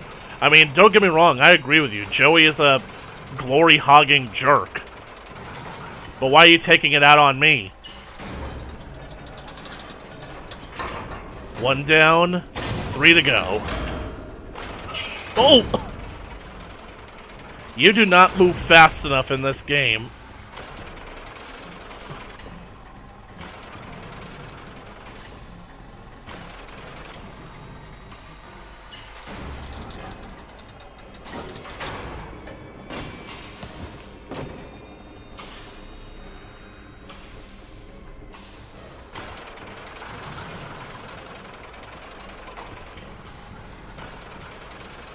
If I can get that one, then I'll have twice as much area to cover.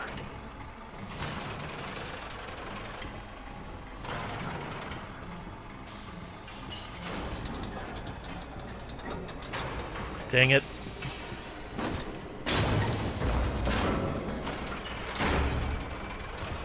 Oh!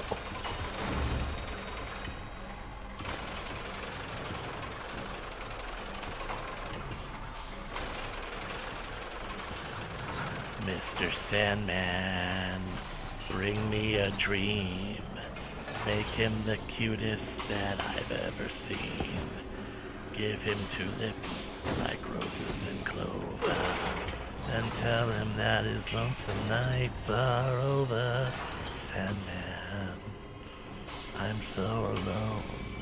I can't do it. I can't hit it from here. Don't have nobody to call my own, so please turn on your magic beam. Mr. Sandman, bring me a dream.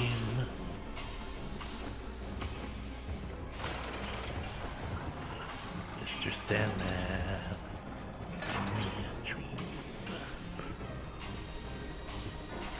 Give him a voice like Pavarotti, and lots of curly hair like Liberace.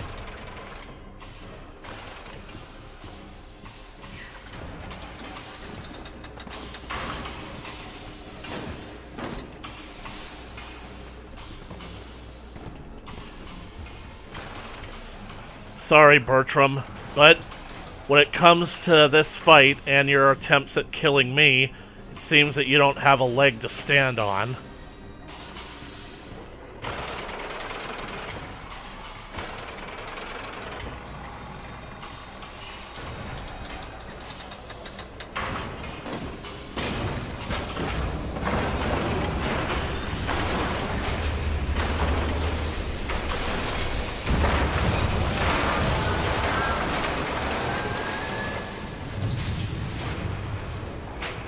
Can anybody read what that achievement says? I haven't been able to read them all game. The print is too small.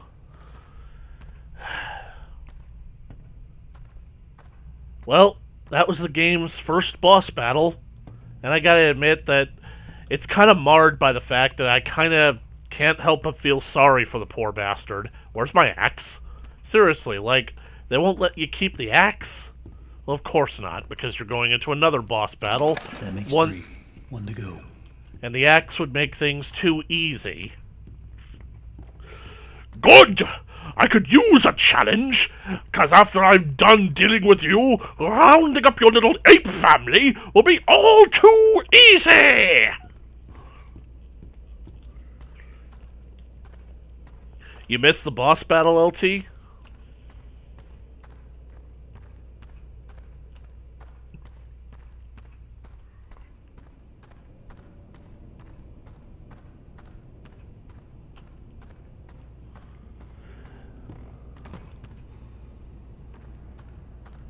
Yep.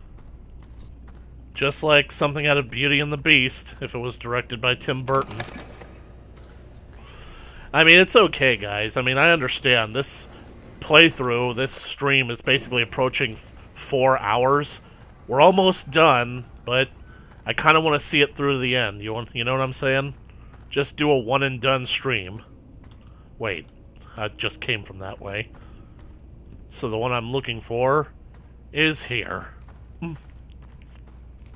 Oh, the achievement pop-up. Choo-choo, choo-choo, choo-choo. On the choo-choo train. Ride the Buddy Boris Railway. Oh, that's cute. Buddy Boris. Yep. Oh, I forgot about this. Norman's back.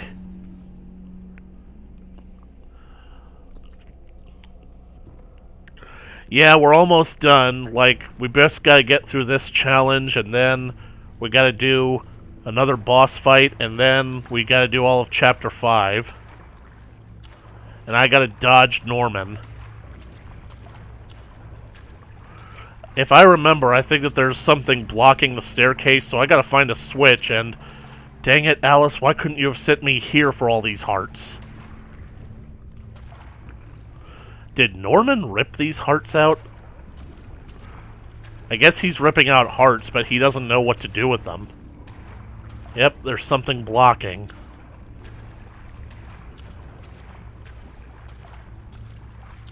It seems that he's no longer hunting by sound, but instead by line of sight.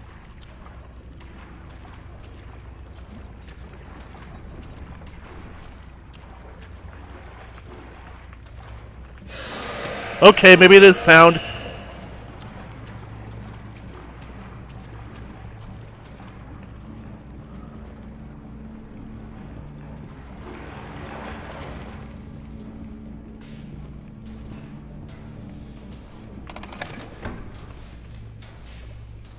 Lights out.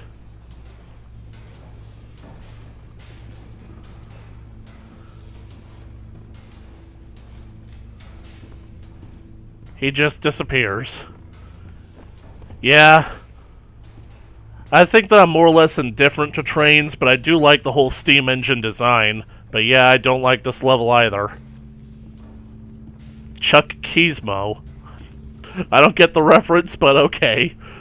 Figure that Hayos might like the whole train thing a bit more. Now, I wonder who this character is supposed to be. I mean, they look overweight, they don't look like any of the Butcher gang, they're certainly not Bendy, but they have a pitchfork. Is this Bendy's dad? Is Bendy gonna be like a Satina character?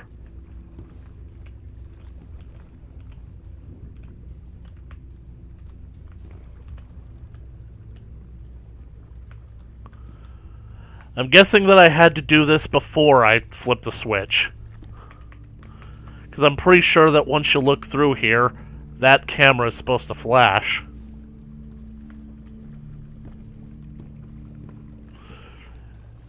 I guess Hayos has basically demanded that it's now canon, so... Congratulations, Bendy, that's what your dad looks like.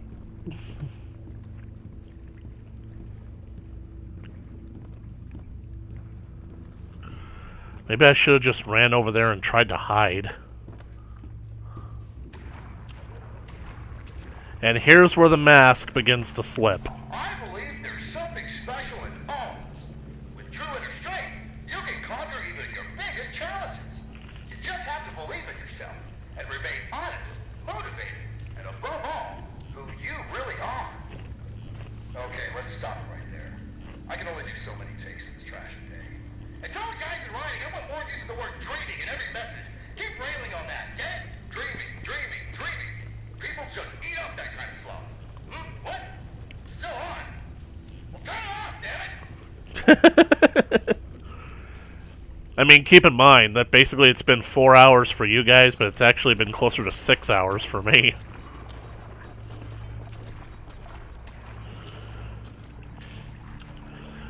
I mean, I can ultimately understand Joey. He wants to basically present himself to the public as some kind of role model, some kind of wholesome, charitable figure, but I can understand that at the end of the day, there's only so much of that wholesome stuff that you can actually stomach before you get sick.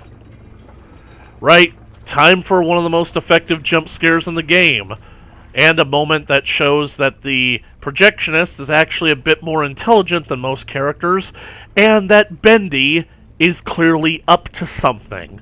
Seriously.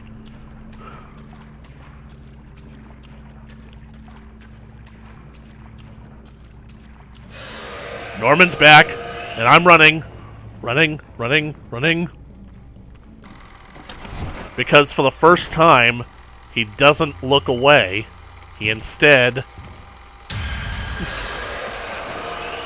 And here comes Bendy.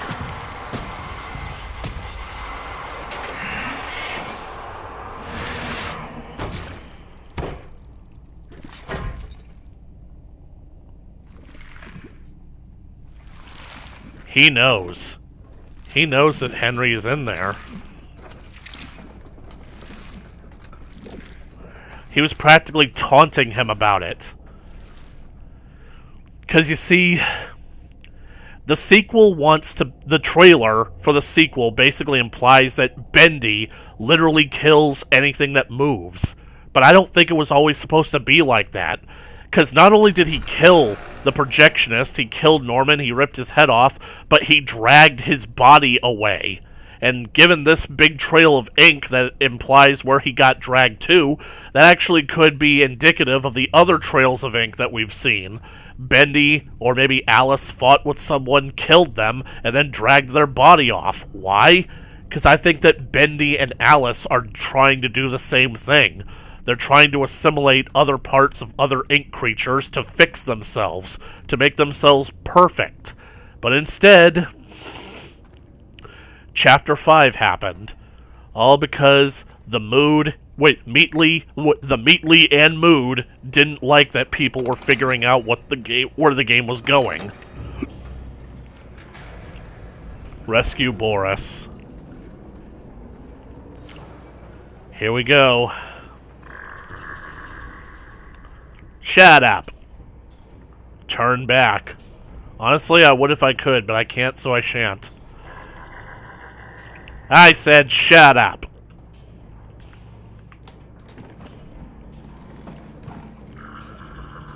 And now the ride truly begins, Henry. Come in and pretend it's all just a bad dream. That's usually how I get by. Boo! It's a funny thing. I like those eyes. They remind me of the Scooby-Doo cartoon. That's a cool trick with the Boris shadow. Either you were in someone's pocket, or you were putting someone into yours. I just wanted what was promised to me. Bendy? I just wanted to be beautiful. It looks like Boris, but it's just a toy. Henry, why are you here? I thought you knew why I was here, Alice. We're all dying to find out. Are you? Do you just enjoy the terror of the drop into hell? Well, I do play Doom. That's the case. Hang on tight. I've got a surprise. I legit thought that this was going to become a roller coaster. Quite frankly, I think that that would have been really exhilarating. And maybe a better choice. Because if there's one thing that I really don't like about this level is the fact that Episode 3 ended us off on a cliffhanger in which she takes Boris, and we figure Episode 4 is going to be about us trying to rescue Boris, and we were left hanging on that for months, if not, well, how much was it? Was it more than a year? I don't know. I can't remember. It was probably just a few months, but I can't remember all of Bendy's development time. So, we were thinking that we were going to have to rescue Boris, we were going to have to defeat Alice, get her away from him, get him away from her and save him, only for this to happen.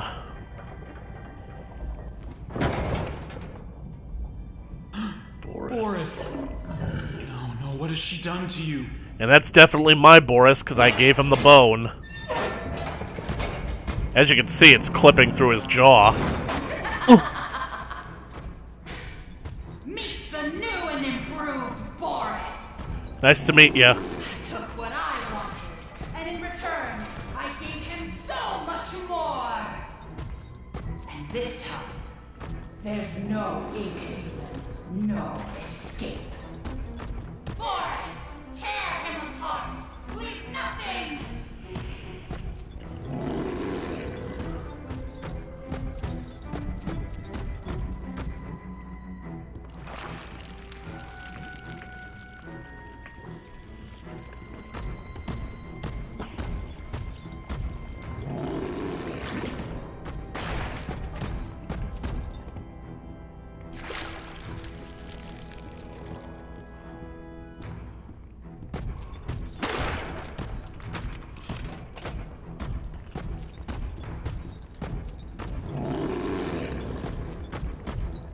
Toro. Or should I be saying Lobo?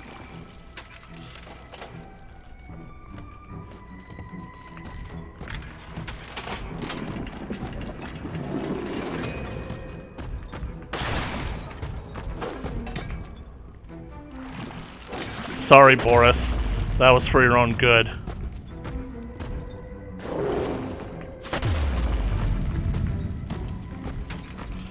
Oops. Oh. Okay, he missed. Oh, he didn't miss that time. He hits me one more time and I'm as good as done for.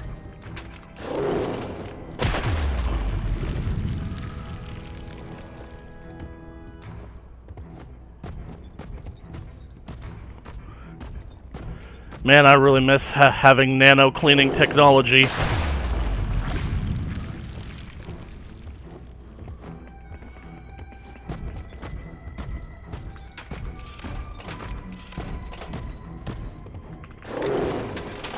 Ooh. Bad dog.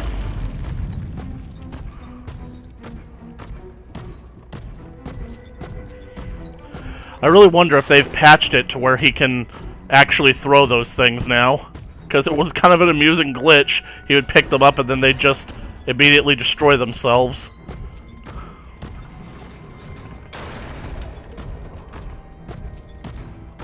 Okay, the question is, how do I get him to vomit?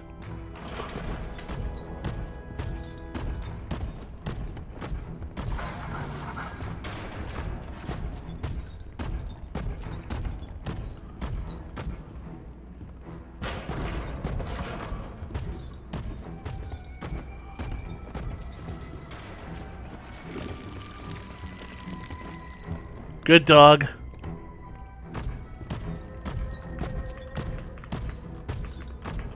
Pick it up, pick it up!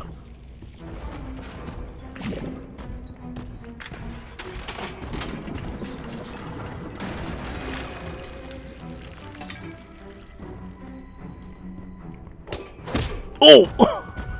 Okay, on some level, maybe I deserve that. Sorry, Boris.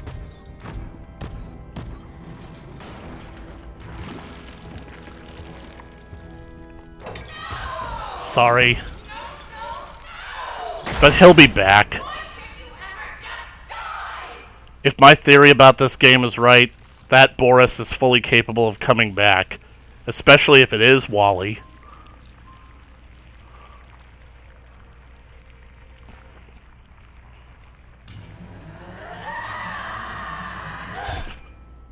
Looks like she got penetrated.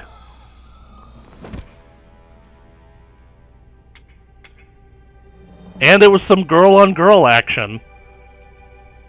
I really would have appreciated if the symbol was drawn on the floor, confirming my theory. But it does seem like they just popped up from the little puddle there. And I remember so many people were speculating, there's 2 Alices and another Boris? And I know that some people somehow thought that the Boris with the robotic arm was somehow our Boris, even though they clearly make the distinction that that Boris is named Tom, and he ends up being so hostile towards us. Chapter 5, The Last Reel. The Last Reel Cinnamon Chamber.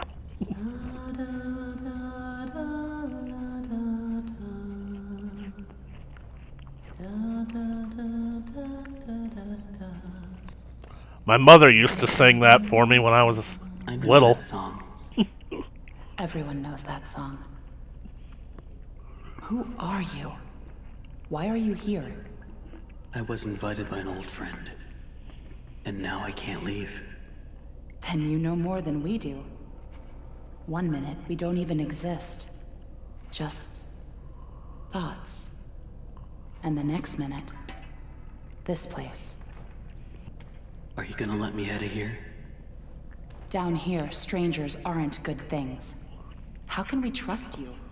We don't even know what you are. My name is Henry. I used to work here. I honestly don't know my name. So, they call me Alice. But I'm no angel. She doesn't You go have a back and halo. rest. We'll talk again later. It honestly makes me wonder, because it seems like characters like Bertram It's only and for a Twisted few hours. Alice. No need to worry. I won't go far. Only up to level 6. Just stay here. Keep an eye on Henry, okay? I'll be back as soon as I can. I promise. Characters like that actually do remember something about being human. So why isn't that Allison doesn't remember herself? And I think that Tom Boris here clearly remembers his time as Thomas Connor, because he's a lot more mistrusting and a lot tougher than Wally was. Here, you must be hungry. Thanks. Sorry, it's all we have.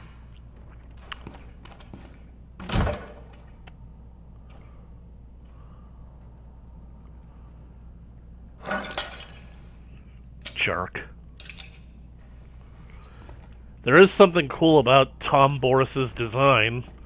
I'll have to say it later, since I don't really want to talk over the talking points of the cutscenes. I know you're watching me. It's just a little creepy. You're the one that writes on the walls. We all do. For some poor souls down here, it's the only way they can be heard. But you don't want to touch the ink for too long. It can claim you, pull you back. That's how I met Tom. I was messing with things I shouldn't have been, and he was there. Why do you call him Tom? He just seems to respond to it. Well, I don't think he's very fond of me. Let me show you something. A while back, I was mapping out one of the upper levels when I noticed something reflecting off a piece of glass. The lens of truth. Looked through, and on the wall behind me was a hidden message. Right there, in plain sight.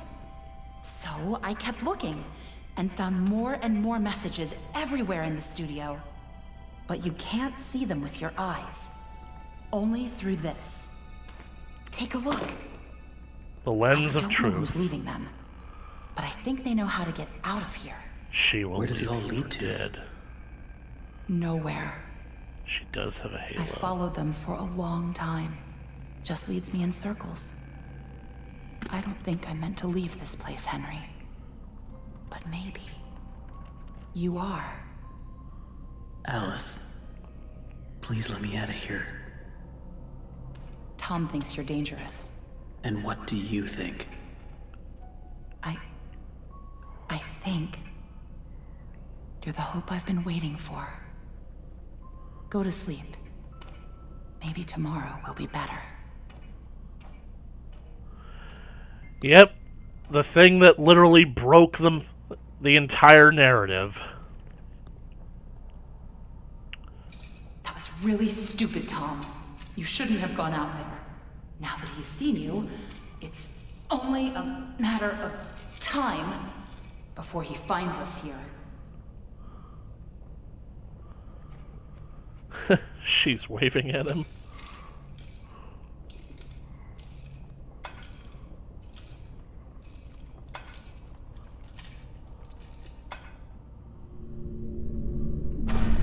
We can't just leave him. Not with the ink demon right outside the door. What's going on? He's coming. We have to move on.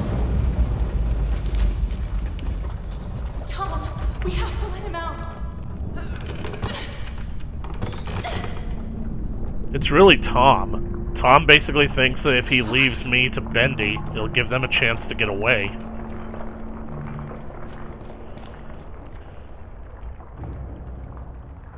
Escape your prison.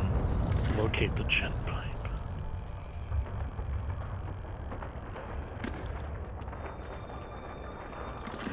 That was the first clue. You draw beautifully. My keyboard. It's not working.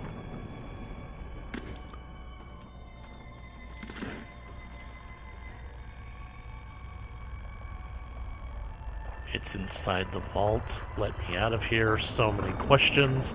Don't go through the door. Escape. Trust her. What door? Follow me. Spoon. Why isn't my keyboard working? Come on, wake up.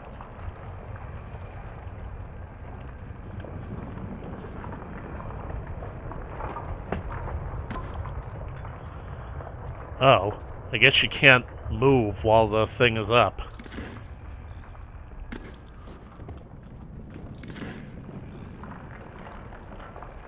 I thought that might be some kind of writing, but now I'm not so sure.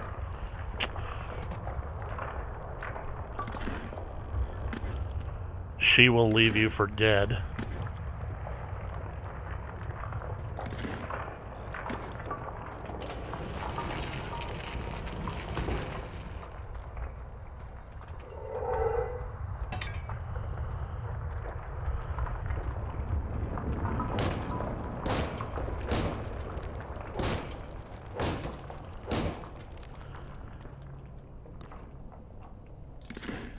But yeah, this was our first clue.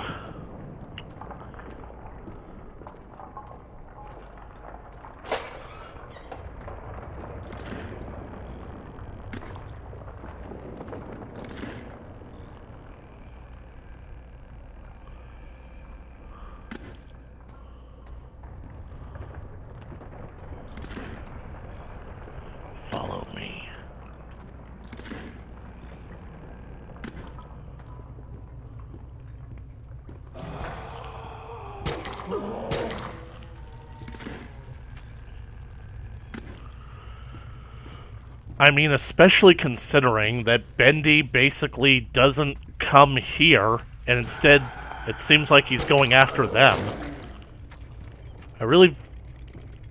Henry was basically cornered. He was vulnerable. If he wanted to kill Henry, that would have been a perfect opportunity to do it. But he didn't.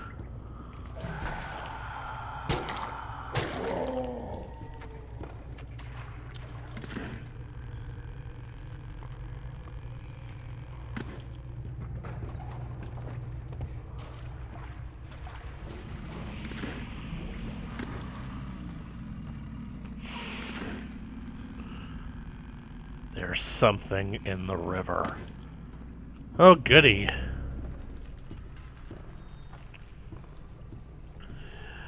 Always said I'd be famous. I guess I lied, 'cause I'm still working on the Jungle Cruise ride.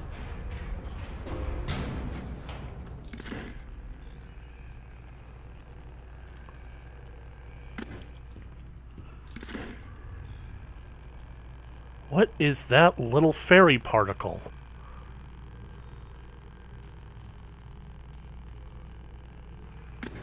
Maybe that's what Henry is made out of. There's a lot of them flying about. Maybe whatever that stuff is, maybe it's hope, maybe it's positive vibes, maybe it's... I don't know.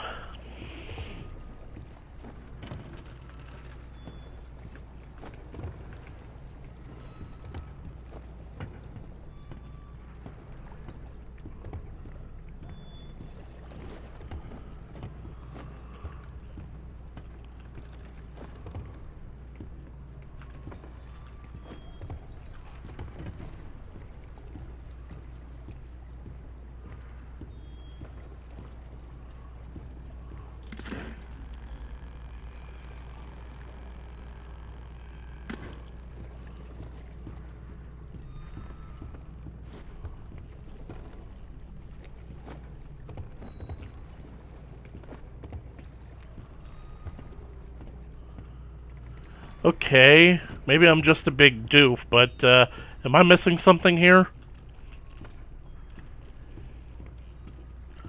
Gotta pull the lever again?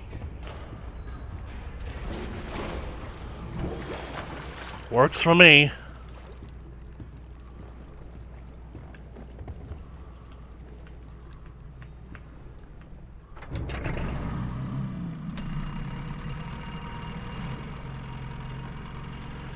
Yeah, you're right, they are fireflies. They're fireflies that got stuck up in that big bluish black thing. You would not believe your eyes if 10 million fireflies.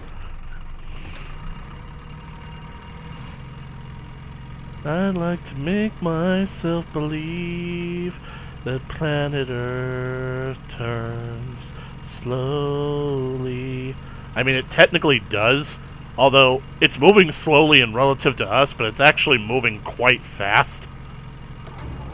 Sounds like something stuck in the paddle wheel. Lovely.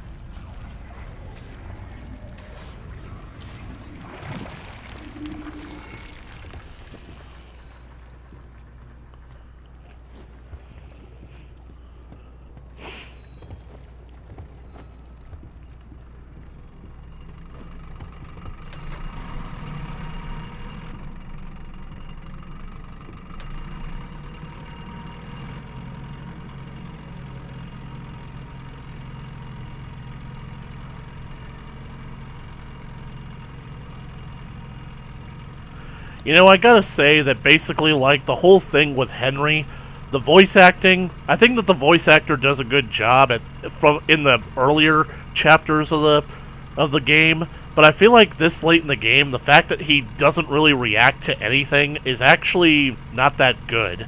I really feel like basically Henry should be having a whole lot of really startled reactions to all of this.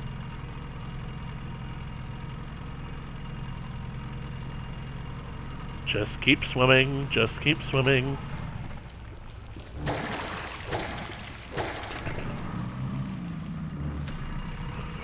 I'm still working on the Jungle Cruise ride.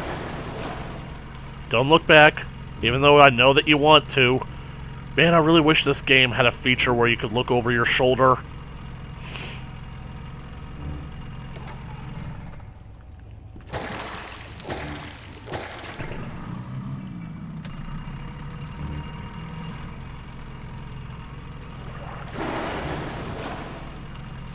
Oh, this is the night, it's a beautiful night, and I call it a bella notte.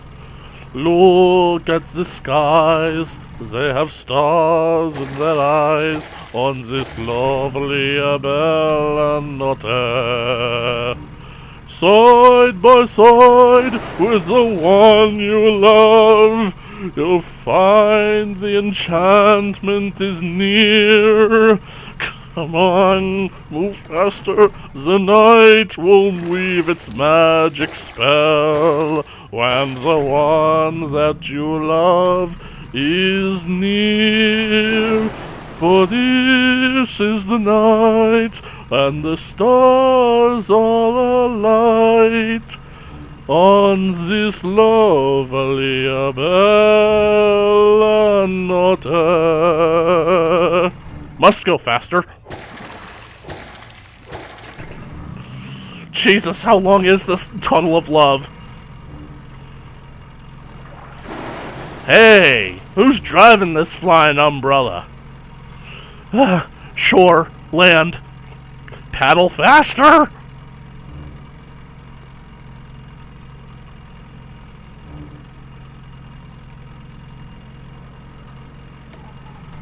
All ashore, let's go ashore, Mr. Squidward! Land! Oh! You know, it really would have been great if there was a scripted event where the big hand comes up and just takes down the boat as soon as you get off of it. All I'm saying, game. All I'm saying. Seriously, Meatly, Mood, if you guys ever want to get around to making Bendy 3, give me a call. I got some tips for you.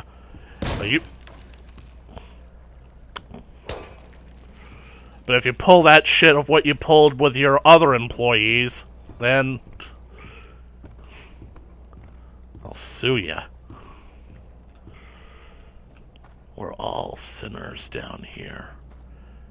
You see, this is kind of nice. I kind of like this, because this is kind of like the setting of a Wild West cartoon.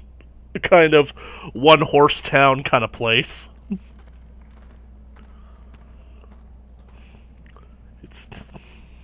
I kind of wish that the messages were a bit more varied.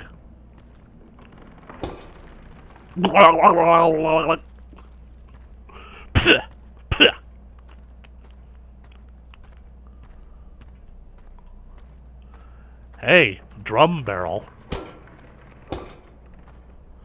The creator lied to us. Not monsters. What am I? The sound of a babbling brook makes me want to babble.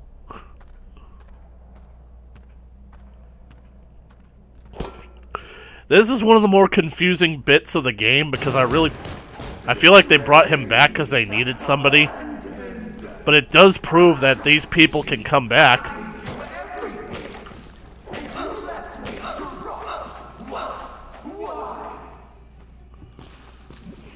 Okay, he's basically chopped me up. Now I basically avoid him until the ink goes away.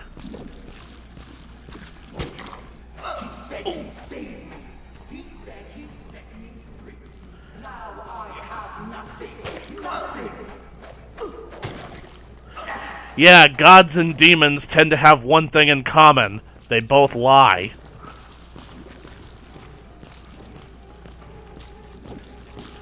That's why I have two gods. One who offers some salvation, and another who doesn't.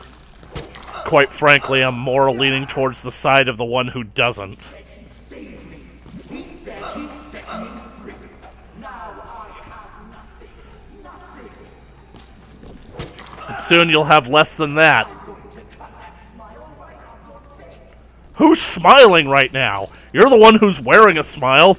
You know what they say, let a smile be your umbrella. Well, my face is a big letter T.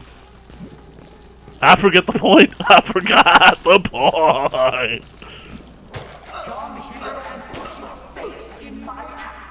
Come here and put your face in my axe? What the Dude, you really need to find yourself a girl.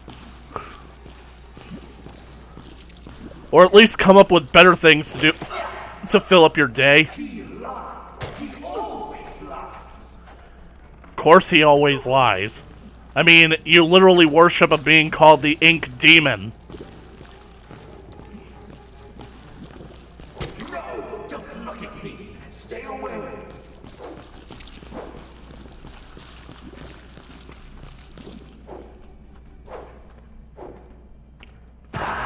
You lied to me. You said I did no such thing. Well, I'm going to free you now. Free your head right off your shoulders. Sheep. Hey, I got some advice for you. Turn around.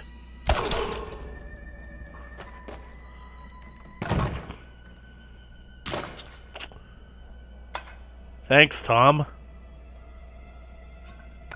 I like this. Tom's finally chilled on you. Or maybe he's thinking, I saved your life, so I've made an investment. You're lucky we were in the neighborhood. Yeah. What's that? Was that him? I don't think so. The Searchers and the Lost Ones built this place. Sammy must have been keeping them at bay, now that he's gone. Looks like we're in for a fight. Get ready. Watch out! Here they come! The cool thing that I wanted to mention about Tom Boris's design, the fact that he has a robotic arm. Like, if you guys remember back in Chapter 3, when I came across that Bendy animatronic and I made the FNAF joke, that animatronic was missing its left arm. Searchers. They're new. I've never seen this many before.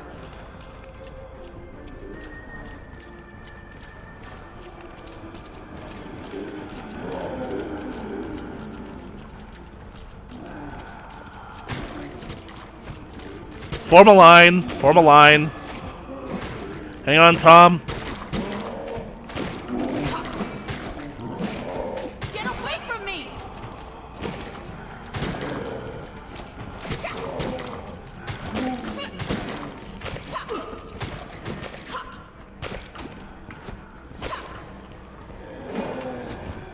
We can do this.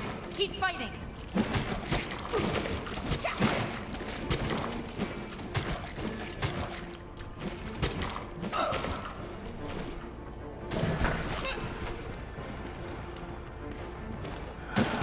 Miners' helmets.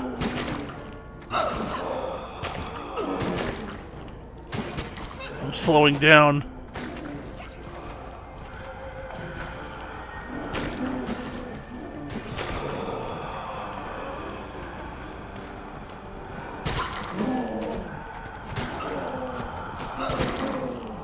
Go back to your tunnels!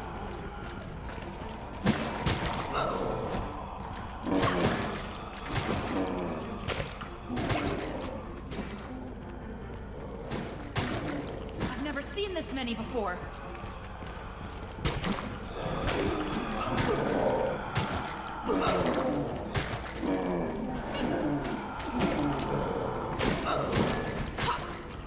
Run. Get away from me! It'd be cool if you could literally shake the ink away. Like, basically like, kind of like how it is in Super Mario Sunshine when you get covered in the goop. All you have to do is like do a spin jump and it'll shake off of you. I can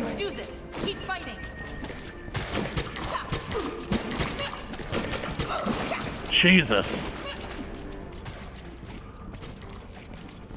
Help me, Tom. Hang on, Alice. Great. More helmets.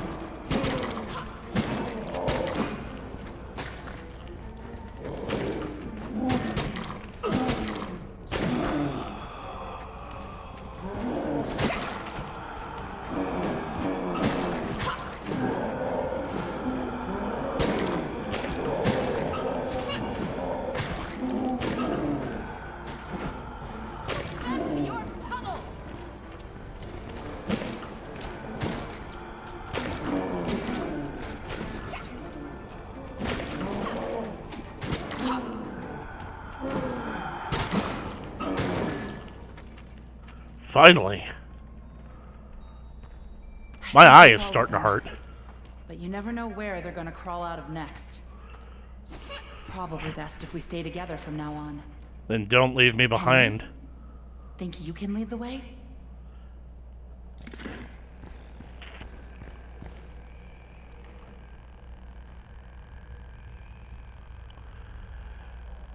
Looks like Tom's already chewed through half of it.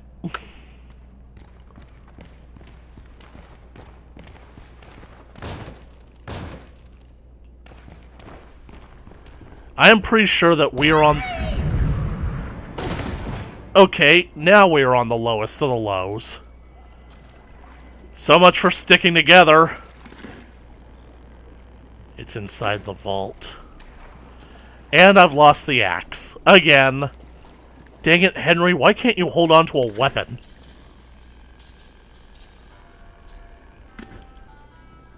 Today's appointments. Please sign in at the front desk on arrival. No appointment, no access. Dr. Wackenbush? Oh, Dr. Hackenbush. That sounds even worse. DNM. Because it turns to ink. Good point, Chaos. Health and Safety Board Agent F. Fontaine. Meisner. Hey, Sammy Lawrence. Mr. Drew at lunch. Thomas Connor, Gent Agent. Charles and the Prodigies. Out of office. That puppet guy.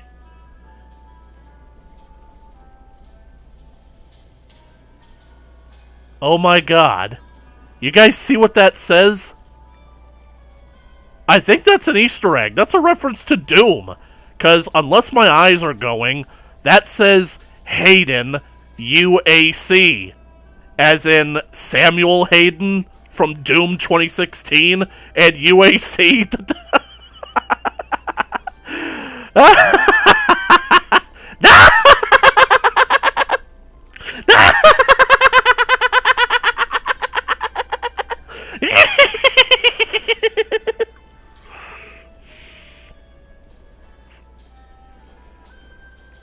No access. Good one, Chaos. But seriously, and that puppet guy, for a second I thought that might be another reference to FNAF, but Hayden UAC, that has to be deliberate. That is Hayden.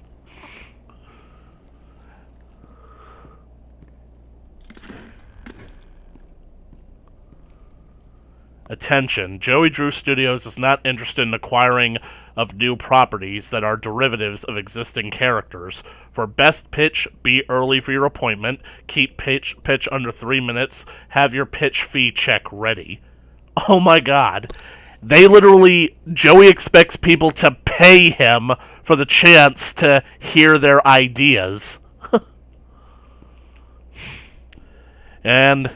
no offense, Joey, but if you don't want characters that are derivative of your existing line, then you probably are in the wrong business. Film Vault. Now that's interesting. Okay, I need a T, I need a long, and I need a curve. And that's how you get to the Film Vault.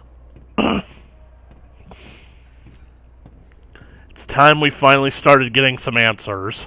even though they actually end up only raising more questions. Hey, Boris in a toolbox. Progress report to Jet Home Office. Client, Joey Drew Studios. Although we're making progress, the client's expectations keep changing. What started as a machine to simply mold life-size figures now seems to be teetering on the edge of magic more than engineering. Although Mr. Drew remains convinced they're the same thing, the process of running the cartoon film through the machine for the figures to imprint upon themselves is going well. We've had several near successes. One weird note, the first figure ever created was a failed attempt in the likeness of the character called Bendy. Since that time, no other attempts of this particular figure have emerged. And the one that did, I don't know. There's just something unworldly about him. And here's where the story starts taking a whole lot of unappealing turns. This was officially the point where Meatley and the Mood lost the audience because it was clear to the audience that the two of them had lost the plot. You see, all throughout this time, everything was leading up to a big reveal that the Bendy ink demon that's been stalking the halls was actually Joey Drew, transformed into the monster. So, let's see. However, the audio journals that we're about to find throughout this level, Punching in. they're about to basically make the claim that the figure of Bendy, the one that's been moving around, was made, and Joey was there to witness it and make commentary on it. So Joey couldn't have been this Bendy. God, I don't like this. Because not only am I going to have to deal with the Butcher Bros, the Butcher Boys, whatever they are, I'm also going to have to deal with Bendy.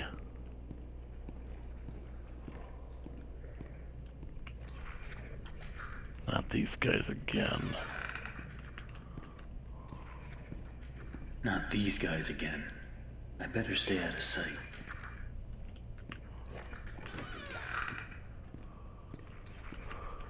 A small memo to all administration offices. Rumors have begun to fly that we simply can't tolerate any longer. The idea that the company is in some form of financial difficulty is untrue, and a slanderous lie against us. It's also been known to me that some backroom incompetents are not trusting in my leadership. As a leader, I'm always steering the boat, guiding our destiny, looking at the big picture. No need for you people to worry about such complicated things. What do you mean, you people? You do, and trust your leader, which is me. I have a feeling that Disney is going to be releasing some statements of a similar vein very soon. No, we're totally not in any kind of financial trouble after the bombs that we've been releasing. This looks ideal. So it turns out it's my lucky day. I got to clean in some of the offices around 2 a.m. last night. And what do you think I find on one of the chairs? A big freaking chocolate cake, just sitting there, practically yelling my name. You know, I work hard. I earn my pay every darn dollar. But you know what this company's missing? Little benefit and perks. And this here cake, it's a perk. Hopefully no one finds out what I've done. Because if they did, I can tell you what would happen. I'm out of here. I have a feeling that was Wally's last word on the subject, because odds are that cake was Joey's.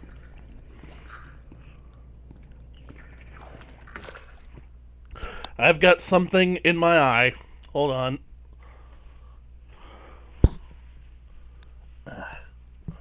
I think I got it.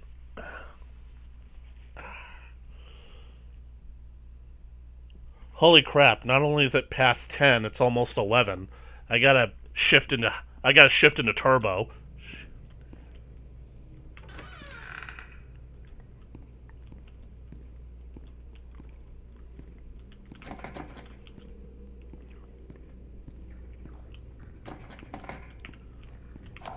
Listen, Tommy, I know you boys over at Jen are doing your best, but I'm paying for living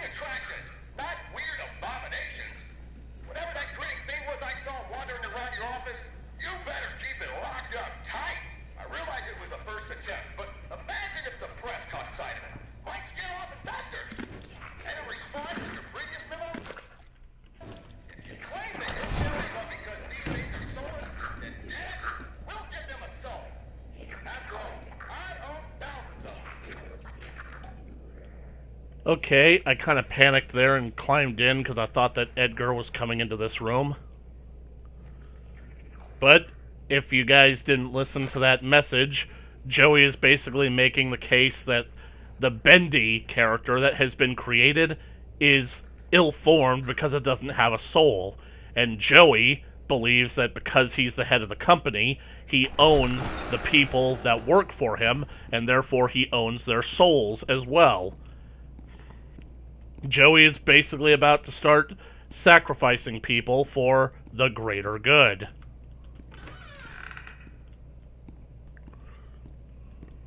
I own thousands of them.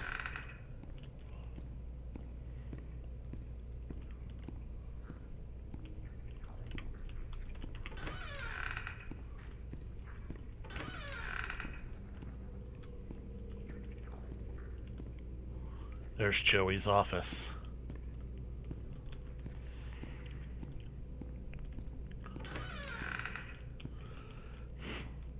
Usually the head of a company has an office that's up on a higher floor.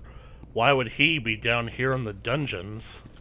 At least now I know where to go. And I have a feeling that this is the one with him and Susie. I know how much this part means to you, Susie.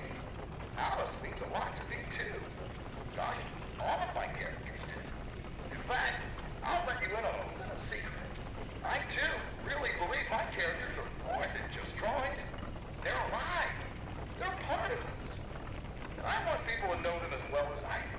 I want people to be able to shake their hand, spend an afternoon with them, love them. Susie, I'll be straight. I'm putting together a small project, a little ceremony. What? A lot of dreams will come true. And I want you to be a part of it. I want you to bring Alice to life once again. What do you say?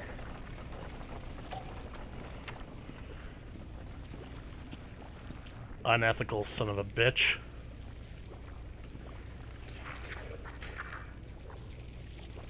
If he saw me, I think I'd be hearing about it.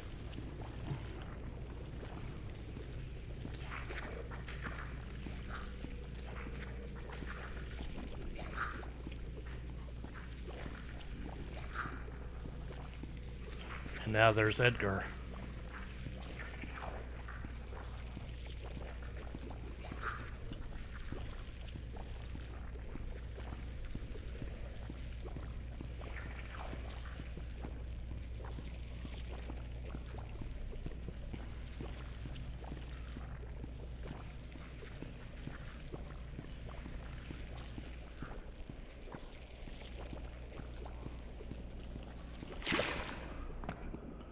Alright. One down, two to go. Just... Oh!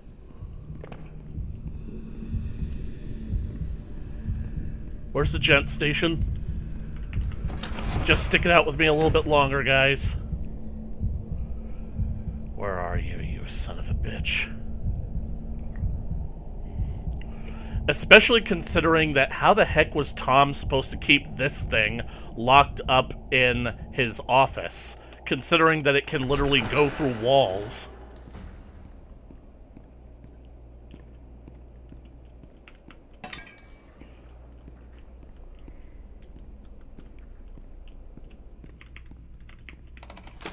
Another day, another dollar.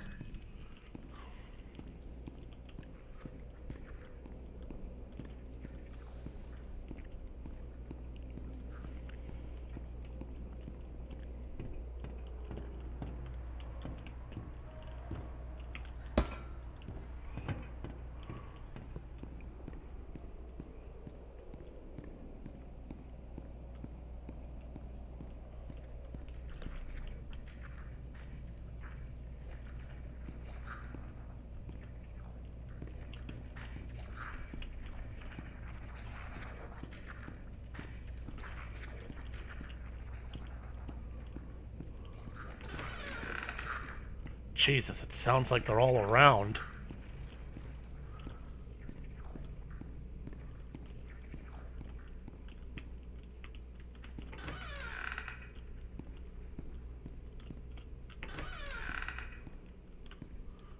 Okay, there's a place to hide.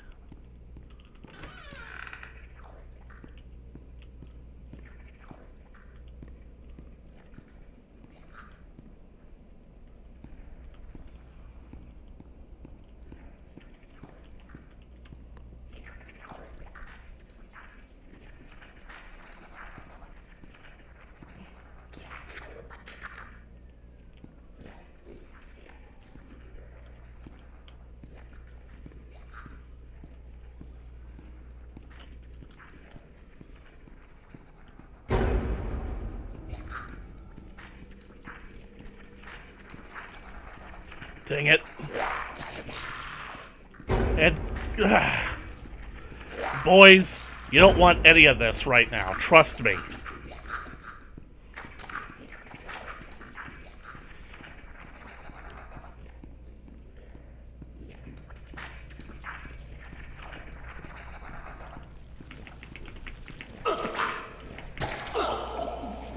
Damn it.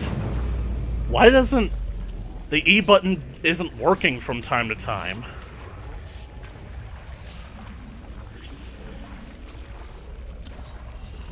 It might have been an ability it developed over time. But it takes me right back here. Ha ha ha. Who outsmarted who? Who outsmarted who? Honestly, I think that that's a strategy. Just go get the last remaining blob and then let them kill you.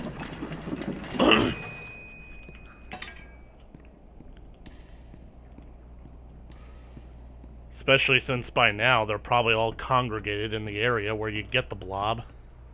Can you not walk upstairs? Seriously, it feels like... oh yeah, we are in Chapter 5. I really wonder if this is that lack of polish that everybody keeps talking about how this section of the game is so fundamentally broken and the Meatley and Mood have absolutely no intention of ever patching it. Oh.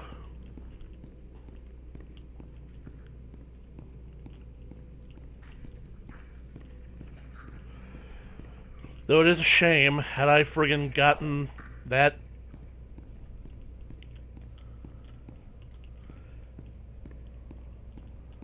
I don't know, is there a radio in this level?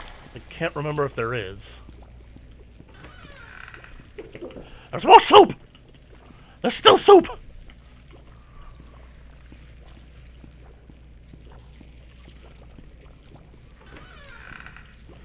Maybe the radio is in one of these offices and I just haven't found it yet.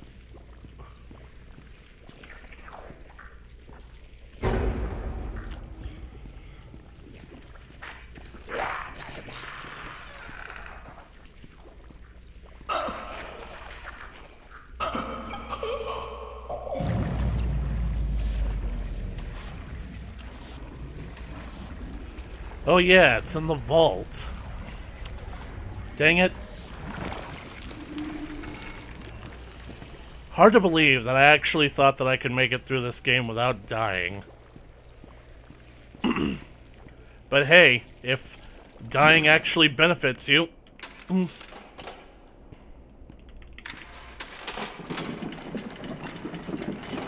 Ding!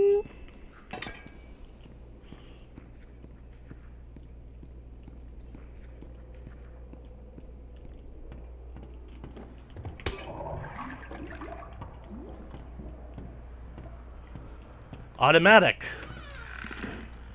It drained automatically.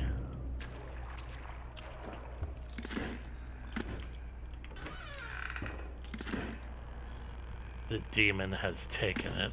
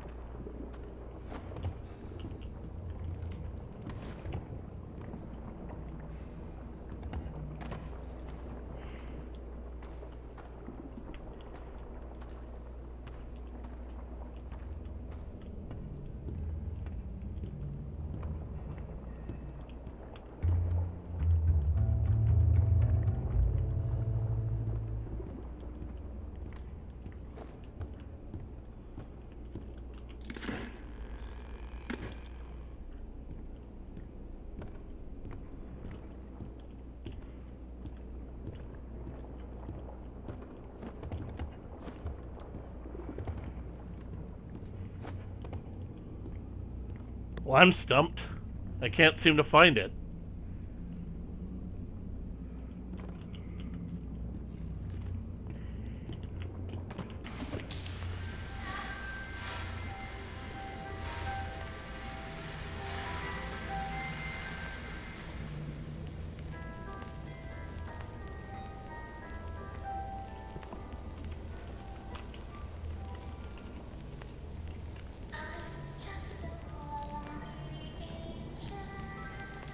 They actually included lyrics?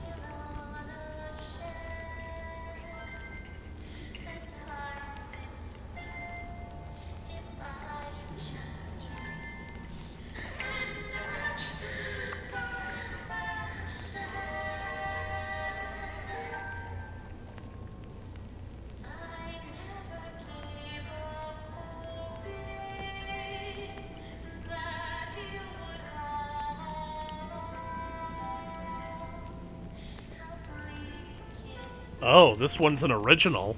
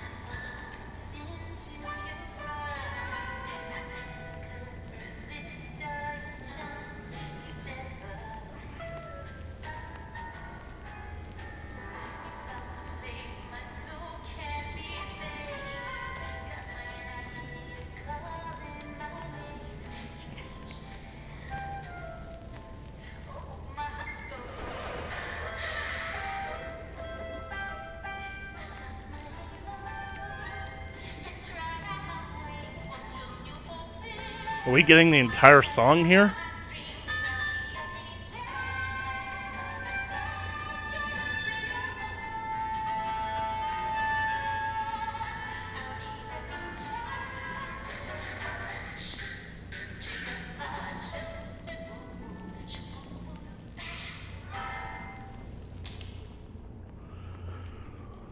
That was nice.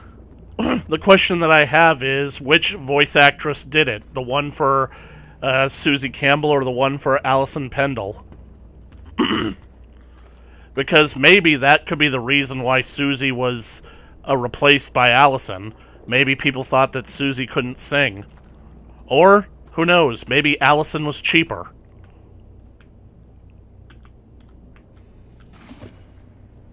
Looks like whatever was here was taken long ago. Where the hell did you come from? It pays to carry a rope. You should try it. Look, I know where we have to go, but it's not gonna be pleasant. The Ink Demon has something that we need.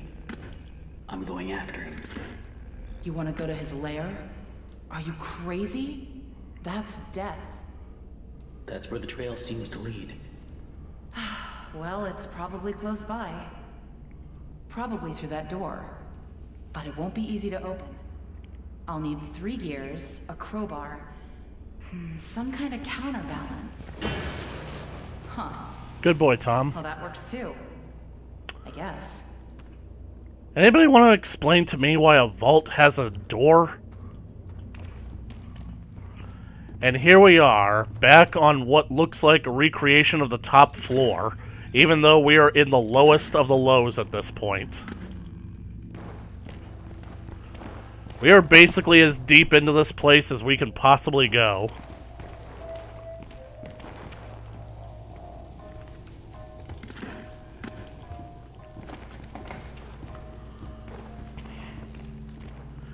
You guys remember how I mentioned that it would be a point of contention? Well, listen to this. Hey, here's my old desk. I wasted so much time in this chair. He literally said that about the desk on the top floor, but here it is basically on what should be the bottom floor. I mean, it feels weird. Like, I want to feel like Meatley and Mood did this on purpose. Like, this is supposed to mean something, but I kind of can't help but feel like they were just reusing the same audio clip. Quiet. Don't make any noise. Bendy.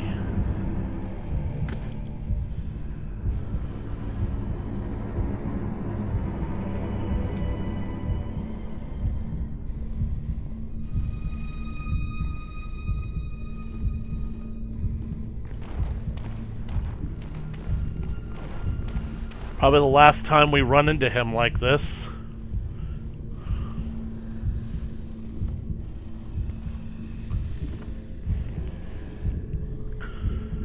I'm coming for you, Ink Demon.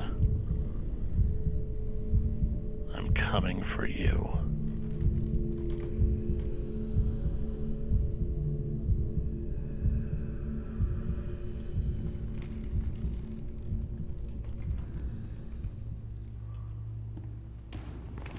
Death?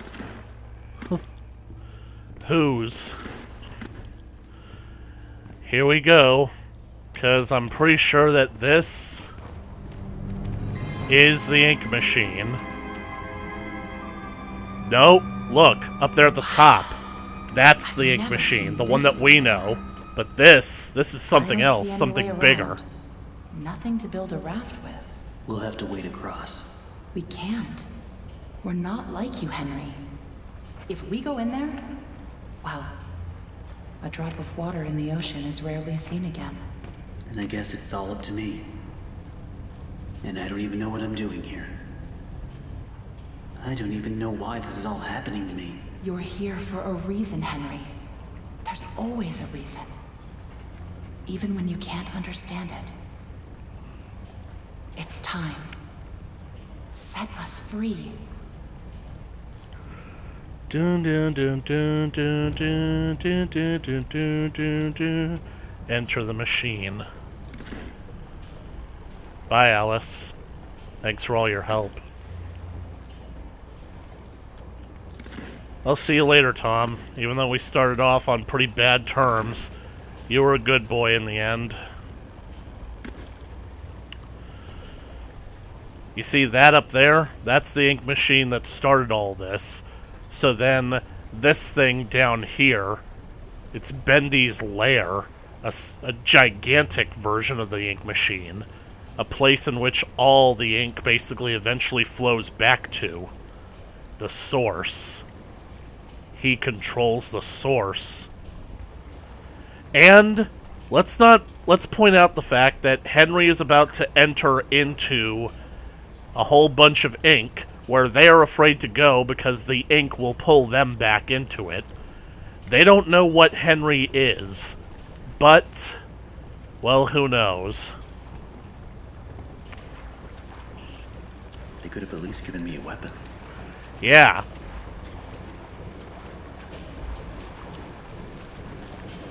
Gent.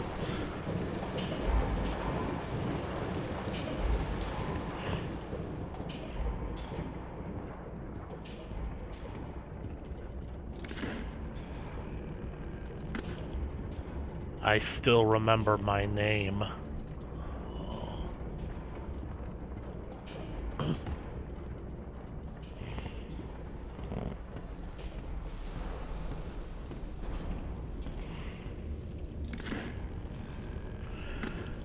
This is where they're created. The figurines. Looks like that guy's about to get a bit overdone. And this one. This one's becoming a Boris. And it looks like this might be perfect Boris. You see? It's like I said. He can come back.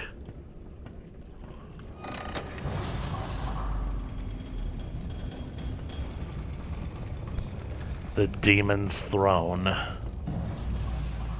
It's so weird, because this whole thing makes me wonder how self-aware Bendy actually is.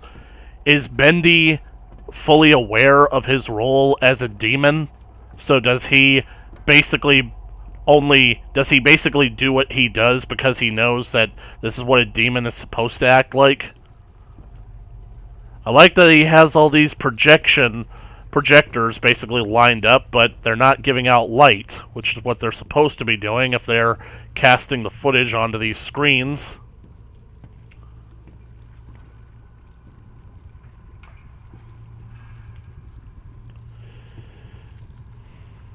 Here we go. It's simply awe-inspiring what one can accomplish with their own hands. A lump of clay can turn to meaning if you strangle it with enough enthusiasm. Strangle him. Look what we've built. We created life itself, Henry. Not just on a silver screen, but in the hearts of those we've entertained with our fancy moving pictures. But when the tickets stopped selling, when the next big thing came along, only the monsters remained. Shadows of the past. But you can save them, Henry. You can peel it all away. You see, there's only one thing Bendy has never known. He was there for his beginning, but he's never seen the end. The one thing he's afraid of. What every fictional character is afraid of. Happily ever after.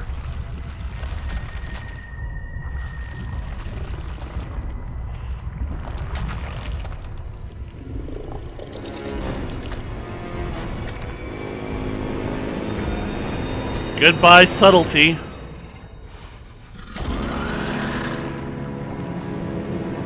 Pah! Ow. He's got a mean backhand.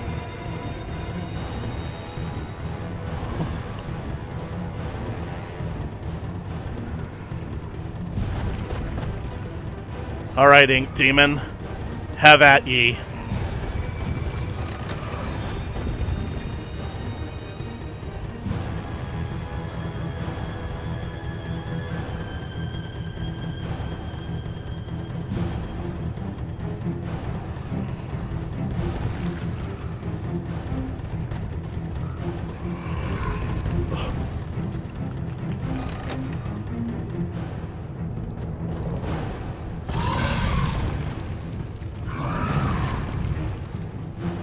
Okay, hugging the wall seems to work.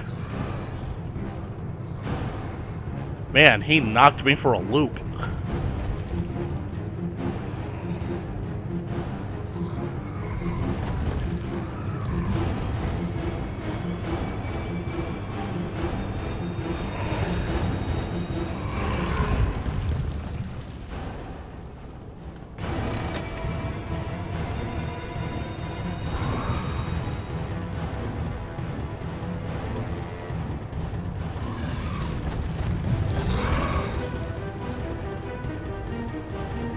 Hey, Bendy LaRue, it's not working.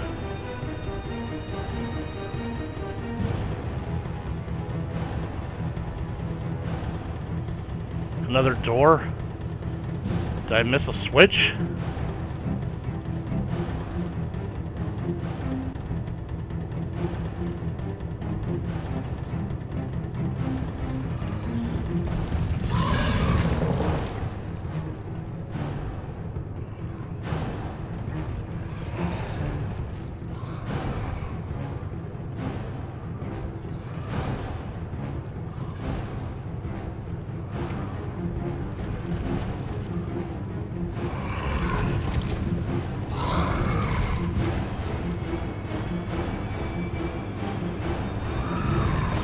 Oh! He got me.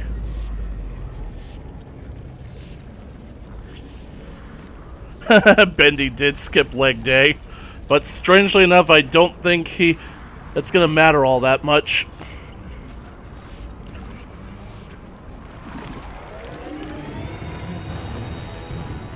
I kind of like how the music kind of came back in, like a music reel coming back, like that whole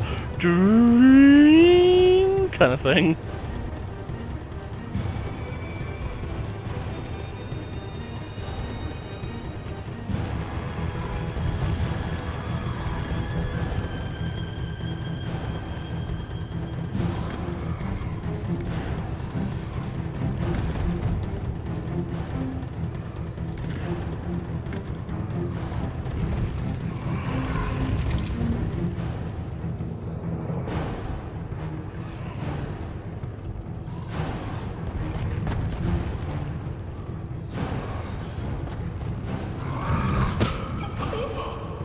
Wow.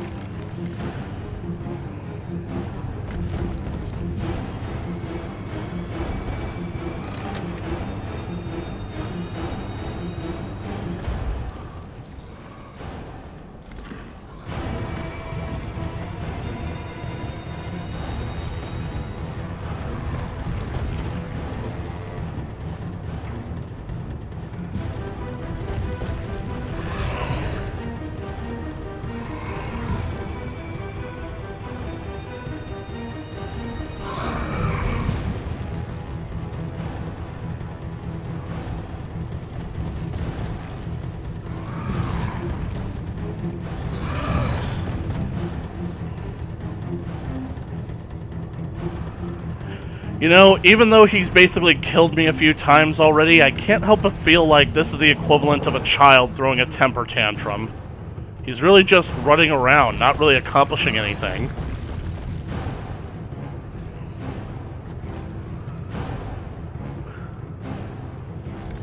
Okay, I got that one.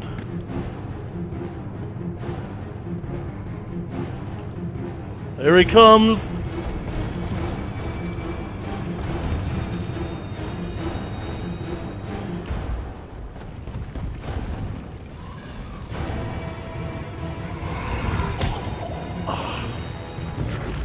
I thought that he was running the other way.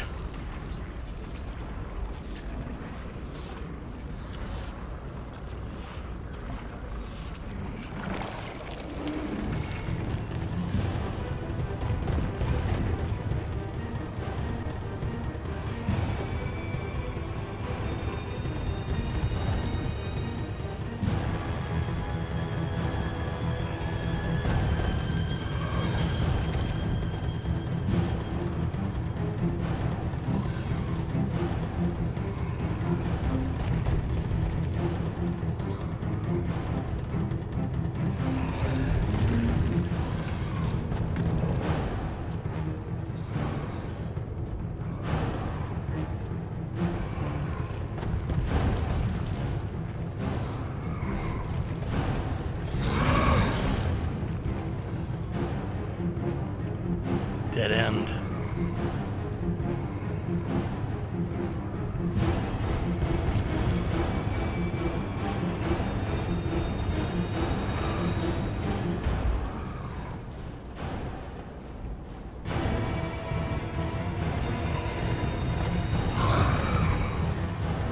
Please tell me that's not another door.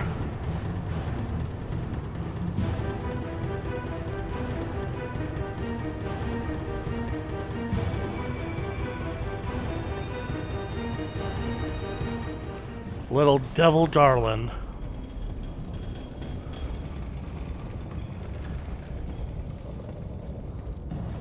Who's laughing now? Who would basically be able to write that here?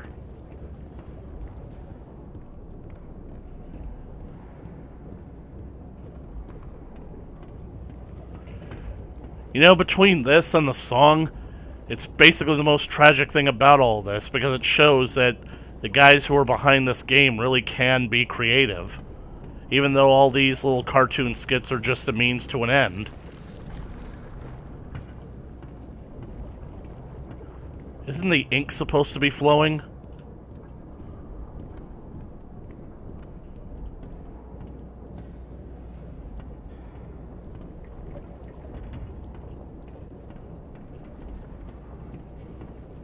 That's what I'm thinking. Maybe Bendy himself wrote it, which leads me to believe how cognizant is he.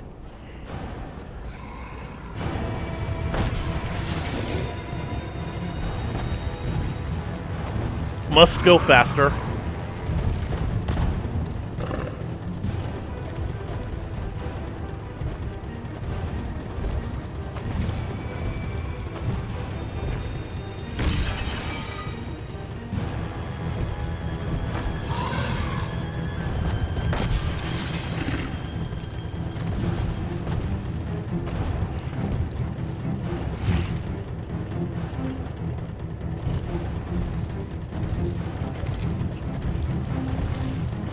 ring around the rosy.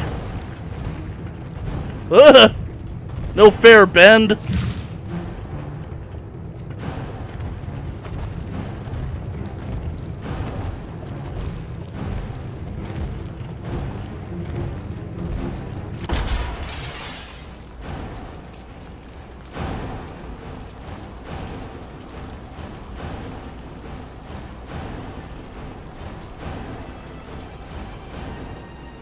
The source of his power is gone.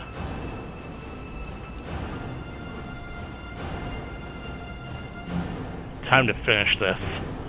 Come on, Henry, move.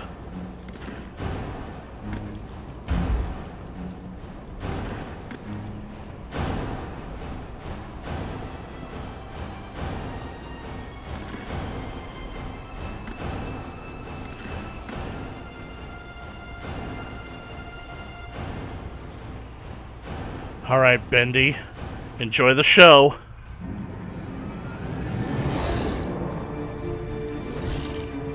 Get ready, Bendy.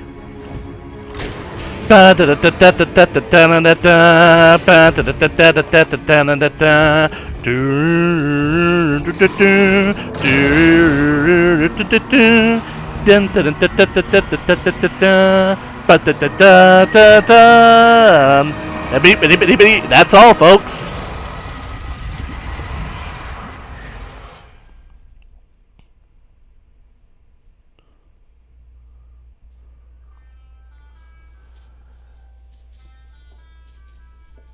And this is it.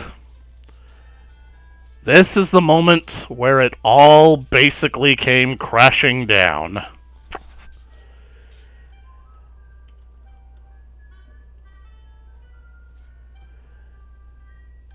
Because I remember, basically, the Meatley and Mood, they basically said that when they began this project, they knew how it would begin, and they knew how it would end. These are the 6 objects: the doll, the record, the book, the gear, the wrench, and the inkwell. I gotta admit, he's got a nice place despite how cramped it is. Nice box set.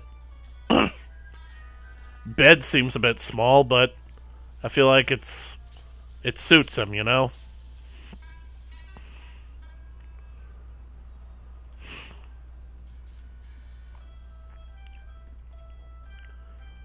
I cannot believe that I actually made it here.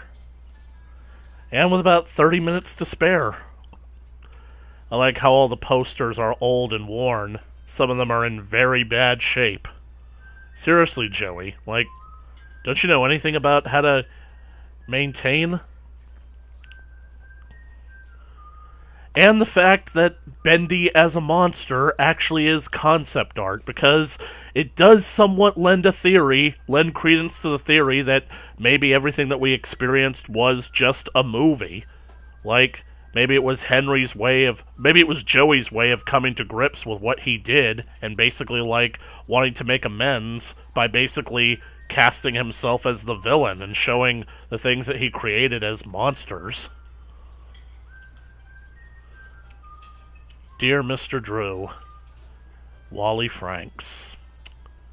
I can't really read everything about that. I can't really read that message because my eyes are really blurry. But that shows that Wally Franks is still alive. Allison Connor. Her name was Allison Pendle, but now her last name is Connor, like Thomas Connor. So it seems like Allison and Tom got married. Maybe that's why their cartoon counterparts are so close.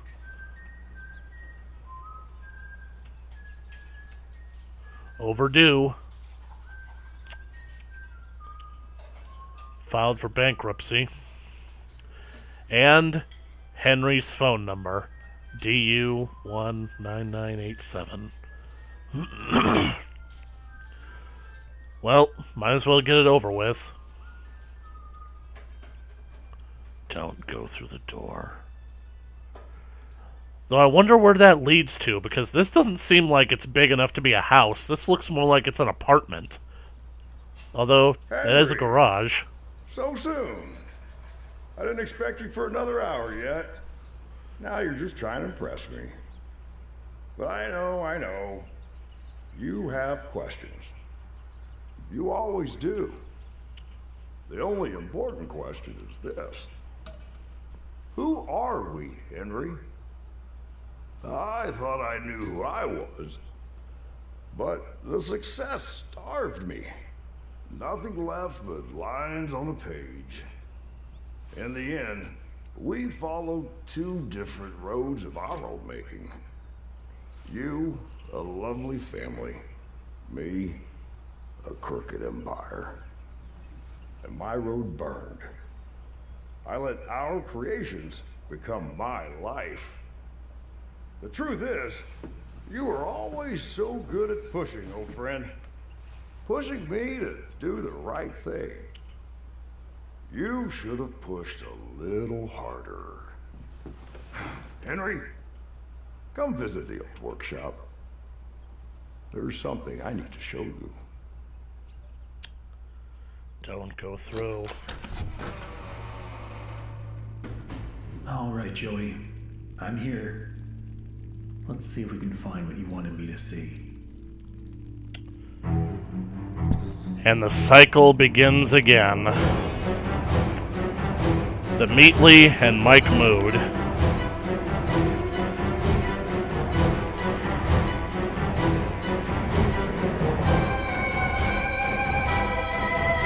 Henry, Wally Franks, Norman Polk. Aaron Landon as Sammy Lawrence. Lawrence Singer as Alice Angel / Allison. Alana Lineri as Susie Campbell.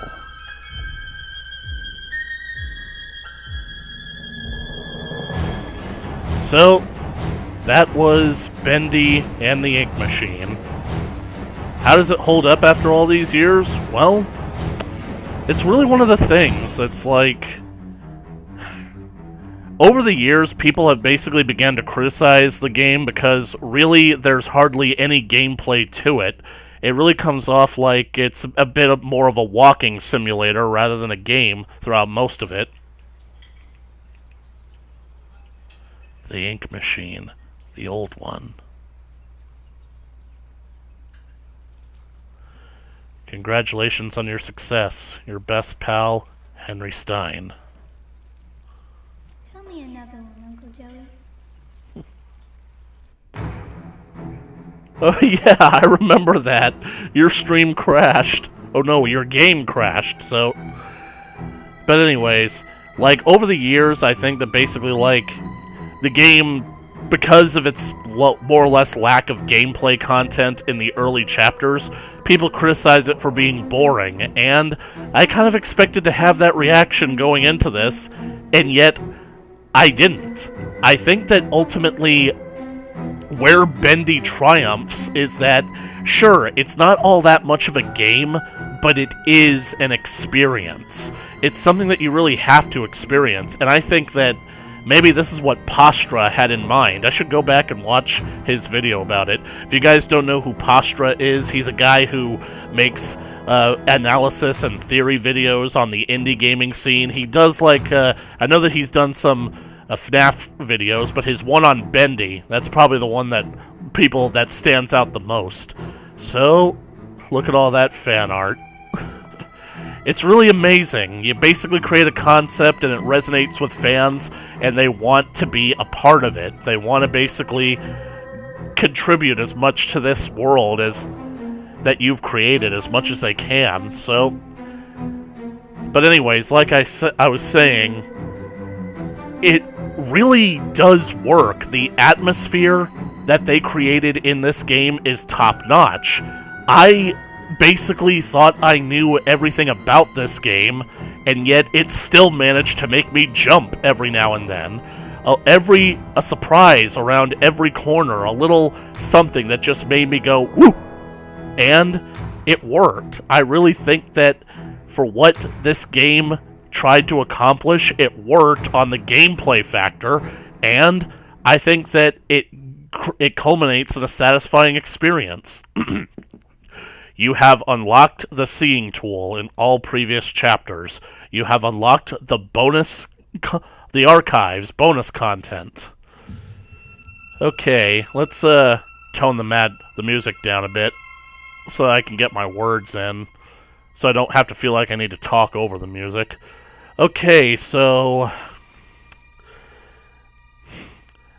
I think that maybe it's sort of, how do I put this? I feel like it was the long wait after after Chapter 5 was finished, and considering that literally the Meatly and the Mood, they basically announced that a Bendy sequel was in development almost as soon as Chapter 5 ended. That basically got people excited for where the next game was going. So I kind of can't help but feel like, because it has taken so long to finally get the Dark Revival, that it's sort of starting to make people sour on Bendy a little bit. And I'm speaking this from experience because I really soured on Bendy. There were times where, in this past year, I basically scratched my head and thought to myself, why did I get so invested in this game? Why did I like it so much when it came out? And I thought I attributed that to the mystery of the story and the constant waiting that we had to basically endure for the next chapter. This thing came out in installments, so we didn't have the full picture in front of us. And I feel like basically Meatly and Mood's reputation, with what they've been, the controversies that they've been involved in, that I feel like that's sort of affecting the conscious opinion of like everything that's gone on with Bendy and the Ink Machine, the development. It's sort of basically making people sort of sour and turn against them as well, which is really a shame because you know from this game, these guys are two very creative people, and they have a whole lot of good ideas. The problem is that it really is a tragic story that because Bendy became an overnight indie sensation that suddenly rocketed these guys to rock stardom, to fame, they immediately began chasing that fame as much as they could, and, well, they weren't prepared to handle it. It really is the most tragic of ironies that these two literally became the very character that they were lampooning in this game. They basically did become like Joey Drew. They were overly ambitious, and they bit off more than they could chew, and unfortunately, that ended up hurting the people that they were responsible for.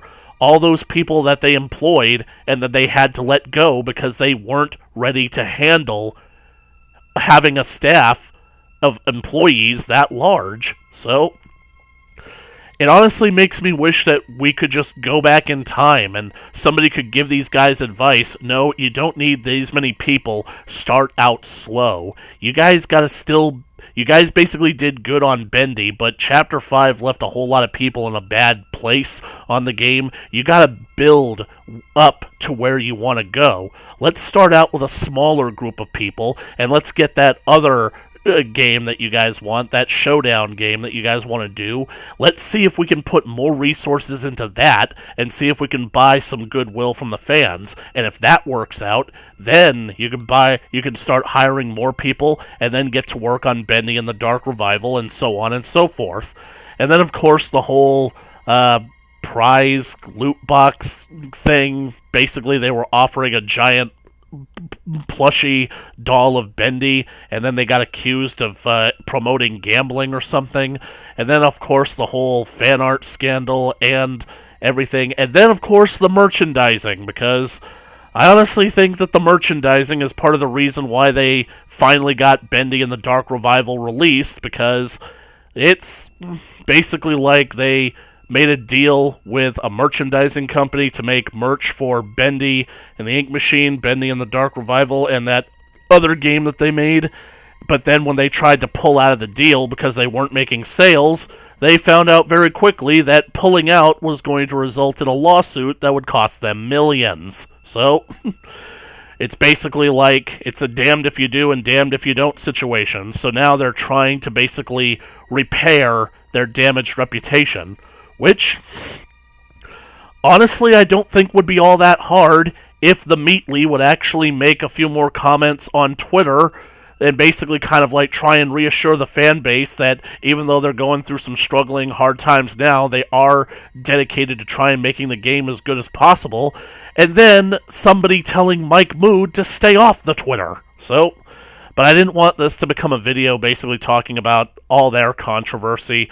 I'm just basically trying to explain why I think opinions on Bendy have gone down recently.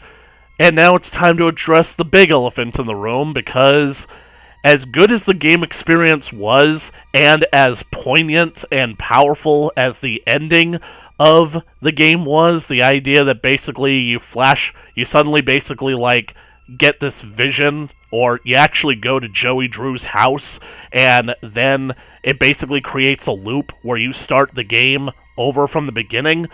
That seems like a very powerful, very poignant message, and it kind of shows like the cyclical nature of like living in a fictional world, because it's like when the story ends, what else is there to do but to go back to the beginning and experience it all again? That seems like a very powerful message, except for one, well actually not one, but many crucial things in regards to how this game ends and how people reacted to it. The ending isn't really all that satisfying, because sure, we get a final showdown with Bendy, which really wasn't all that much of a fight. Really, it was just more or less avoiding a fight. I mean, I don't even technically know how I beat him, considering that we were playing Ring Around the Rosie around some of the ink pipes. I have no idea how I finally got him to break the damn thing. So, but then you show him the reel that basically is the end title card that finally puts an end to Bendy's power and causes him to disintegrate, which basically doesn't make sense for how we know these ink machine characters have been working throughout the entire game, because we know that these things they're creatures made of ink, but they are infused with human souls. So the idea that if Bendy is the one that doesn't have a human soul, based on what we learned from Chapter 5, this coming off as a way of defeating him seems kind of a little too easy, mind you. I'm just saying that it feels like the story was actually leading up to a point where it was going to reveal that Joey was the man behind the mask the entire time. He was the villain of the story. He was the bad guy. He was going to end up being Bendy, and he had to bring Henry here in order to try and become a perfect Bendy, and it turns out that Henry being Bendy's true creator is the only one that could stop him. Now, you might basically think that the story is okay for what it is, considering how it basically... Because you could basically interpret it like what you have at the end. Henry shows Bendy the end title screen. Bendy disintegrates, and that's where the story and the narrative ends. And, yep, that's where the narrative ends. But then it flashes back to the beginning of the story, where Henry meets up with Joey at his house, and then has him entering the studio, which is odd considering that the studio is apparently off of Joey's house. Now that might basically work considering the cyclical nature, but to me it doesn't work in light of the following. Let me show you. Select chapter, moving pictures.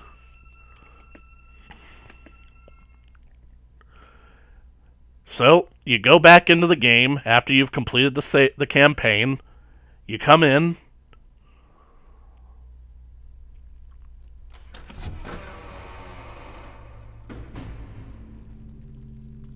All right, Joey. I'm here. Let's see if we can find what you wanted me to see. And you now have the tool, the lens of truth. I'm sorry, buddy. You see that? That's a tally mark of how many times Henry has done this. So you see, it's not simply a flash forward, it's not a flashback to where the story began. It literally is a cycle. Somehow or another, all of this is real, and somehow Joey has got Henry trapped in here. So, all these messages across the walls, yeah, it's no secret, Henry is the one who has been writing them, because he's been doing this over and over and over again. Like, look at this. Joey drew nothing. Joey just took other ideas that belonged to other people. He stole everything. So, what am I basically kind of getting at? Well, it's like I said, there's something about Henry, because I honestly don't think that he could survive in this world if he is a human, considering all the crazy stuff that happens to him. And it's basically like Matt Pat theorizes. Every single time you die, you end up in that inky tunnel that looks like you get reborn from the ink machine. So, what is that about? It's like I said at the end of Chapter 2. Oh, no, the beginning... It's like I said at the beginning of Chapter 2. Not all dreams come true. It's like I said at the beginning of Chapter 2... When Henry collapses at the end of Chapter 1, he wakes up in the center of that little symbol on the floor, and he has ink framing his field of vision. And I said, whatever happened to Henry happened at this moment, and because of that symbol on the floor, I think that somehow or another, the ritual affected Henry and turned him into some kind of ink creature. However, considering that he can interact with these ink objects, he can swim knee-deep in ink, he doesn't get lost, he doesn't suffer any of the ill consequences like the other ink characters do, and considering that all these messages... Hey, here's my old desk. I wasted so much time in this chair. He was born here. All these messages in glowing, invisible ink... I think that this ink, as well as all these little fireflies flying around, they are what Henry is made out of. Henry is somehow comprised of this special glowing ink. And maybe this is an indication that Henry is somehow perfect. Maybe whatever he is as some kind of ink creature or ink character, he is somehow the perfected version of what Joey was looking for. Something that is, for want of a better term, alive. Something that retains its human memories. But, fat load of good it does him, considering that Joey has got him trapped here. So, that's basically what I'm thinking. And I gotta admit that because this game ended up disappointing so much, when I saw this final chapter, Chapter 5, what we had all been looking for, because it had ended like that, I was basically thinking, okay, Bendy and the Dark Revival better come along and really give a good explanation for all this, because the one thing that I want is that I don't want a story to remain stagnant. I want a story to actually, be. I want it to actually conclude, to come to a satisfying ending. I want to actually get closure on some of this. And the way that this game ends, it doesn't give closure on anything. It's literally the exact opposite of closure.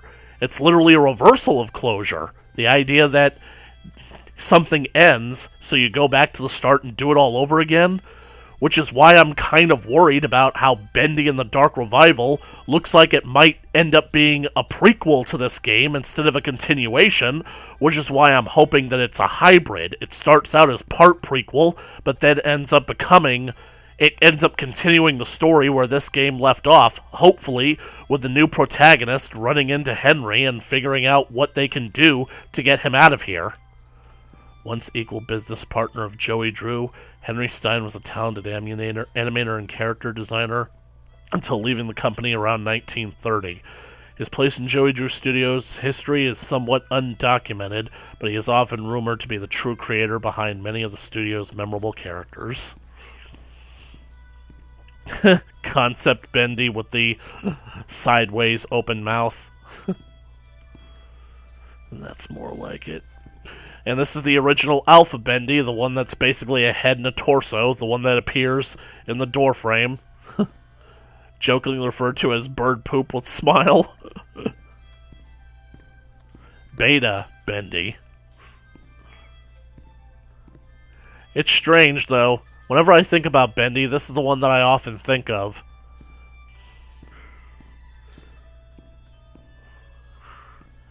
Ink Bendy. Bendy as we know him today. Upgraded version was removed. Remodeled, enhanced with a higher polygon count, given new ink effects, and Beast Bendy. Pulled away the cartoon facade to reveal the demon within. And that's really the disappointing part, the fact that Bendy ends up not being Joey Drew, having been turned into a character.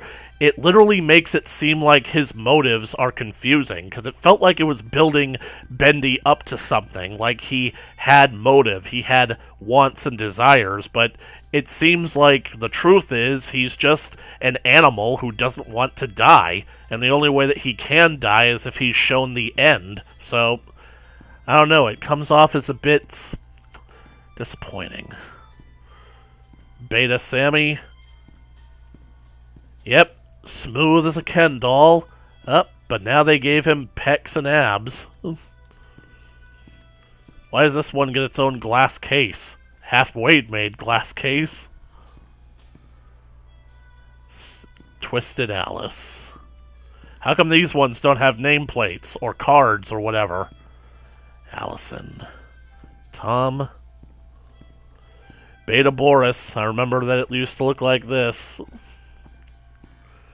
Boris the Wolf. And Brute Boris.